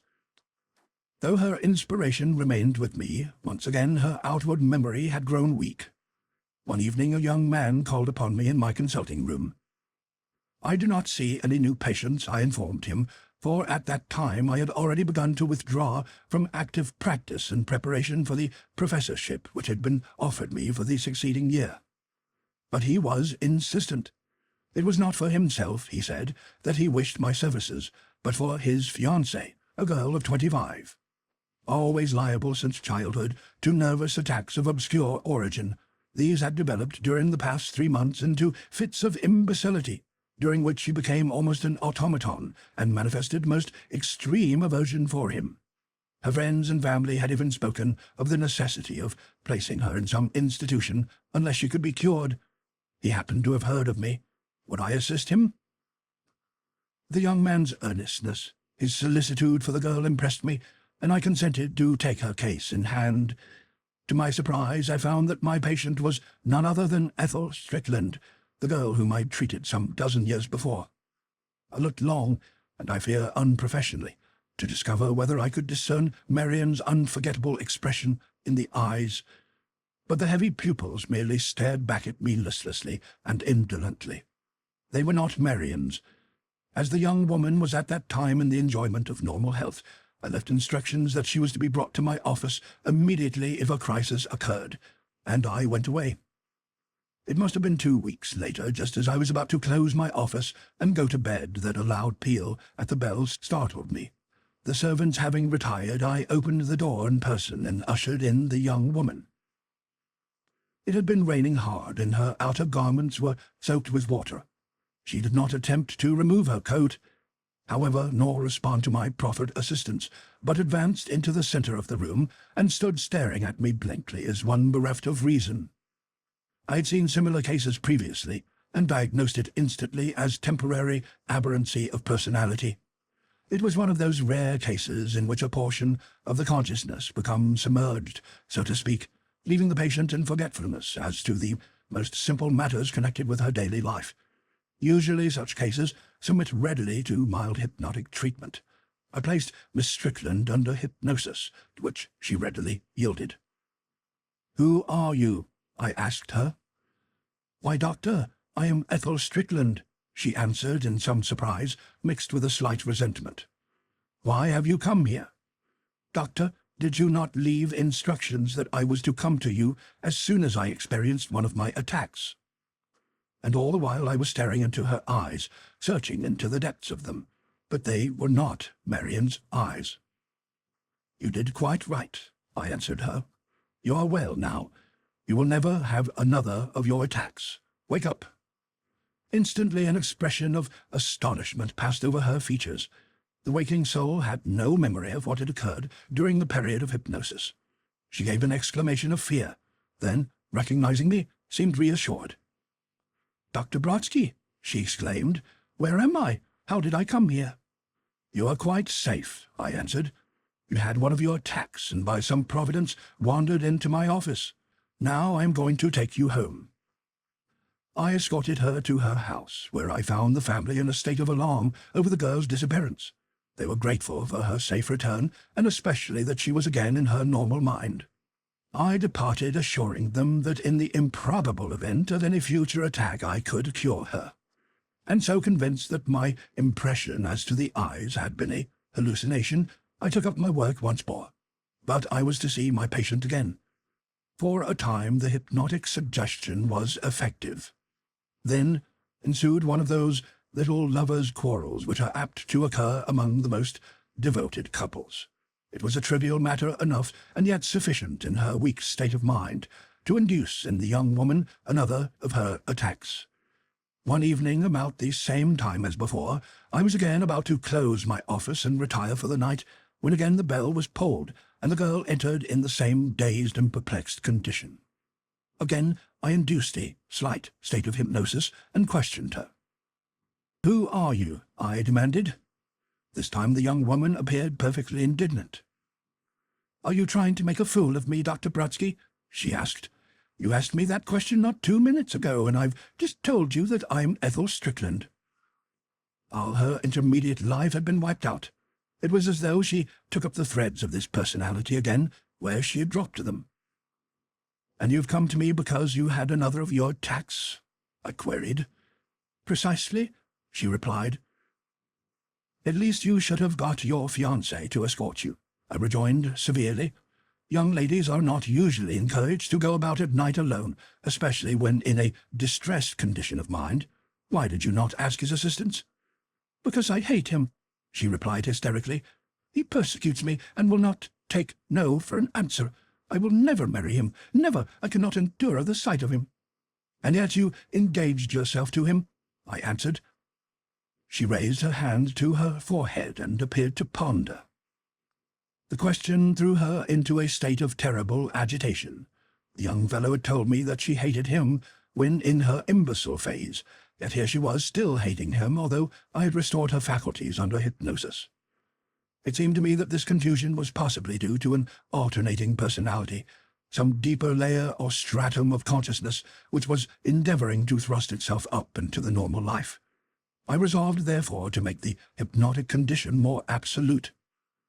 "Sleep," I said, passing my hand over her eyes. "You have been dreaming. You have forgotten who you are. You are not Ethel Strickland. Sleep, sleep and remember. Who are you now?" Slowly the eyes opened. One glance and I was reeling backward, seeking to steady myself by gripping the edge of the study table. But the eyes were those of Marian Strong, clear and unclouded as on the day when I had seen her in the rose garden. If I had not seen her for 1,000 years, I could never forget their beauty, their quiet tenderness. She looked into my own. She came toward me, her arms outstretched, her face alight with ineffable happiness. "Who am I?" she murmured. "Who should I be? Do you not know me, your love, who waited for you so long?" I could not speak. Silently I saw her draw near a moment later, and I felt her arms enfold me. As in a dream, through tear-dimmed eyes, I saw my head drooping in the mirror on the wall. I sank upon the lounge, and there we sat, the living and the dead, stammering and babbling happily, like two young lovers but lately parted. "You've been gone so long," she said. "Sometimes I've despaired of ever seeing you again. How many, many years it must be since I began to fight my way upward, feeling at times that you were near me. The first time that I got my eyes open, I saw you through the body of that girl, and I knew you remembered me, and ever since I have struggled to overthrow her dominion, that I might see and be near you, and at last I have gained you. I should have had you always, if I had not been so proud," she whispered. "Pride had ruined our lives. Do you remember that day I met you in the rose garden? How I longed to speak to you and could not conquer myself. And the next time at the dinner, I had to hasten away, or I could not have endured it. But now I have you with me, my love, forever." What answer I should have made, seeing her appealing eyes raised to mine, I do not know. But at that instant a thunderous knocking resounded on the front door, and the doorbell rang furiously. With a mighty effort I tore myself away. "Wait for me," I whispered, leaving her there, and I went out. At the door stood the lover of the young girl. At sight of me he caught me by the arm frantically. "She is here! She is here!" he cried. "Thank God, Doctor! I see it in your face. Let me see her. We had a foolish quarrel. We were both equally to blame, but she left me. Later I hurried to her house and found that she was not there. They hunted for her everywhere. At last somebody suggested that she might have come to you. Let me take her home." "Hush," I answered. "She is not herself. She has had one of her attacks. It is more severe than before. I doubt." "Tell me that you can cure her," he cried. I wavered. My hellish designs were torn to shreds in the face of his earnest plea. For, after all, this was his own life, and I had ruined mine so many years ago. I led him into a room adjacent to my study. "Wait there," I said. "Perhaps I can cure her, but you must wait patiently till I come out." "If you can cure her," he said solemnly, "I pledge my soul that I will guard and protect her for the whole of my life and hers." Then I went in. I'd half feared that my absence would have driven Marian away. But she sat there. She smiled up at me radiantly. Then all my soul went out in a wild tumult of desire and anguish. "I may stay with you forever," she whispered, raising her lips to mine. "You will not drive me away, back into the darkness again, for after all she is not really that girl, you know." Even then, with all my soul given to hers, I heard the rapid tramp of the young man in the next room. If I yielded to her appeal, if we enjoyed the brief remaining span of life together, what then? What would be the fruits of such stolen happiness? And I wept blinding, hopeless tears, for I knew what I must do. Marian knew too. She read it in my eyes. Her own took on an anguished appeal that wrung my heart. "Listen, Marian," I said. "We have had our own lives to spend, and we have ruined them. This life is his. He is awaiting here for her to come back to him. It is his right." Even then she did not plead. That was Marian's way. If she had pleaded, I could not have resisted. "And if I must go," she murmured, "what then? What will become of us when the weary travail of this life is spent?" "Why," I replied, "God has been so good to us. Suppose we trust him a little longer. Suppose we do right and leave to him the judgment." She closed her eyes. She leaned closer to me in hopeless resignation. Another moment and I must lose her forever. "How shall I be certain afterward that I have really had you with me?" I cried. "How shall I be sure that this was not some frenzied dream? Give me some sign or token to remember." Once again she opened her eyes and smiled at me. "Do you remember the rose garden?" she asked softly. "Be there tomorrow at noon, and I will give you what you asked for." Once I kissed her upon the forehead in eternal farewell. Then I recalled the sleeping soul of the girl, and when she opened her eyes they were Marian's no longer. She started up, but I restrained her. "Miss Strickland, you are safe with me, Dr. Brodsky," I said reassuringly, "and I have cured you of your attack. You will never have another, so long as you live. Your fiancé is in the next room waiting for you. Do you want to see him?" I saw a girlish blush steal over her cheeks. There was no need of answer. "Wait for me and I will bring him to you," I said. Then I went to him. "I'm going to give you back the thing that you most desire in all the world," I said, placing my hand upon his shoulder. "But before I do so, have you forgotten your promise to guard and care for her always?" "I will," he cried, and I knew by his tone that his was no promise vainly made or to be kept lightly. "Forgive an older man for preaching," I said to him. "Remember, love is the noblest and the greatest gift that God has given us. It is not lightly to be esteemed or easily to be thrown away. Many have spoken one harsh word and atoned for it through the years of suffering. Come." Then I led him in, and when they met I knew that I had not acted wrongly when I made my sacrifice. Next day at noon I was in the rose garden that adjoins the common. It was July, but a few blossoms still lingered upon the trees. Deep in earnest conversation, they were sauntering along the shadiest walk, her arm linked through his. I would have stepped aside, but she saw and beckoned to me. "Doctor," she said, "I can never even try to thank you enough for what you've done for me. I know last night I must have come to you during my attack. I do not remember that, but I know you cured me. And I feel this cure will last, for I have something to live for and to remain well for." She glanced at her fiancé shyly. "So as no words can thank you, I want to give you a little memento of my gratitude," she said. From the bosom of her gown she pulled a solitary flower. "Wear this for my sake and in token of my thanks," she said. I took the flower and fastened it to my coat. Then, feeling that her gaze was bent upon mine, I looked up. For one fleeting moment I could see the soft tenderness of Marian's eyes. Then they were gone, and those of the young girl shone forth happily. I turned and went across the common, leaving them there. She married him soon after, I believe, but I have never seen them since." Neither of us had stirred while Brodsky told us his tale. Once or twice I caught gleams of emotion in the stranger's eyes, but we had listened silently, absorbed by the simple story, and neither of us could have been able to doubt it. It had grown so late that even the lights of the hotel had been extinguished. The night air blew softly upon us from the broad bosom of the lake, and seemed to bear upon its breath some lingering odor of roses. The stranger rose, came toward the doctor, and took him by both hands. "You have unwittingly given me back my faith," he said, "for I know now who it was that my wife called upon when she lay dying, and why, and who it was that called. You gave her to me, Ivan Brodsky. Have you forgotten me?" End of section 11.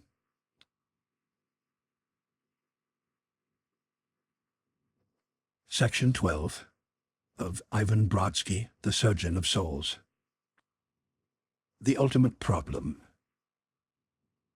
During the 2 years that I had acted as secretary to Dr. Brodsky, assisting him in his psychical experiments, I'd been enabled to build up an active medical practice of my own. My duties were light. Often the doctor did not call upon my services for 2 or 3 weeks together. More and more rarely had he done so of recent months, and gradually the conviction, sure, although intuitive, was borne in upon me that the days of our association were numbered. Although comparatively young in years, Brodsky lived through the existences of 3 ordinary men. His early revolutionary career in Poland, his struggles in America, at first for the mere necessities of life, afterward for success, finally the dedication of his career to the solution of psychical problems, had satiated him with worldly experiences. He was unmarried. His only ties lay, as he had told me, upon the veiled shore of eternity. I felt that life held nothing further for him. "Death," he said to me once, "is no result of physical processes. So wonderful a machine is the human body that there exists no reason at all why it should not go on forever. What kills is the satiation with earthly experiences that comes to us. It is the longing of the soul for its resting place where it stores up and absorbs all the results of its earthly achievements until it is ready to renew them in some fresh incarnation." "And are you satisfied?" I ventured to ask.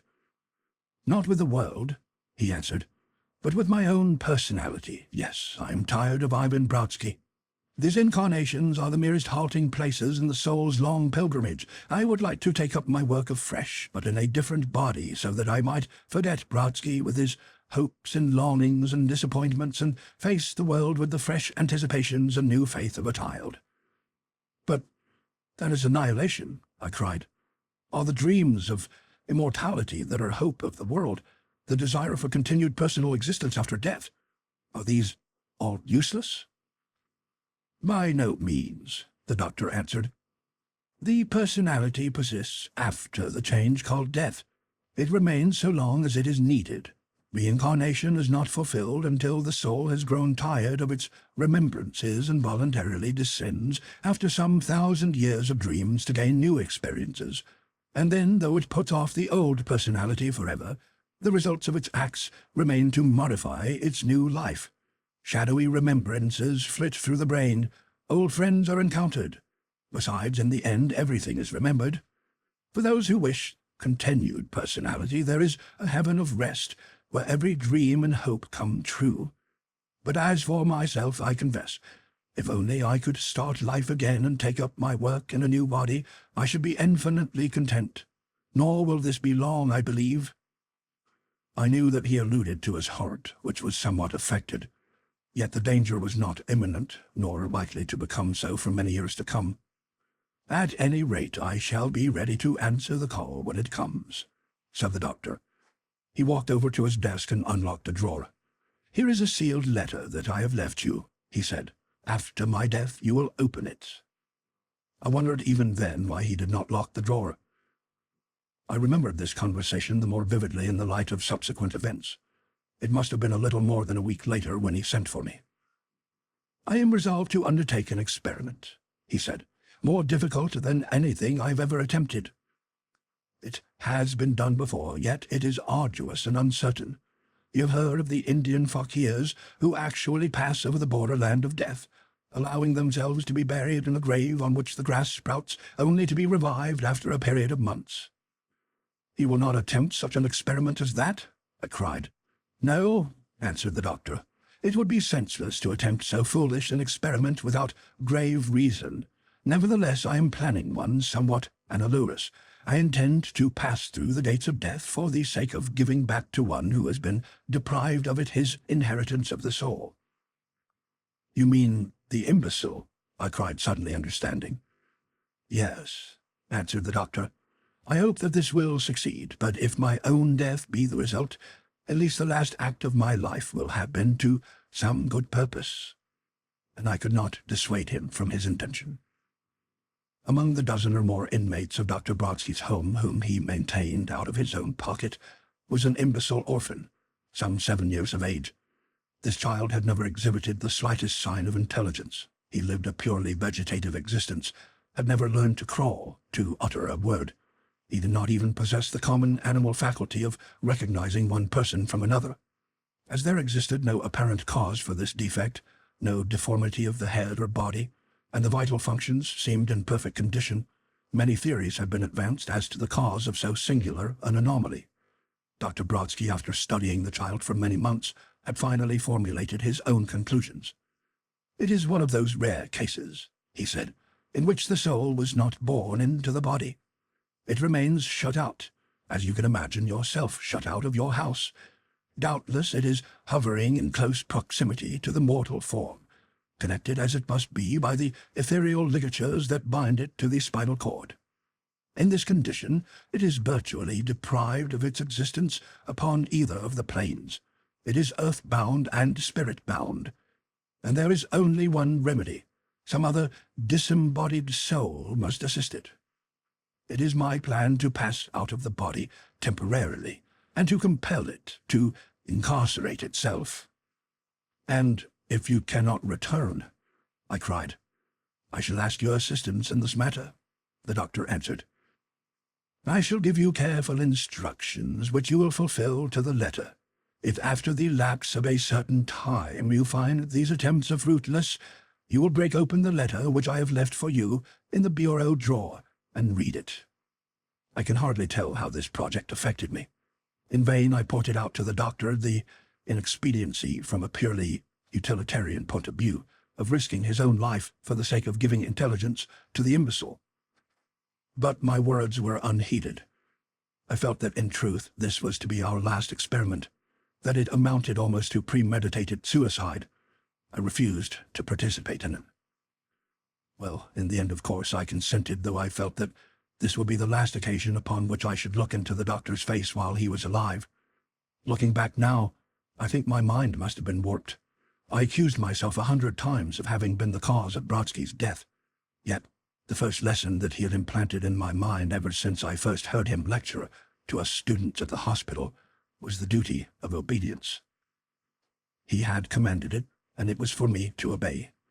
Especially, however, I base my vindication upon that hypnotic power through the medium of which Brodsky possessed the ability to compel me or anyone else to obey him. Some days elapsed before the experiment was made. Brodsky occupied himself during this interval, as I surmised, in setting his affairs in order. At last, upon the afternoon appointed, I repaired with him to his laboratory, a long chamber in the rear of the house, completely shut off from all communication with the outside. Ordinarily there was no sound within, but now a great electrical engine buzzed and throbbed beside a low, flat table, raised only by some 6 inches above the floor, and surmounted by a large bowl of translucent blue into which the wires entered. Upon the table the imbecile child sat, propped up against a flexible pillow of rubber or some similar non-conducting material, searching the room with his large, lackluster eyes. The doctor stooped over his machine and made his adjustments. Then he connected a rubber sponge at the termination of a network of wires with the child's spine, and bound it there with strips of cloth in such a manner that it could not be removed. He drew another wire, terminating in a similar sponge, from the recesses of the machine, and affixed it to himself in the same way. Finally he united both to the metal base of the globe with a clamp. Immediately the globe became dark and opaque. "That is the measure of our vital forces," he said, "and now I will give you your instructions." It was my intention to ask you to press the lever which will send the high voltage through our bodies, but in case of any untoward results you would reproach yourself with being my slayer. I shall therefore myself press the lever and lay upon you only the responsibility of recalling me to life again. When I press this lever, it will send a current of electricity of several thousand volts directly through our bodies. The effect will be the same as that which is produced by an electrocution. Now, it has always been my claim, although the authorities of our prisons would never permit me to demonstrate it, that the man who has suffered electrocution can invariably be revived by the proper methods, since the current merely paralyzes the nerve centers and suspends the vital functions without destroying any of the tissues.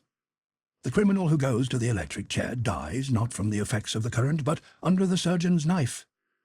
I have especially contrived this instrument for the purpose of proving my contention, although I little imagined at the time I set it forth that I was likely to be the first subject. The soul, which is purely electrical, is attached to the body by extremely tenuous but none the less substantial ligaments, and when driven out by some violent shock remains for some days floating above it until the ligaments give way and set it free.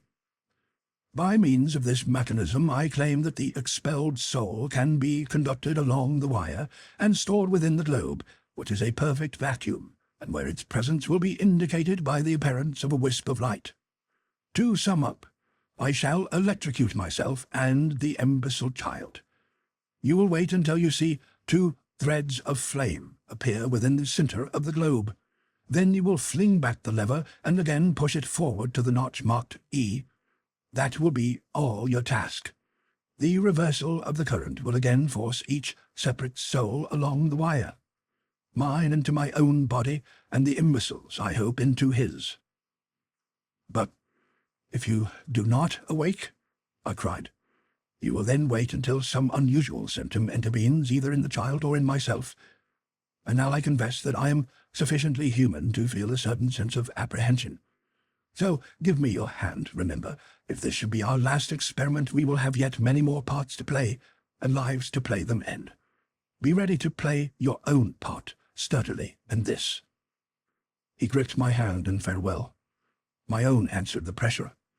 Then I averted my head and waited. Meanwhile Brodsky, kneeling on the low table in the position of a Japanese in some old print, about to commit the fatal thrust that should cause instantaneous death, braced himself against the rubber pillow and stretched out his hand. I heard the soft thud of the doctor's body as he collapsed sidewise, and suddenly the opaque globe became a dazzling blue, and blue fire spluttered along the wires.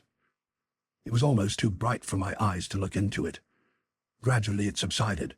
The globe became a pearly gray, and there within, dimly visible through the glass, were 2 bright flames.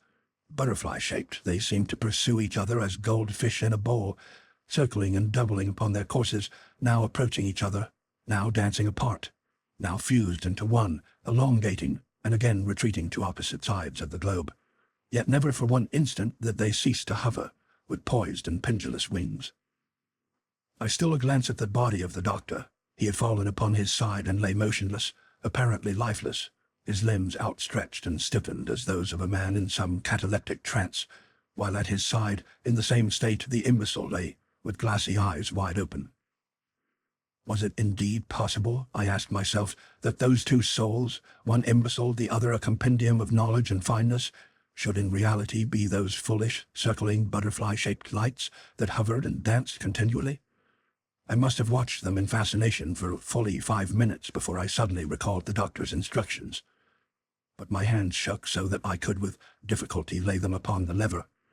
I caught it at last, reversed it, and sent it forward again to the notch E. Instantly the flames divided. There came a hiss and splutter, and the wire was once more aflame with the blue light. Then a convulsive trembling seized upon the limbs of the imbecile. He gasped, drew in a long breath, and sat up. His eyes fixed themselves gravely on mine. But it was no longer a glance of blankness, as though there were no mind behind the vision. He saw me. When I moved, the eyes followed mine, and a current of unintelligible babbling came from between the child's lips. But Brodsky lay as when he had fallen, nor was there any relaxation in the stiffened limbs. A spasm of fear seemed to turn the muscles of my heart to stone. I stared into the bowl. There was but one light there now, a tiny, fluttering thing that seemed each moment to become more and more attenuated. It danced more feebly, beating from side to side in inefficiency, now darting back, now dancing forward once again to where the wires entered the vacuum. I bent over the body of the doctor, chafing the hands in vain. I touched the cheeks, now growing cold. More and more slowly moved that butterfly light. It hovered, a pitiful, tiny thing, poised in the midst of the globe, which was itself changing in color and slowly fading in brilliancy. Now it was a deep blue, merging into indigo, and from the edges black shadow seemed to creep forward and envelop that little spark at the heart of it. This became but a pinpoint of light. Then it glowed no more than the burnt-out end of a match. One instant it flickered up. Then it went out abruptly, and the globe was utterly dark and opaque. I placed my hand once more on the doctor's. It was icily cold, and as I bent over him I saw the stiffness go out of the muscles and the limbs relax. Some frenzy must have overcome me next. I must have torn away the wires and overturned the globe, for when I came to my senses nothing remained of the apparatus except the lifeless bulk of the electrical machine, while all around me was a wreckage of wires. I lifted the doctor's body in my arms and carried him into his study. I laid him upon a lounge and injected strychnine into the veins. There was no response. I placed my ear against his heart. It did not stir. Against his lips I laid a little mirror of silver glass. It was not clouded. And suddenly I felt a thing pulling at my coat. It was the imbecile child. It had crawled after me. Then I understood. This was the unusual symptom of which Brodsky had spoken. Then I knew that I had exhausted all my resources. I rushed to the telephone and summoned medical aid. Hours afterward, as it appeared to me, though it was in reality only a matter of minutes, a doctor arrived. I tried to stammer out some explanation, but he cut me short. "Heart disease," he pronounced. "I warned him only last week that he must be prepared. There will be no need of an autopsy." "But the soul," I stammered, "the soul in the glass globe." The doctor looked at me gravely. "You must lie down and rest," he answered. "It must have been a great shock to you." So I knew that my words would go for less than nothing. I was ill for weeks after that. Friends took charge of the funeral, friends whom Brodsky had aided, who appeared in countless numbers from unexpected quarters. The funeral partook almost of the character of a public demonstration. Even I had never known the extent of Brodsky's benefactions. Even the physicians of the town, who had regarded him more or less with suspicion, participated in the ceremonies. The newspapers were filled with long accounts of the dead man's works. His psychical researches were dismissed lightly, but not contemptuously, as the vagaries of a great thinker, the relaxations of a scientist. When the will was read, I found that I had been left sole executor and chief legatee. The remainder of the doctor's fortune was to go to endow the home which he had established. Then one day, while looking through the doctor's papers, I came upon a sealed letter addressed to me. I had forgotten all about it in the strain that I had gone through. Hastily I broke the seal and read. "You must pardon me, my dear friend," ran the letter, "if for the second time I have wilfully deceived you. The first occasion, as you will remember well, was when you first came to me, when I hypnotized you in my study for the purpose of turning your mind from the gloomy thoughts of suicide that possessed you. On this occasion I felt impelled to say less than the truth, for fear that you would attempt to dissuade me from my purpose.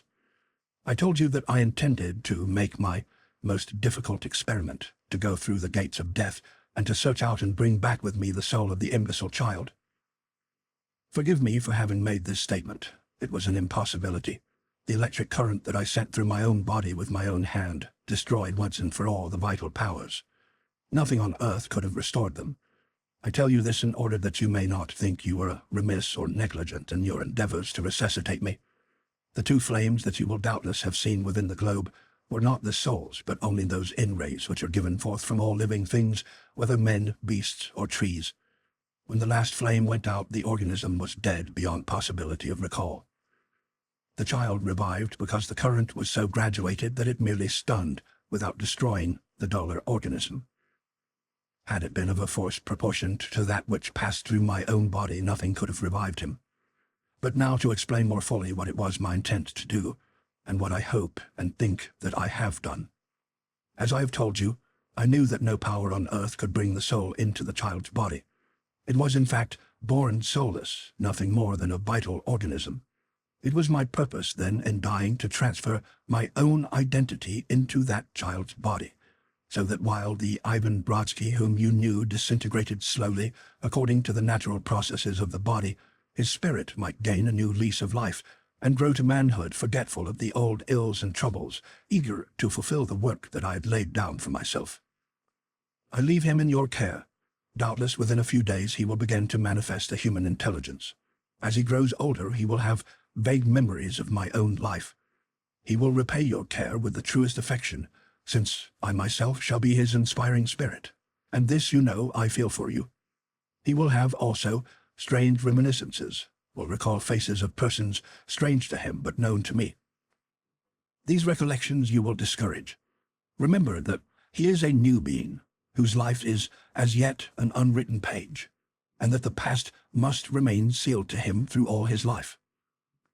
Train him, then, in the medical profession, and guide his mind so that when he reaches maturity, he will voluntarily take up those studies of mine where I have dropped them.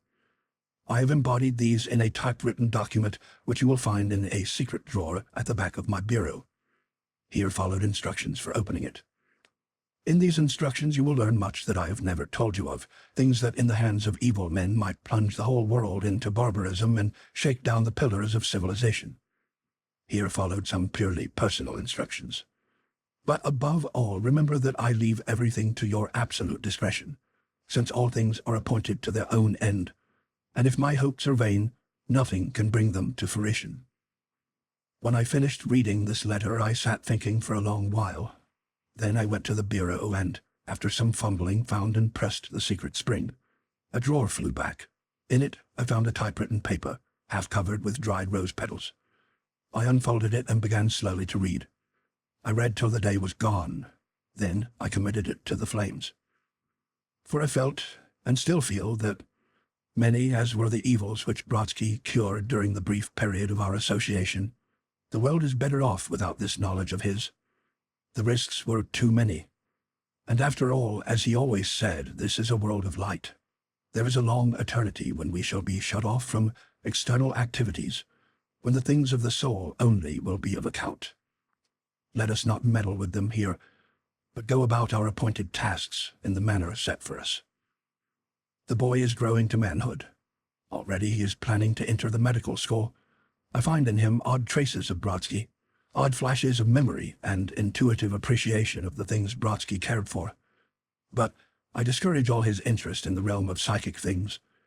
It may be that his will prove stronger than mine, that he will succeed in taking up the doctor's work where Brodsky abandoned it. In such event I shall give way. Until that happens, I shall fulfill my trust in the spirit of my own interpretation.